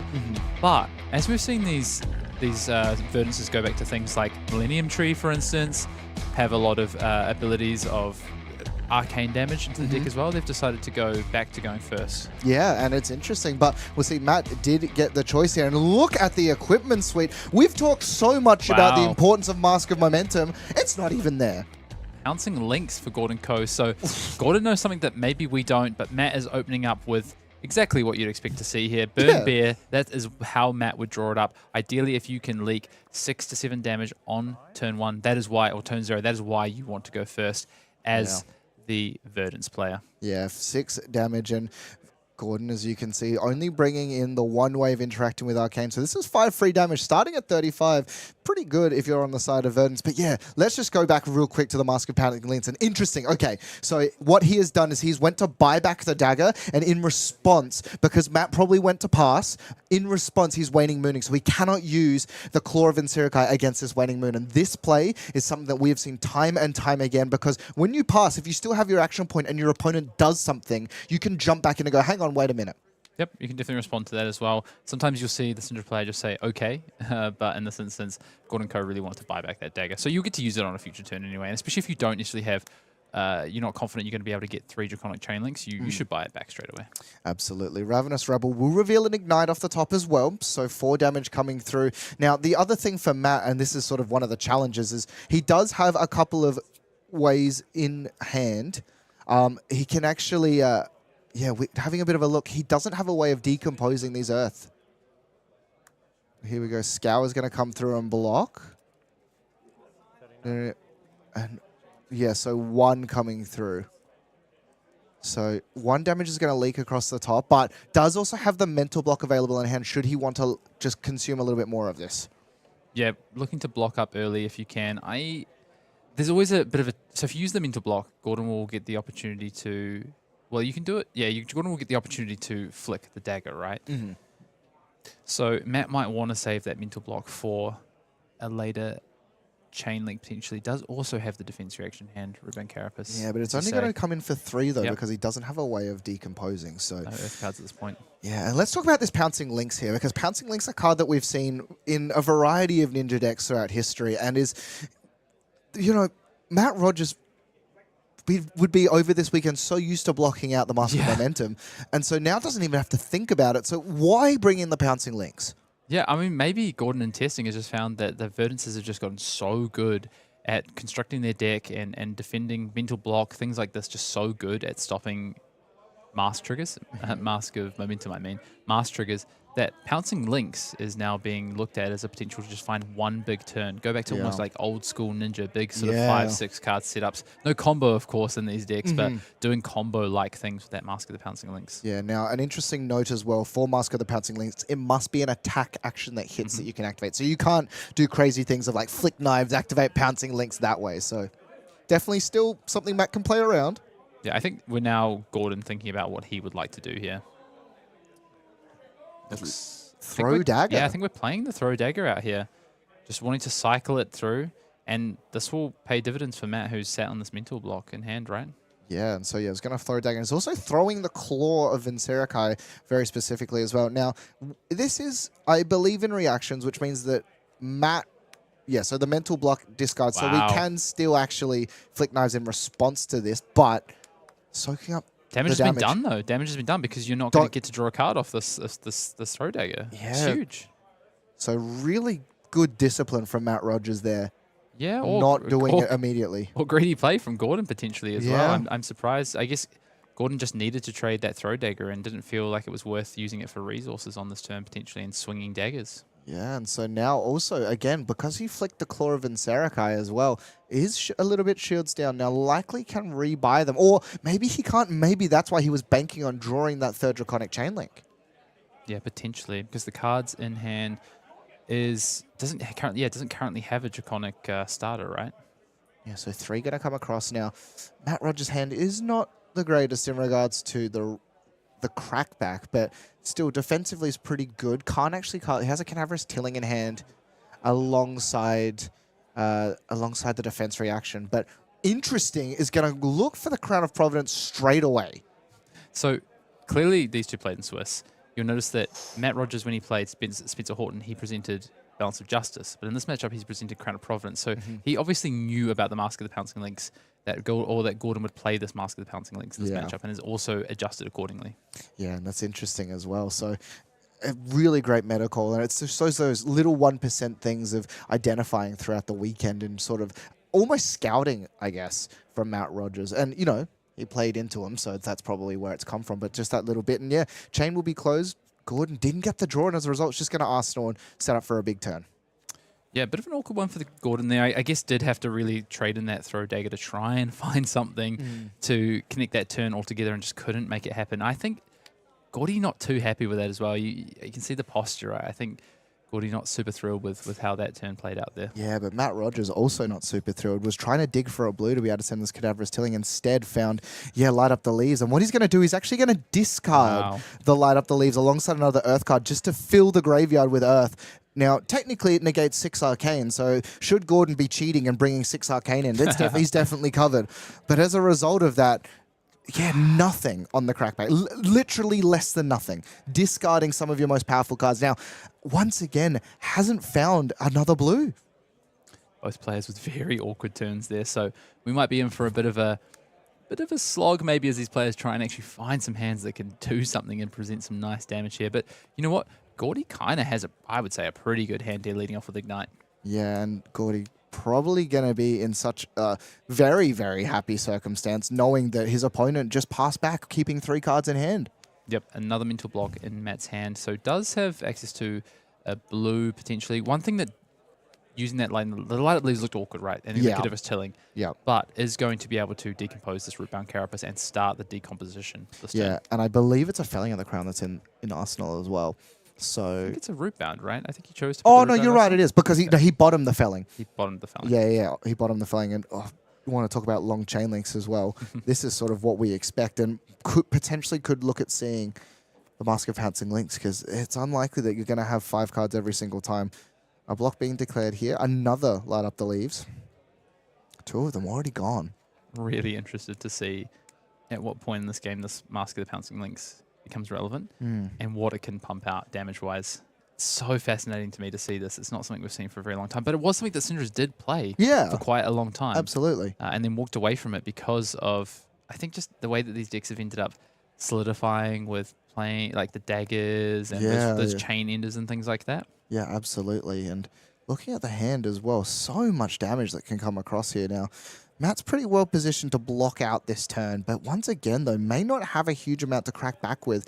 Has the Ponder from the mental block, though, so we'll have Arsenal regardless.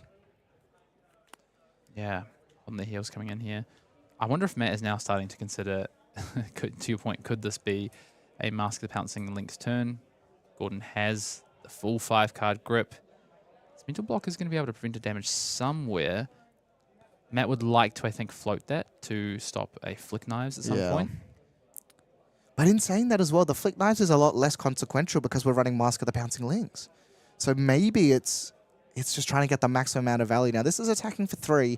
There is a Blaze Headlong in the hand for the side of Gordon, but does have the defense reaction to be able to cleanly block that out. Yeah, it's a good point. Salt the Wound only cares about attacks that have hit, not so much the dagger. So marked and then taking 2 because of the mental block. And importantly, that mark is going to represent a future fealty for Gordon, which is huge. You do need to get a fealty online earlier rather than later. And we'll see here from the hand of Matt Rogers, still has a Sink Below available as well as an Enlightened Strike. So probably he's going to try his best. And yeah, is actually on this attack going to activate Mask of the Pouncing Lynx. Now, it's a bit weird to activate it here, but knows that he's going to play the whole hand out and just wants to get that guaranteed hit. Yeah, this is one of the biggest turns Gordon's probably going to have in this game. So identifying, I think there's a Blaze Headlong in hand for Gordon. This is going to be another minimum 9 damage coming the way of Matt. I think Stab in the Back is the other hand too. So it has Pain in the Backside. Pain in the Backside, yeah. So still has plenty of damage left in the tank. Yeah, I wonder if Gordon will choose to... I think Gordon will wait and see what Matt does. You don't typically want to Arsenal in this matchup, but if your opponent has no cards in hand, you can kind of get away with the Arsenal. So I think, like this, lead with the Blaze Headlong, find out some more information, and then decide what you want to do. Yep. Rootbound being snapped off there as well. First sign of decomposition for the side of Matt Rogers. So because the Ponder token is there, play this out, just push the damage, right? You want to take the cards from Matt's hand here as well. And I think you're going to, so we are currently marked. Hasn't been hit, so the mark is still prevalent. I think Matt will be okay with this, though, because I think Matt just wants to block with this whole hand anyway. Yeah. So I wonder if Gordon was considering keeping back the Pain in the Backside, but ultimately decides to throw it and just say, just give me cards or I'm going to push damage on this turn. Yeah. But I think Matt's going to get through this turn actually okay, because has the defense reaction, has another 3 block in hand, will only take another 2 damage on this turn from the Flick and the Lava Burst. Yeah, and the Lava Burst will come out. Coming in for 5, but the Sink Below is there and ready. Flick Knife's coming across, and after a ginormous chain coming through from Gordon, as well as committing one of the more interesting pieces of equipment, the life is still even, and Matt's going to end with Arsenal based on this Ponder. Yeah, I think Matt's got to be pretty happy with the way that turn played out. And you see just how strong Mental Block is. Mask of Momentum or not, that card is just very, very powerful. Absolutely. Didn't see the card that Matt drew off Ponder there. No, but went into the Arsenal, so likely something playable. Has found a Plow Under alongside of... Is that So Tomorrow?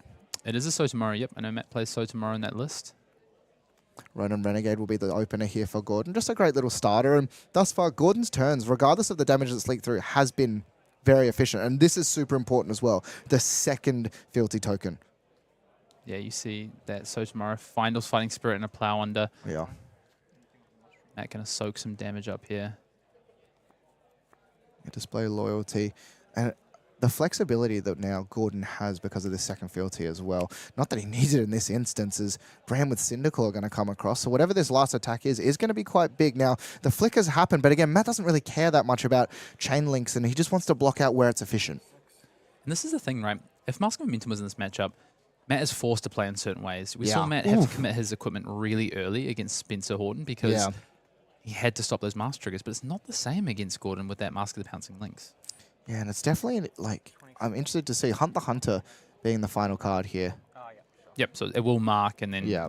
Gordon will connect, so we'll get a fealty token up to 3. So Yeah. Gordon, unless he loses these fealties, should be flush for fealty for the rest of this game now. Yeah, 7 coming across from Fighting Spirit. The life will be gained as well. And I guess that is the one thing you kind of got to be scared of, is that what if Matt is just running Scour?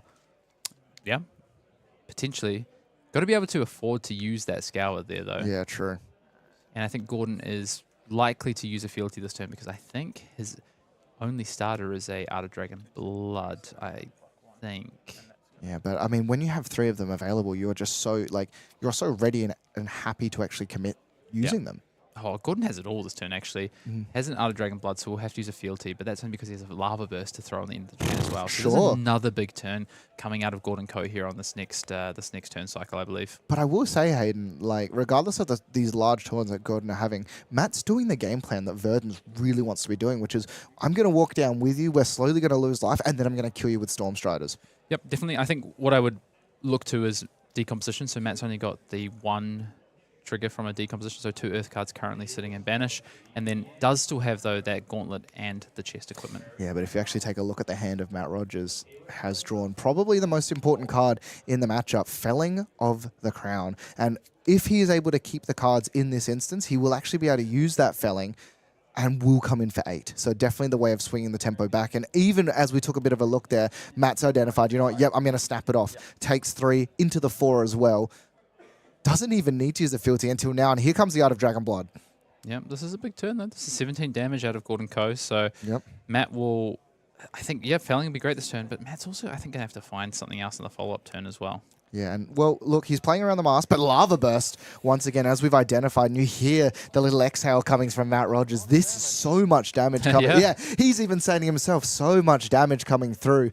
And the problem is that this Cadaverous Tilling in hand only blocks for 2. So 3 additional damage leaking through. And we've seen Verdance pull off some pretty big comebacks, but definitely asking a lot of questions right now, Gordon. And maybe the mask is different and still has 2 fealty available left. Yep, so even if Gordon was to draw a bit of a brick turn in the following turn, fealty might just get him out of it anyway. So, yeah, getting those fealty early, they really can't be understated in terms of stacking those up. And those are the games that, honestly, Cindra looks at its best, is when you're able to have those smooth, buttery draws because you have the fealty to back you up. Yeah.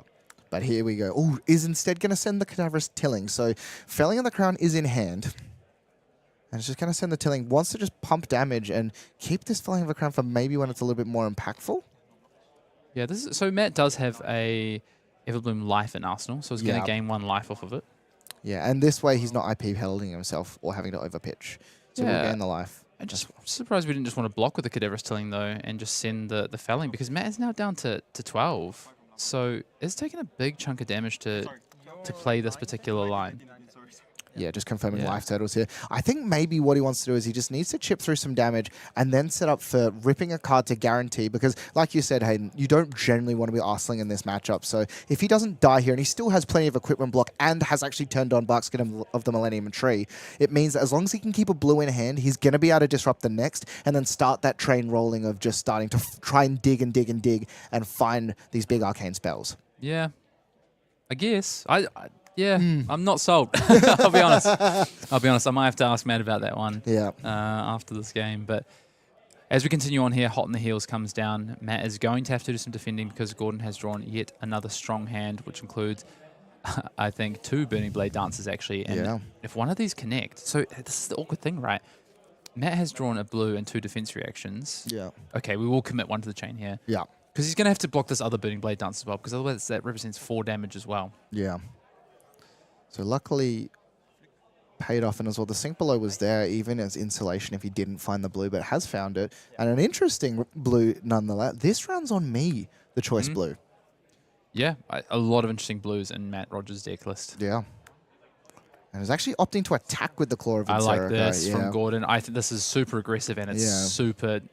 I like it. Yeah. Start to get some value out of these vests and start to put some real pressure on Matt Rogers here. Yeah, and a good identification as well, because Matt Rogers is going to play the marquee card of the matchup, is going to also decompose. So and this is the thing, counting up how many Earth cards he has left, and as a result, is going to put 3 into the bin. So the next decomposition will enable the Verdance ability, and 8 damage coming across with a card needing to sink to the bottom. And Hayden, it's a lot. 1 card in this matchup when you're at 8 life represents likely half of your life total. It's massive. Gordy's actually found a Wrath of Retribution, I think. I wonder if we can take a peek in. We're not going to be able to see Gordon's hand. He's holding it very close up to his chest here, but I believe he does have a Wrath of Retribution. Oh, didn't get a peek at what he bottomed here. But he's considering. I wonder if he actually bottomed that Wrath of Retribution. Surely not. You just block with it for 3 if you were going to... Unless Gordon just wants to take all this damage and say, right, I'm going to try and keep the tempo. Yes, yeah, it does. Yeah, he does. Still pretty safe at 11 life as well. So even without the Claw of Encirci, not likely to be able to get across. And look at this defensive hand coming through for Matt Rogers. Yeah, we can take a chicken. Looks there. A couple of defense reactions. 3 defense reactions, in fact. But what do you need to do when you play Felling of the Crown? Ideally, follow up with more damage. And this hand does not deal damage from Matt. Quite literally 0. But, you know, we are going to decompose. So the Verdance hero ability is online now. So is set up going into the future. But, again, giving... I wonder if Gordon can sniff this out. If Matt plays a defense reaction here, I think Gordon's going to be... Okay. Yeah, smart. I think if he had played a defense reaction, I think Gordon would have sniffed out immediately that this is a handful of defense reactions. Yeah, and look at this. He's going to activate the third activation as well. And I like it. Fealty. Ooh. Oh, it's the Art of Dragon Fire. That was the last card. It is. The Art of Dragon Fire is going to come through. But in saying that, Matt Rogers does have a double shelter in hand. Isn't going to get the full value. Oh, is it Art of Dragon? Yeah, it is Art of Dragon Fire. Yeah, so 2 damage coming through. Yeah, I mean, this is still so good, split damage, because, yes, Matt can discard. I think Matt probably discards a shelter and then blocks with the other defense reaction. Yep. But then has no arsenal. Has no arsenal, and that's what he's thinking on here. Of, do I just take 3, go to 3? I think Matt is working out, how do I win this game? And yeah, I think it's go to 4, play the defense reaction, go down to 3, arsenal up a defense reaction, and then try and find another felling. That is what Matt needs. Matt Rogers needs to draw a felling of the crown here. We're going to see 4 cards. What's in the hand? Fruits, Plow Under, E-Strike, and this round's on me. So no felling of the crown has been found, but at least is going to be able to deal some damage back, assuming he gets to keep a card in this matchup. Yeah, but let's have a look at what Gordy's working with, because I think he's got a whole arsenal in hand here. Yeah. A lot of damage. Wow. And a lot of Draconic links as well, because able to make that Ravenous Rabble a Draconic card off the brand of Cinderclaw. And suddenly the hands have just been absolutely flying for Gordon Cole. Yep. This is kind of everything that Gordy needs to probably take most of Matt's hand here. And then, yeah, Matt's going to be in a situation where he's just hoping that Gordon potentially has a brick hand. Honestly, I think that's we're getting closer to that situation for Matt, because I think Gordon is going to be able to sequence this. So the only awkward thing for Gordon right now is that he doesn't have his kunai of Retribution on the table. So can't lead off with the classic play of Ignite into kunai. We'll need to buy back that dagger later in the chain link if he wants to attack with it. So bit of a decision to make here for Gordon in terms of how he sequences this turn, because it's, as much as he's got a great hand at his disposal, it's not a straightforward hand here. Yeah, and as well, Matt Rogers is sitting on plenty of equipment block as well. Still has both charges of the Barkskin and Millennium Tree as well as that Stonewall Gauntlet. Does have a non-attack action in hand as well to be able to leverage the Embodiment of Earth, which could be a difference maker here as well. Yep. I want to go back to the Stonewall Gauntlet, because this card is super impactful. We saw Gordon actually bottom the Retribution, the Wrath of Retribution, and it's because of this card right here. In this matchup, it takes away potentially 5 damage from that turn. So Gordon actually opted to bottom that Wrath of Retribution, correctly identifying that Matt's going to be patient with the Stonewall Gauntlet. And also, one thing that's funny is Matt doesn't know that the Wrath of Retribution is actually on the bottom of the deck. Yeah, and he doesn't have to play around it anymore. Yeah, and he's probably just thinking like, God, it's going to be coming up, because most players just try and windmill slam that card. It is so powerful, but looking at the life here from Matt Rogers, he does have the ability to gain a little bit back, and that is the power of Verdance. But Gordon, pressure is on 11 life. Definitely not in danger of dying anytime soon. And you see, taking a moment just to try and figure out how can I extract the most amount of damage and cards from Matt Rogers. Yeah, sequence this as best as possible. That is Gordon's task here. It's not straightforward. And yes, Gordon is on 11, but let's not forget, if Matt can chip in, say, 3 damage, put Gordon down to 8, all of a sudden, Matt is in striking distance with a Burn Bear or something. Exactly. And that is the thing. 8 is the scary number, because even with the Claw of Encirci available, it is the sort of thing where, if the Claw of Encirci is available, if you're at 8, you're still dead. Yep, unless you have 2 blues in hand. Oh, he's got nothing to pitch with. Oh, of course, and then rebuy it, right? But yeah, here we go from the Arsenal. Does still have the shelter. So defensively very good. Ignite. So this is how we will, so Gordon has found the right sequencing like we spoke about. Yeah. So can play the Ignite, and then you can respond to the Ignite trigger by returning your daggers so that that one resource doesn't actually be used up by the Cindra ability. You can then use it on the next chain link. Yeah, and importantly enough as well, the reason why is because that Ravenous Rabble does count as Draconic because the original card, and we'll see here coming across again for 3, still has access to a dagger. Loses a little bit of value. Doesn't lose the value. So it can swing the... Yeah, it's not Draconic, so it can swing the dagger after this. So this is really well sequenced by Gordon to almost take that embodiment of Earth out of the equation entirely here. So Gordon spent a bit of time working out exactly what the line was here, but has found it, and it is beautiful. Well played, Gordon. Yeah. And do you send the Stonewall Gauntlet this week? Yes, he is. He's going to send the Stonewall Gauntlet. You have to. Yeah, because he can attack for 5 with Enlightened Strike and draw a card, importantly. Yep. So Flicked here goes to 2. And this game, it's going to be this next draw, Hayden. I think... So Matt effectively has to hope that the next 4 cards have a Burn Bear. Yeah. So I actually think you send 7 damage because... No, he's going for draw. A card. Okay. Yeah. So if we cut to the hand, taking a look, what's the card off the top? He needs to draw something like a Burn Bear for Arsenal here, ideally. I actually think you +2. I think you +2 this. We haven't seen a Burn Bear yet, though. We've seen plenty of cards, but yeah, just sort of thinking. I think he's thinking about it. I think you +2 this, and I think that's what Matt is thinking about because you can draw the card, but if Gordy can just throw a card at this, he only goes down to 9, and he can survive with the Claw of Inserokai against the Burn Bear and the Staff. So I actually think you meant to go for 7 here, and then Gordy would have to throw 2 cards in front of it. All of a sudden, you can deal with him having 2 cards. So I think this is a +2 moment. In particular, because he still has 1 activation left on the Baskin of the Millennium Tree. So 2 cards for him. And again, Verdance is a deck that does work very well off 2-card hands. But as you were saying, Hayden, 3 cards for the side of Cindra versus 2 is definitely a ginormous difference. It's got to be the +2, Matt. I know he's thinking about it. Yeah. I think the draw card is a trap. Because first of all, you need the card to be almost perfect. Yeah. And then you actually give Gordon the agency in terms of how he defends to potentially keep his life total above that break point. I guess the only other thing he could be considering in regards to options is what if he draws a fruits to discard and stuff like that. But I think I agree with you. So I mean, it's got to be perfect, though. Yeah, exactly. Well, it's not just Burn Bear. Yeah, I actually think you're right. The fruits is actually the better one because gains him the life, pings down to 10. And I think that's sort of the consideration because that there does sort of get you over that break point as well, and may even force the Claw of Inserokai. He's gone +2. He's gone for 7. So yeah, understands it. Look, he's seen a lot of these cards that he actually. It's not like there's a huge amount of them left in the deck. So now the agency's on Gordon. What do you do in this situation? And I can tell you what he's not going to do: block him with those flick knives. He's definitely not blocking with the flick knives. That was a really tough decision for Matt Rogers. And yeah. As much as I said, it's got to be the +2. It's got to be the +2. It's not straightforward, and I don't actually think it's clear cut that it's the +2. I think it's really close. You spoke about Fruits of the Forest. You could even have something like a Heartbeat. That would be a good Arsenal target to potentially survive till next turn to be able to play. You could find the Burn Bear, for instance. But the main thing is how do you expect Gordon to approach this? And I would expect that Gordon, if you throw 5, is going to just throw 1 card in front of it, and then the Burn Bear is not the card you need. You need to hit the fruits. Yeah. So I think the +2, it reduces the amount of potential outs that Gordon has, I think, by going to the 7.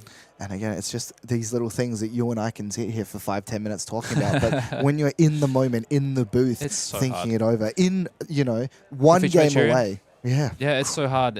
Sitting in something like a semi-finals of a calling against, you're one of the best players in the world. If you're a Matt Rogers, you're a Gordon Cope, but you also know you're set across from another one of the best players in the world. Another one of the best players in the world. So it is tense. These decisions are really, really difficult, and now Gordon has to make that decision. I saw an Oath of Loyalty. That's the only card that Gordon allowed me to catch a glimpse of in his hand. So I'm curious. It looks like he's lining up 2 cards to defend with here, and I think this is. I think that's correct. I think you have to. You can't fall within range of a Burn Bear plus Waning Moon. You don't think this is a sort of instance where you force them to have it? You've got the life buffer to play with. Yeah, I think Gordon is in the driver's seat. So I think this is Gordon's games to lose. Yeah. This is what I would say. So I think it's on Gordon to make the right play here. Yeah, and that's a great way to start it off. Art of the Dragon Blood. Looking into the hand of Matt Rogers, though, what did he find? He's got a Rootbound Carapace. He found the Burn Bear, but no blue. Oh, okay.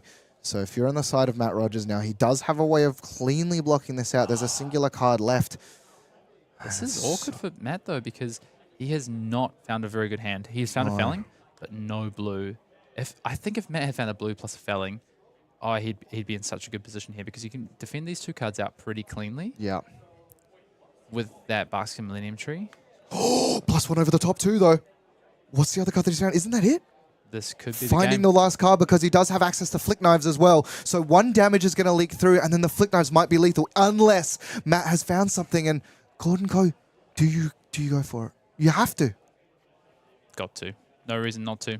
Oh, but instead it's just going to send another attack across as well. 1 life available, and Matt knows now the nodding of the head. He can't even go and attack now. The only risk that Gordon has is the only dagger he can flick is the Claw of Inserakai. And if he has the perfect hand, but forcing through blocks first means that there is no way that Matt can actually pump the damage through. Yep, would go down to 2 cards in hand. So even if you had the blue plus the Burn Bear, of course, needs an additional blue. So needs 3 cards in hand minimum to present 9 damage. Yeah. So yeah, well played, very well played by Gordon. And the Burn Bear is going to be the blocking card. Earth card available. Now Gordon, there's no reason not to. I guess the only thing will be is what's left. But yeah, the Flick Knife's going to come through. Matt Rogers considering his options. The fist bump is extended. And Gordon Co on Cindra, an absolute nail-biter of a game, is going to be going through to your grand finals, knocking out the undefeated on day 1, Mr. Matt Rogers, in an incredibly tense, challenging, weird to interact with game. And just incredible work coming from the Cindra player. Yeah, Mask of the Pouncing Lynx wasn't on my bingo card to see this weekend out of the Cindra, but you know, just a lot of big turns, and it definitely helped enable that big turn. I was skeptical that it was going to allow Matt to potentially play in the ways that Matt wanted to play, as opposed to having to play Gordon's game. But Gordon just correctly identifying, I'm just the aggro deck here. I'm just going to throw as much damage as possible. Got the fealties. I think those fealties were so key in that matchup. The early fealties went a long way in that match, and ultimately for Matt, did find a fouling at the end of that game, but an awkward fouling, didn't find blues necessarily when he needed it. So very, very close game, very well played on both sides. Yeah. And in the end, that's usually what it comes down to, is maybe a draw here or a really tight play, really heads-up play here, like Gordon finding that line where he came through with the Ignite towards the end of the line to then attack with the dagger to then split the damage so that Matt couldn't get a lot of value out of that embodiment of Earth from the Barkskin. Incredible. Such a great play. Yeah, just incredible stuff coming through from Gordon. And we've seen, this Verdance deck, it very rarely has these die-to hands, but stumbled just a little bit time and time again and wasn't able to find the power cards, and just a really challenging matchup. And Gordon pounced like a tiger, just absolutely tore him apart. Yeah, and this is a matchup that we are going to continue to see into the World Championships in 2 weeks' time. This is really setting the stage for what is to come. And speaking of the World Championships, looking forward to it. It's only now 2 weeks away that we head to the World Championships, and players like Matt Rogers, players like Gordon Co, this is the culmination of all the testing and all the effort they've been putting in over the last few weeks. They've got 2 weeks now to go away, tweak, tune things, find out what's working, and then come back in 2 weeks' time. But of course, before that, we've got a champion to crown as well. We absolutely do, and we can sort of cut a little bit into that as well as we look here. And it is going to be Liam Bennett did fall to Pe-Tung Liao in the other side of the semi-finals. So a Cindra mirror is going to be our grand final leading into it. But of course, Hayden, this is not just a regular Cindra mirror. We've seen some incredibly unique cards from Pe-Tung Liao, and we're going to see what wins: the full aggressive with the Mask of the Pouncing Lynx, or the defensive package coming through from Pe-Tung Liao. I'm really interested because in my experience, I actually have not found the defense reactions to be particularly effective in this mirror match. So I'm really curious to see exactly the setup from Pe-Tung Liao that is a more defensive deck. Will he play Furnace in this mirror match? I don't know. Will he play all of the defense reactions, or was that more for the Assassins and he'll only play some of the defense reactions? I'm really curious to see how Pe-Tung Liao will set up. But an all Cindra finals against 2 of Asia's best players in Gordon Co and Pe-Tung Liao, phenomenal. Unbelievable. And we've seen some incredible stuff. And if after this weekend you're not inspired to watch more Flesh and Blood, I don't know what's going to inspire you. But absolutely. And we've got some incredible streams coming up in the future as well. Absolutely, of course. The World Championship's going to be that next major event. Philadelphia, November 13 to 16. Let's be honest, Hayden, the very best that Flesh and Blood has to offer. Yeah, I'm looking forward to the World Championship. I, of course, won't be there this time. A bit sad about that, but I'm looking forward to tuning in, watching the team out there, and seeing who will be crowned our 4th World Champion. Then, of course, we go World Tour Valencia after the World Championships, we're straight back into things. There is Yeah. more flesh and blood to end this year as we go to the World Tour in Valencia, Spain, November 28th to 30th. Yeah, and Hayden and I won't be there, but you have an unbelievable team of casters who are going to take you through. Package, Sam, Scott, Brian, and Uber returning to be your voices of the World Championship. And of course in Valencia, Carolina, Carlota, sorry, Gabe and Carlota, Scott, Cave and Scott. Scott really just traveling all over the place to be that voice going through, and just an incredible lineup for an incredible set of events. Yeah, but we know there's more flesh and blood to watch here, and There is. I'm sure we are in for an absolute storming finals. Yeah. We have had some amazing games on We camera, really have. and I don't think this finals is going to disappoint us. I don't think so either, Hayden, and that is not far away. So, ladies and gentlemen, do not go anywhere. We have one more round here before we get to crown a calling champion. The last calling before the World Championship. We're going to cut to a break, and we'll be right back.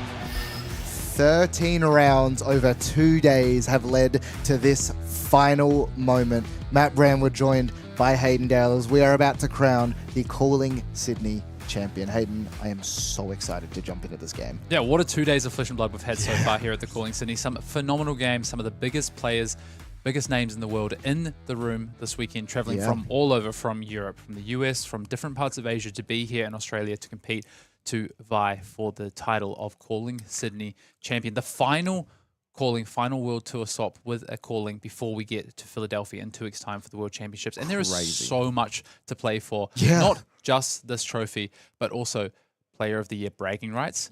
And one of the players in our finals is very much in the fight for the Asia Pacific Player of the Year race in Gordon Ko. Gordon Ko is someone we have seen do some incredible things on the Cindra deck, and we're going to jump into the bracket to see the journey that these players have got here. And you can see both players, Gordon fighting his way through, has not played a mirror, taken out not one but both of the Verdances to make his way to the finals, while Pe-Tung Liao has beaten the mirror and bested the deck designed to beat his in Liam Bennett. Both players sitting in that final ready to win the championship. And Hayden, I have some insider information.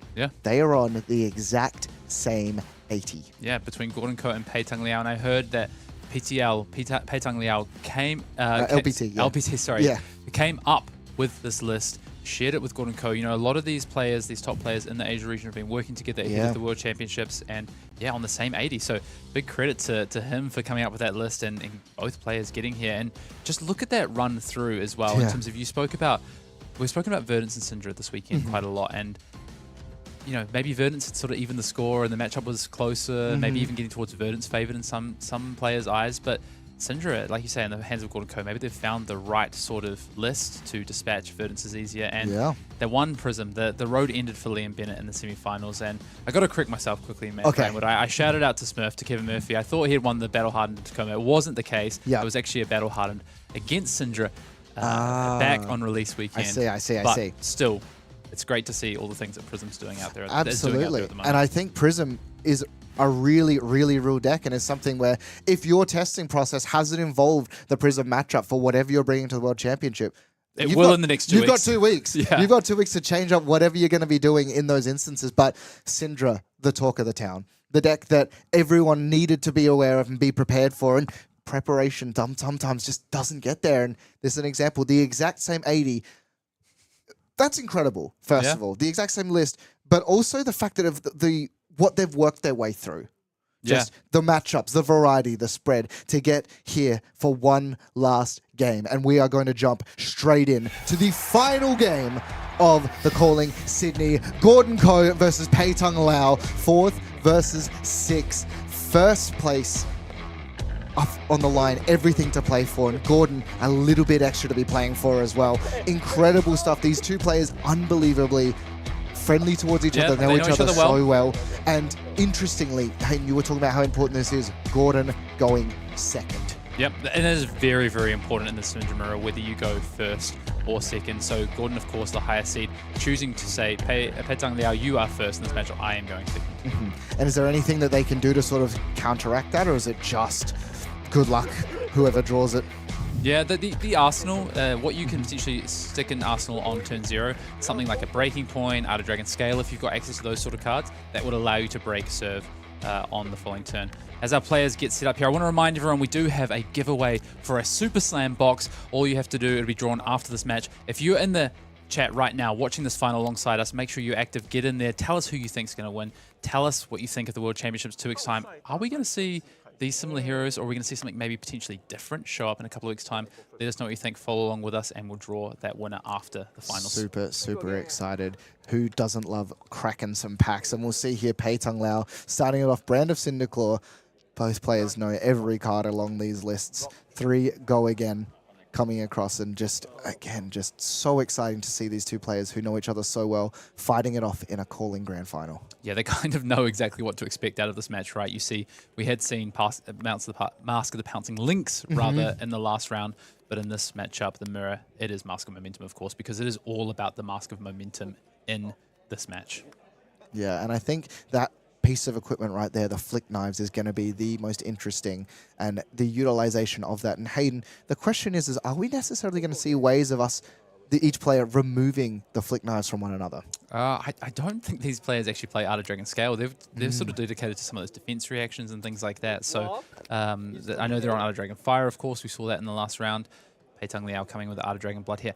Just taking a peek in at the hand for our player from Taiwan. Not necessarily a phenomenal Arsenal target here. So we were talking about one of the ways you can break serve when you end up going first is by having a really strong Arsenal card. But we might be able to dig for one. Yeah, here we go. Attacking with the throwing the kunai. Throw dagger there. He's using the throw Pe-Tung dagger. Liao. I thought he was pitching it for a second there. But yeah, he's going to throw it. Card draw because it does hit. Gordon not currently running ways of blocking. Ooh.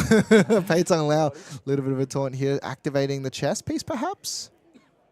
No, yeah, it does have to go again, of course, because of the Brandwood Cinder Claw, and has found a cut through. Yeah, so the cut through is going to go, and you hear him exclaiming the 4 damage coming through. And it is going to be the boots given up by Gordon at the start here. Yeah, Master Trigger, of course, is threatened here, and Gordon is without cards in hand. So one of the other ways you can definitely sort of get ahead when you're going first is push damage on turn 0, and that is what Pe-Tung Liao is going to do. Now just tanking on, do I actually throw a dagger with the Burning Blade Dance here and put myself down to 1 kunai for my next turn, or do I instead just like to keep both of these kunai? I think throw one if I'm LPT here. Okay. No, just choosing not to. Wants to prioritize having both daggers available. Ah, no, here we he's going go. to throw it. It is coming through, baiting us just a little bit there. And LPT going to be throwing that dagger across. 34, 6 damage leaking, even with a full card block committed by Gordon there. As well, the boots being taken and blocked with. Which I want to point out is really important because one of the things that you often do in this matchup is you find a turn to keep your opponent off the mask. It's really hard to stop mask in the mirror match. Yeah. But at one point in the game, generally what you can do is commit the Dragon Scaler's flight path to a block with a cut when you have 2-3 blocks in hand. Yeah. When you can read that your opponent doesn't have 2-4 attacks in hand. So it's a bit of a dance, but once you've lost the flight paths, that dance becomes a lot tougher because you don't really have a partner to be doing the dance with. Exactly. And interesting as well, both players are not running the brand. Ooh, no starter available. You see here Gordon flicking the dagger ahead and LPT smiling because, seeing a card pitched in the mirror, it's got to feel pretty good, and both players just giggling amongst themselves. These two are having an amazing time, which is awesome to see. Players that know each other really well, that have played in a lot of events previously, different callings, different World Tour events. And when you go second, what you don't want to have is no natural starter. And that's where Gordon is at here, having to pitch that Blood Runs Deep to come in with the kunai here. And the rest of the hand is, it's also fairly average, to be honest. Now just sort of thinking on this attacker's way, LPT. Wonder what the consideration is. But yes, no Flamescale Furnace from either side. There's going to be damage Yeah, here. this is too good. This matchup is just too quick for that. Yeah. Not sure what Pe-Tung is considering on this one. And yeah, unless you wanted to use the... This is way too early to be using a boots block on the first chain link, especially when you know that Gordy's down to 3 cards in hand. Yeah. But it is having a bit of a think. And I think it might be because the hand for LPT is also maybe a little bit awkward, I think. So both players starting off in maybe not their ideal spot. I think that's no Draconic starter for LPT either. And so this kind of really... Yeah, it's going to... Thinking. He's grabbing the boots. Wow, this is really interesting to me. Using the sleeve that say value on the back of it as well. I'm so not trying sure to this get... is value, though. I mean, maybe this is just a commitment to say it's going to be hard to block out the mask if I don't do this. It's a lot of information, and yeah, here we go. Coming across. Burning Blade Dance in here, now threatening an extra hit. Being able to throw that dagger off this chain for an extra damage if this connects.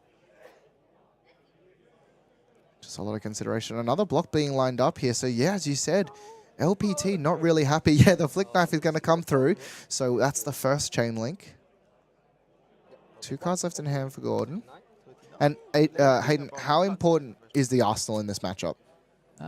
You typically don't want to Arsenal because players have moved towards Breaking Point as a card.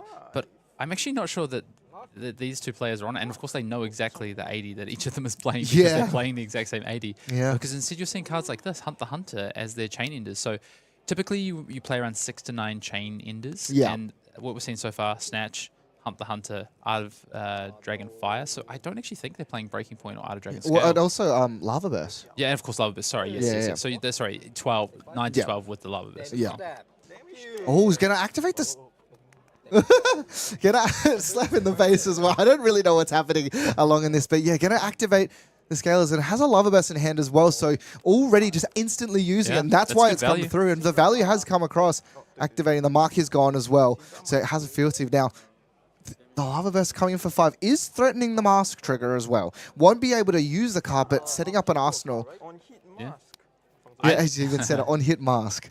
I think LPT needs to trade Flight Path, Dragon Scaler Flight Pass with Gordon so we can have that value sleeve on the back of his. I think so. This is some nice value that Gordy is getting out of this Dragon Scalers here. Yeah, no blocks, take 5, and now trigger Mask of Momentum as well. A card straight into the arsenal as well. Doesn't even want to. I mean, there's no card you're not arsenaling as Cindra off of Mask ever. You don't even need to look at it. That's a good feeling as well, just when you can, you know what, just slam it. And suddenly, you know, the life trading back and forth, not as explosive, but the setup for Gordon in this instance is definitely very good. And now Ravenous Rabble is going to be the start.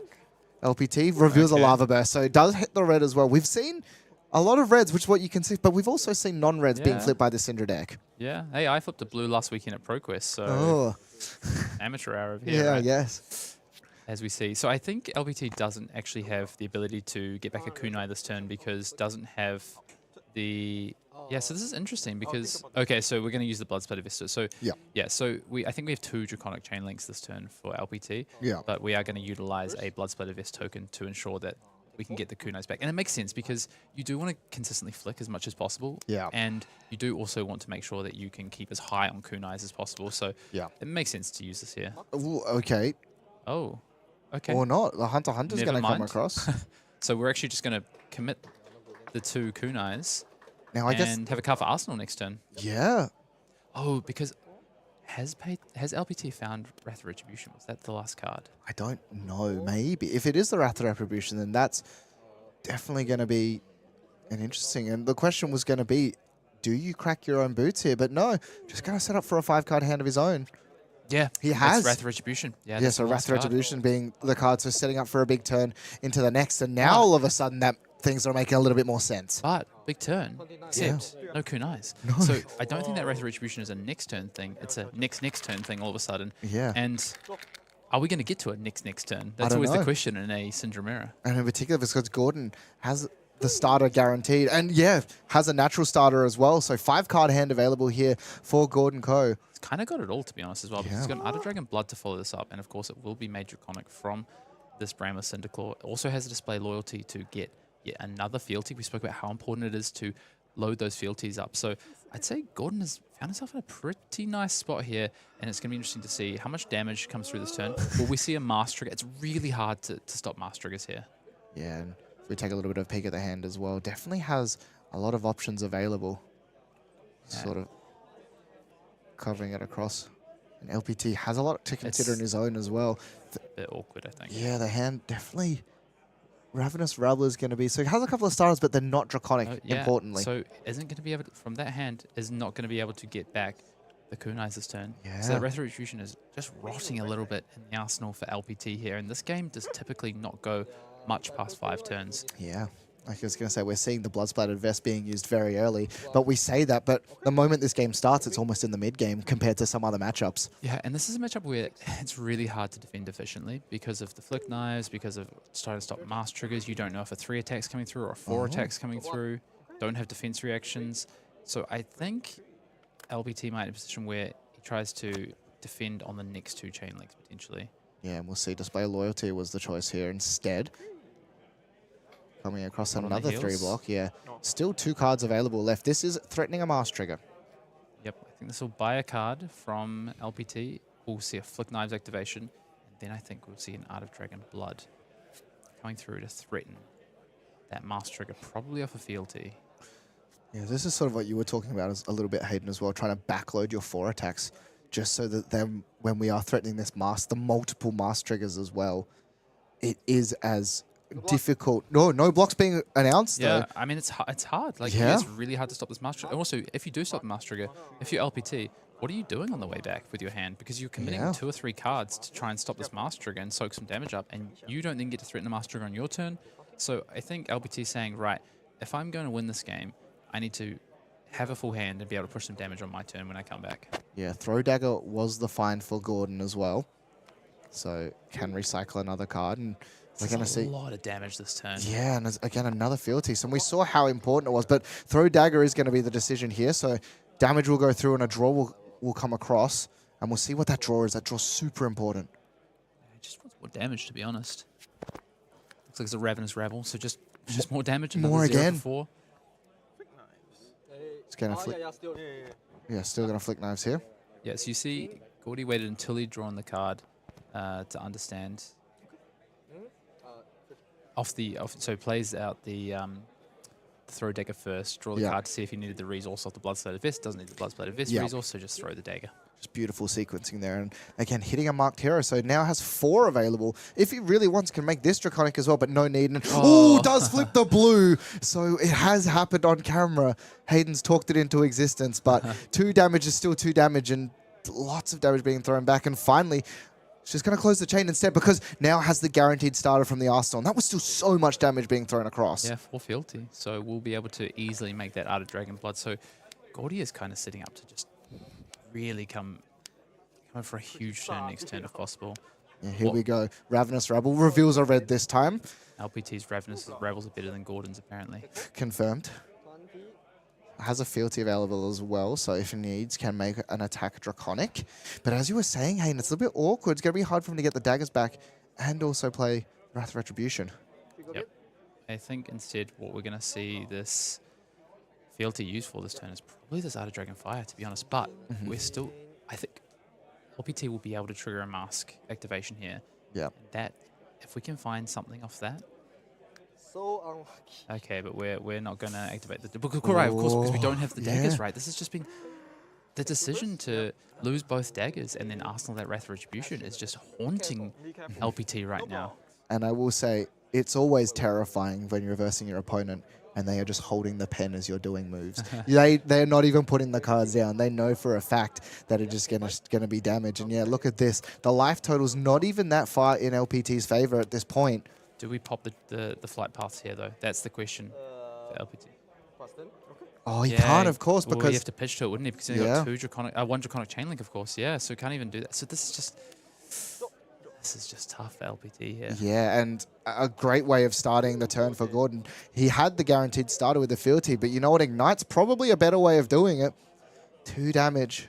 Slowly going to come across. And you hear LPT kind of giggle to himself. He's found the hand, though. So Pe-Tung Liao has the hand that he needs to pop off with this big Wrath of Retribution turn, including getting back the kunai. But it's now or never, really. Like, I think we're going to... I don't think this game is going past turn 5. And yeah, not a huge amount of life on either side to play around with. And these are the decisions that are so hard to make. Both players playing the exact same list, but trying to figure out the exact composition of the hand is so challenging. In particular because Gordon doesn't even know because he has another Throw Dagger in hand. I think we might see the Mask of Momentum used at some point. The question is, can LPT keep out a Mask of Momentum trigger? Generally, with 5 cards and a Mask of Momentum, which is 6 cards, you're facing down close to 20 damage, usually 19, 20 damage on average.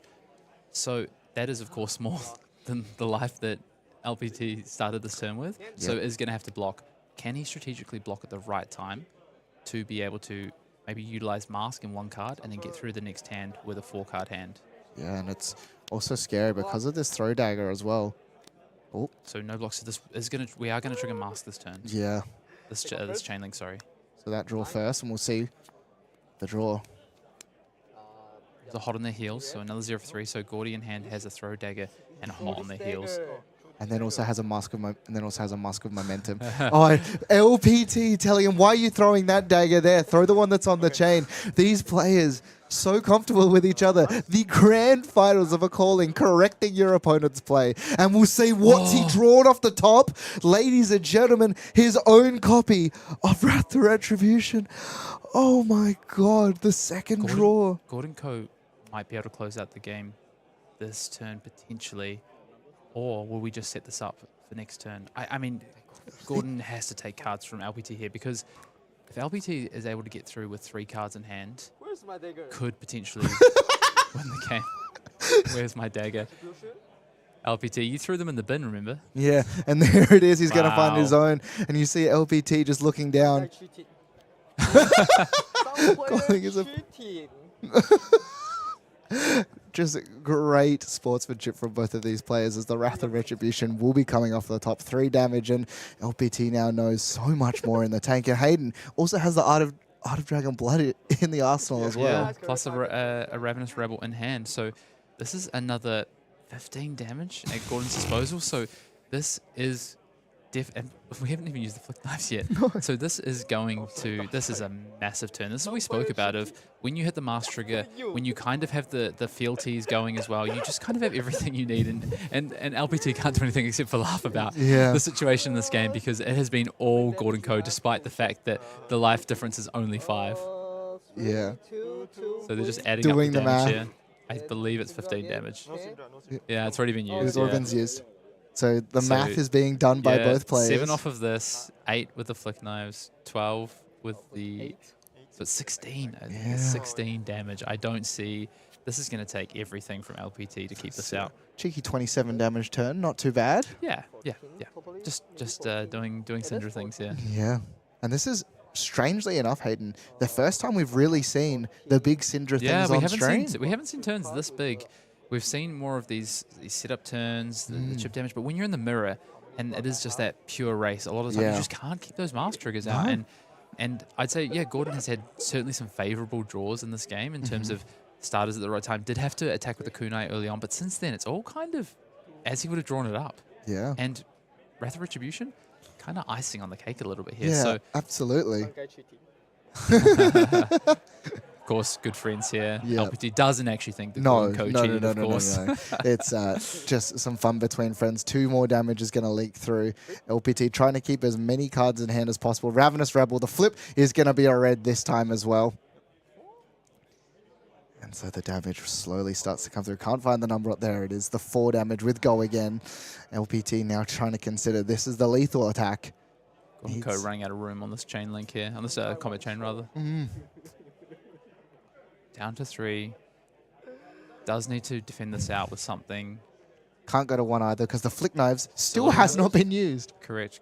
So I think LPT is going to have to commit this Blood Splatter Vest as well on this turn, plus 2 more cards from hand. Also, Hayden, I did the math wrong. This is a 29 damage turn because he also had 2 throw daggers in the middle of all of it as well. Of course, yep. No, have a flick. Two dagger. Yeah, 2 throw daggers. So, yep, flick has not been activated. Gordon letting him know there. So this is a defensive 3. Can go down to 2 here. Yeah, 2 is safe, but the flick will come through. Take one first. Yep, taking the 1. Problem is now is Gordon Co has the ability to flick a dagger next turn for lethal. So taking 1 goes to 1, and I think LPT, the writing's a little bit on the wall. I just want to take a moment as Gordy. A player that has been around Flesh and Blood for a very long time, I think multiple national championships at this point, has had a real year already so far. And as he looks like he's edging towards locking up a calling win here, this would put Gordon on top of the race for the Asia Pacific Player of the Year on the World Tour. Wow. If he can close this out in this next turn. 4 go again. And they see the 4 coming across. Gordon's going to declare no blocks. The writing is on the wall. Not many cards left in hand. Still also has so much available. And the Mask of Momentum at this point is just 2 blocks because Hayden, on hit death is what's going to be happening coming forward from this point. Yeah, we'll see. So Gordon is going to commit that Mask of Momentum. Just needs to keep the damage out here. What does he have to play? I mean, he knows the list, right? He knows what he has to play around and what he doesn't have to play around. Exactly. Here we go. And here it is, 3 go again. You see the big smile on Gordon's face as the flick knives looming available. LPT knows the writing on the wall. Of course, does have to get back the daggers, right? True. So we do. There's double ancestral empowerment. So I think this is gonna be it. It's gonna be it. Ancestral Empowerment is going to come over the top. Has LPT placed in any of those defense reactions? Looking down at the hand in consideration. The card draw reminder as well. And LPT. No shelter available for LPT here, unfortunately. No shelters available. Reading the card, faking out his friend, the man that he gave this deck list to at the start of the event. It's going to activate Cindra to get the daggers Finally going to back. get his daggers back. Finally, the cards are thrown onto the floor. The fist bump extended, and Gordon Coe ties and wins himself a Coling here in Sydney. The smile, not only becoming a Coling champion, Hayden, but as you said, taking the first place in the Player of the Year race going into the World Championship. Yeah. What an incredible run he has had throughout this weekend. Congratulations to Gordon Coe, an absolute master when we've seen him this weekend. And honestly, anytime I watch Gordon play Flesh and Blood, he is just such an accomplished player, such a thoughtful player, and is a very considered player. And yeah, congratulations. Nabbing a Calling win. Wow. Going 3 points clear in the race for that Asia Pacific Player of the Year title. And shout out to two amazing players from the Asia region. Absolutely. Two friends, the exact same 80s you say in the final. These players couldn't have drawn it up better in terms of meeting each other in the final. So congratulations. Absolutely not. And guys, remember as well, keep chatting as we are still going to have a draw for a giveaway. But LPT, just a bit of a shout out to him as well. Again, constructed the deck, made his way through. We saw some... That final match of Swiss, the winning in for top 8. Unreal. Yeah, just phenomenal. You know, seeing that furnace come out, and there was a bit of a shaky start, but he was back against the wall on some of those turns, and just a true professional to make it all the way to the finals here. Absolutely. And Hayden, I will say this event has been incredible, not only for the games that we've played, but the diversity of decks that people have brought to not top 8s, but so close. One win away throughout the event for another 4 separate heroes. Incredible stuff. It really sets the stage as we go towards the World Championships in Philadelphia in 2 weeks' time. Yes, we know the lay of the land. Cindra, Verdance, Gravy Bones is maybe taking a bit of a hit this weekend, right? Maybe. So Cindra, Verdance will be the narrative, but there's all these heroes that we've seen this weekend that can really pack a punch, and players are going to have to either be prepared for or might be options. But we have 2 weeks' time until we hit the World Championships in Philadelphia, November 13th to 16th. If you aren't tuning into the stream, I mean, what are you doing? I'll be tuning in from my neck of the woods. We are giving away $300,000 in that prize pool. It is living legend, it is class constructed, and it is the best players in the world. So make sure you are tuned into that. Of course, we also have the Calling with that 30,000 USD prize pool. That is a living legend event. Not one battle hardened, Matt, but two battle hardens class constructed over the weekend at the World Championships. Yeah, and of course, just for joining in as well, you have access to some incredible, very specialized, very exclusive promotional cards for playing even some of the side events. And Hayden, we've talked about this several times. These are just amazing in regards to just the artwork, Prism, Dash, Florian, amazing. Yeah, they look fantastic. I would like to pick me up a Dash or a Prism or a Florian. I wouldn't complain about what I got in my package. Neither would I. And of course, speaking about packages, Hayden, great lead into what packages you'll be available. Playing the World Championship, you get one of those promos in Rainbow Foil as well as the exclusive beautiful World Championship playmat. Of course, if you decide that you really want to buy a bunch of extra stuff, you can get the souvenir package, which not only includes a different playmat. Why wouldn't you? That's what I'm saying, right? If you're going to make it all the way, go the whole way, because you get each of the heroes a beautiful playmat as well as some product and a great deck box. And then, of course, Hayden, if you really want to go the all-out, which is what you should be doing, the Fabled package comes with not only some incredible cards for our new favorite hero that we've seen with Liao, but of course... I'm going to need these. So do I. The foil playmats as well. Incredible stuff. You've seen them in person. They are unbelievable to look at. They look fantastic. So get in there. Grab those for yourself. Bunch of artists across the Philadelphia World Tour weekend.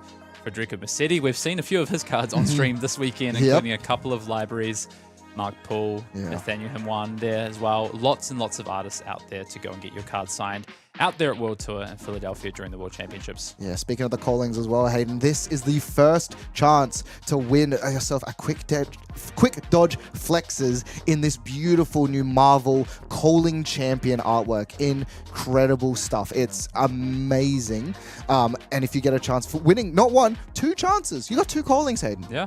Enter them all. And of course, alongside some of the incredible stuff you get as packaging, some of my favorite Flesh and Blood themed swag and merchandise that you can get. Hayden, we've talked about it so many times. The rock shirt I need, you need the golf shirt. 100%. Amazing Savage stuff. Range Country Club, hit me up. Absolutely. And of course, if you spend $150 at the merch booth, you get the best Rhinar promotional card as well as the Romping Club. I know some of the players in this room are going to be itching to get their hands on Golf Rhinar. I mean, I am one of those players, so Yeah. I understand. Absolutely. And yeah, incredible stuff. But, ladies and gentlemen, drum roll please. We're about to draw the box of Super Slam. One box to one of you guys who's been hanging out, talking with us in the chat. Give it to it. ASG Guardian, congratulations. You are the winner of a Super Slam box. Please reach out in chat so we can find you and get you those details. But, Hayden. What a finals. What a top 8. Yeah. What 2 days of Flesh and Blood we've had. And you're going to be speaking to the winner very shortly. Gordon Coe himself. Yeah. I'm interested to hear. You got to ask him about the stick list. Yeah, and absolutely. LPT, and I want to hear about what this means to him to win this calling, but Yeah. also to be in the lead of this World Tour Player of the Year race for the APAC region. Yeah.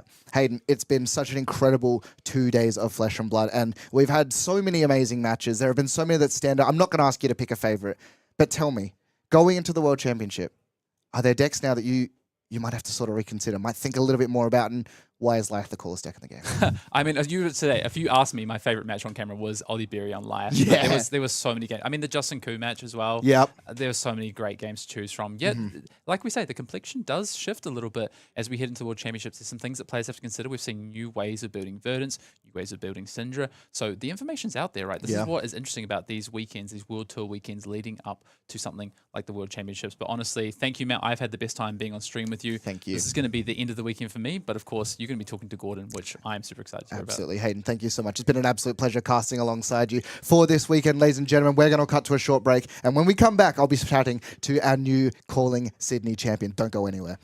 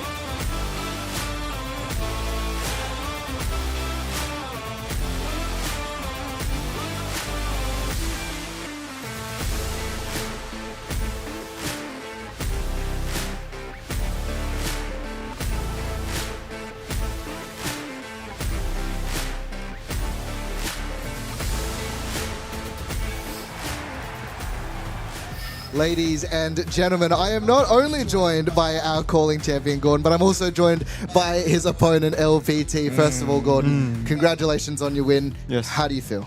It feels great because I have my teammate here with me. Yep. We are, we came here together. We Yep. are staying in the same room. We are Yep. running the same exact list, and Yeah. we are both in the finals. Yeah, amazing work. And for both of you, it was such an incredibly amusing finals to watch. And tell me, let's just talk about this list real quick. I heard that one of you made it and just gave it to the other person. Is that correct? Yes. So he made it and he gave it to me. Always. Always? Well, So my first 7 games, this is my...